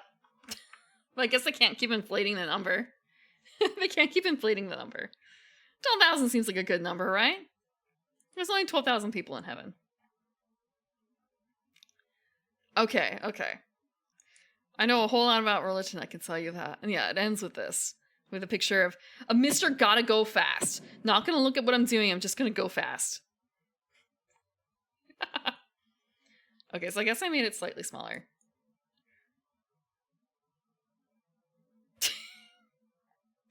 Okay, before I go though, there's a couple more things to cover because, so I found the art for these guys, right? And I have this one, like the clay from in the Hall of Records, and then we have the heads that are like this. There were a couple in here that I didn't recognize. So there is, let's see. We had Ogdilla. We have Bert. We have, I believe this is Numeron, but I could be wrong, because he was supposed to be like weird and blocky. Then we have Ottoberg. We have Homen. These ones should be familiar. We have Hoborg. And then we have Arven. There were a few others that I did not see and did not understand. There's this guy. Who the fuck is he? Who the fuck is he? Wait. Maybe? There was, in one of the descriptions, there was something about like a line for a face, but I don't think that is how it works. No, I don't know if it's the 8th crown. It's not a crown at all. I don't think it's probably likely to be Homen's son. It's a really weird looking crown if that's the case. So there's this guy. Then there's this guy who is kind of well, that might be a crown on its ass. If that's the ass, it's kind of hard to tell. It might also just be a tail. We don't really get another chance at looking at it. Maybe this is his weird, the weird, maybe this is Pinto Bunyan. I think his name was, right? Pinto Bunyan. Maybe this is Pinto Bunyan. I don't know if we got a description of Pinto Bunyan. Like, what the fuck is this? And there's one more thing. There were 2 of these, one on each end. What the hell is this? What the hell is this? It's just a lump of weird clay. It makes me think, is this the thing that Hoborg created that he threw away? Questions with no answers. But I guess it wouldn't be a weird creation myth game if it weren't for the fact that there are things like this in there. Right. Oh, and it comes back to Burt. It goes back to Burt. Okay. Well, I'll leave it on Hoborg for now. I'll leave it on Hoborg. Okay, with that though, we've come to the ends of the Hall of Records. And we have met the end of the game twice. We have met the end of the game twice.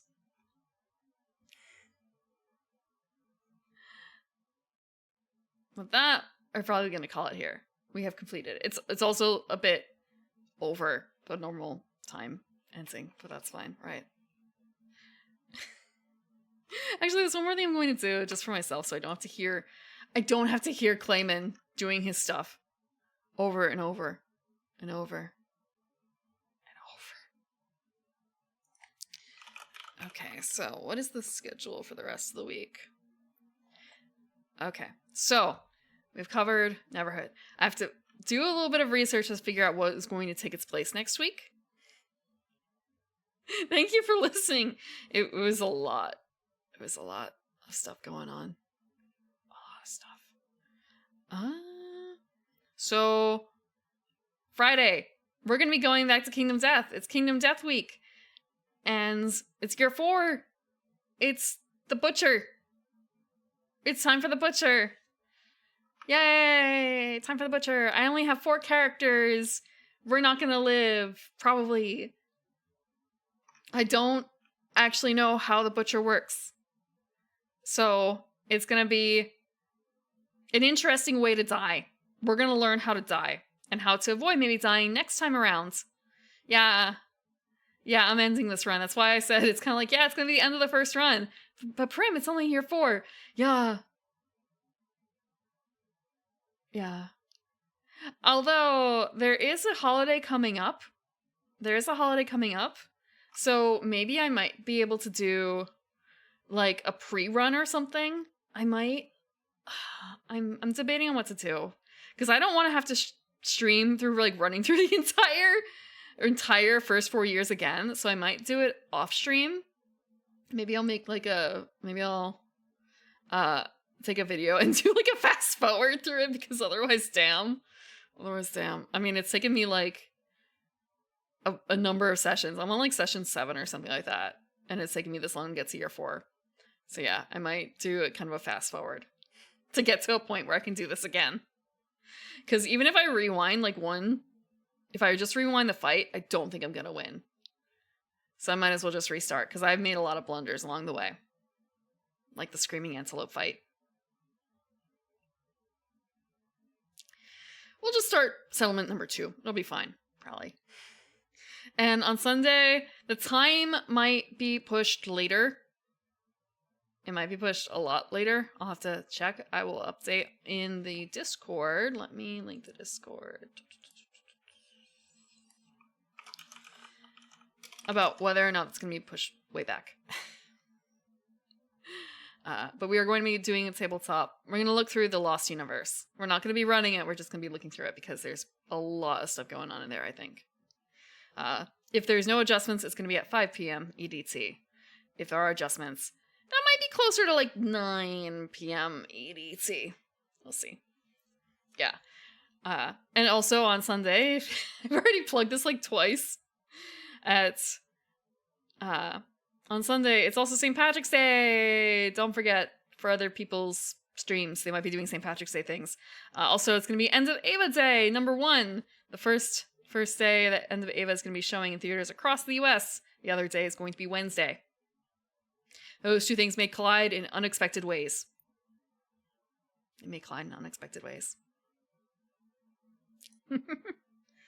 Okay. Who is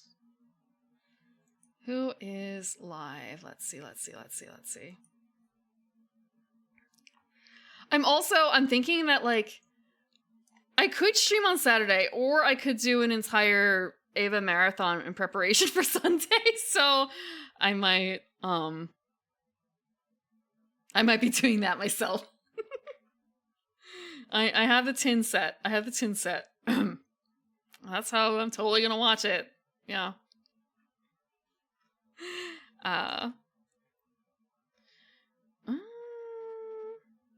Wait. What are they playing?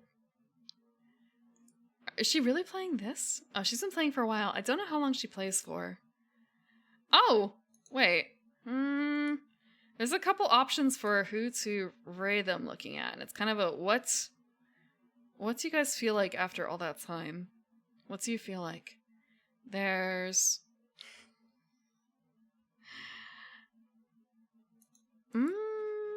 What game is this? Okay. I know... You feel like sleeping? Well, that... yeah. You can go to sleep. There's no problem with that. The end was a bit unexpected. There were two endings that we went through. We had two endings to choose from. The first ending we did was the good one. And also we learned that this game ties into other games. It ties into Skull Monkeys. Okay, I have a feeling that she's going to be up for a while. So we're going to actually raid me because she's playing Papers, Please. I don't actually think wait, no, I think I have played a tiny bit of Papers, Please. I remember wanting to put sticky notes all over everything. I distinctly remember wanting to put sticky notes all over everything. It's another one of those things where you have to take a lot of notes and details. Yeah. She's also she's a very entertaining lady. I watched her a couple of times. I remember she was playing like what is the name of it? A Pamela Anderson themed game once. That was a little weird. That was some time ago. I think it was Pamela Anderson. Pamela Anderson as like a super agent spy lady. She played the bouncer? Okay. I remember seeing the bouncer when it came out. Was it that bad?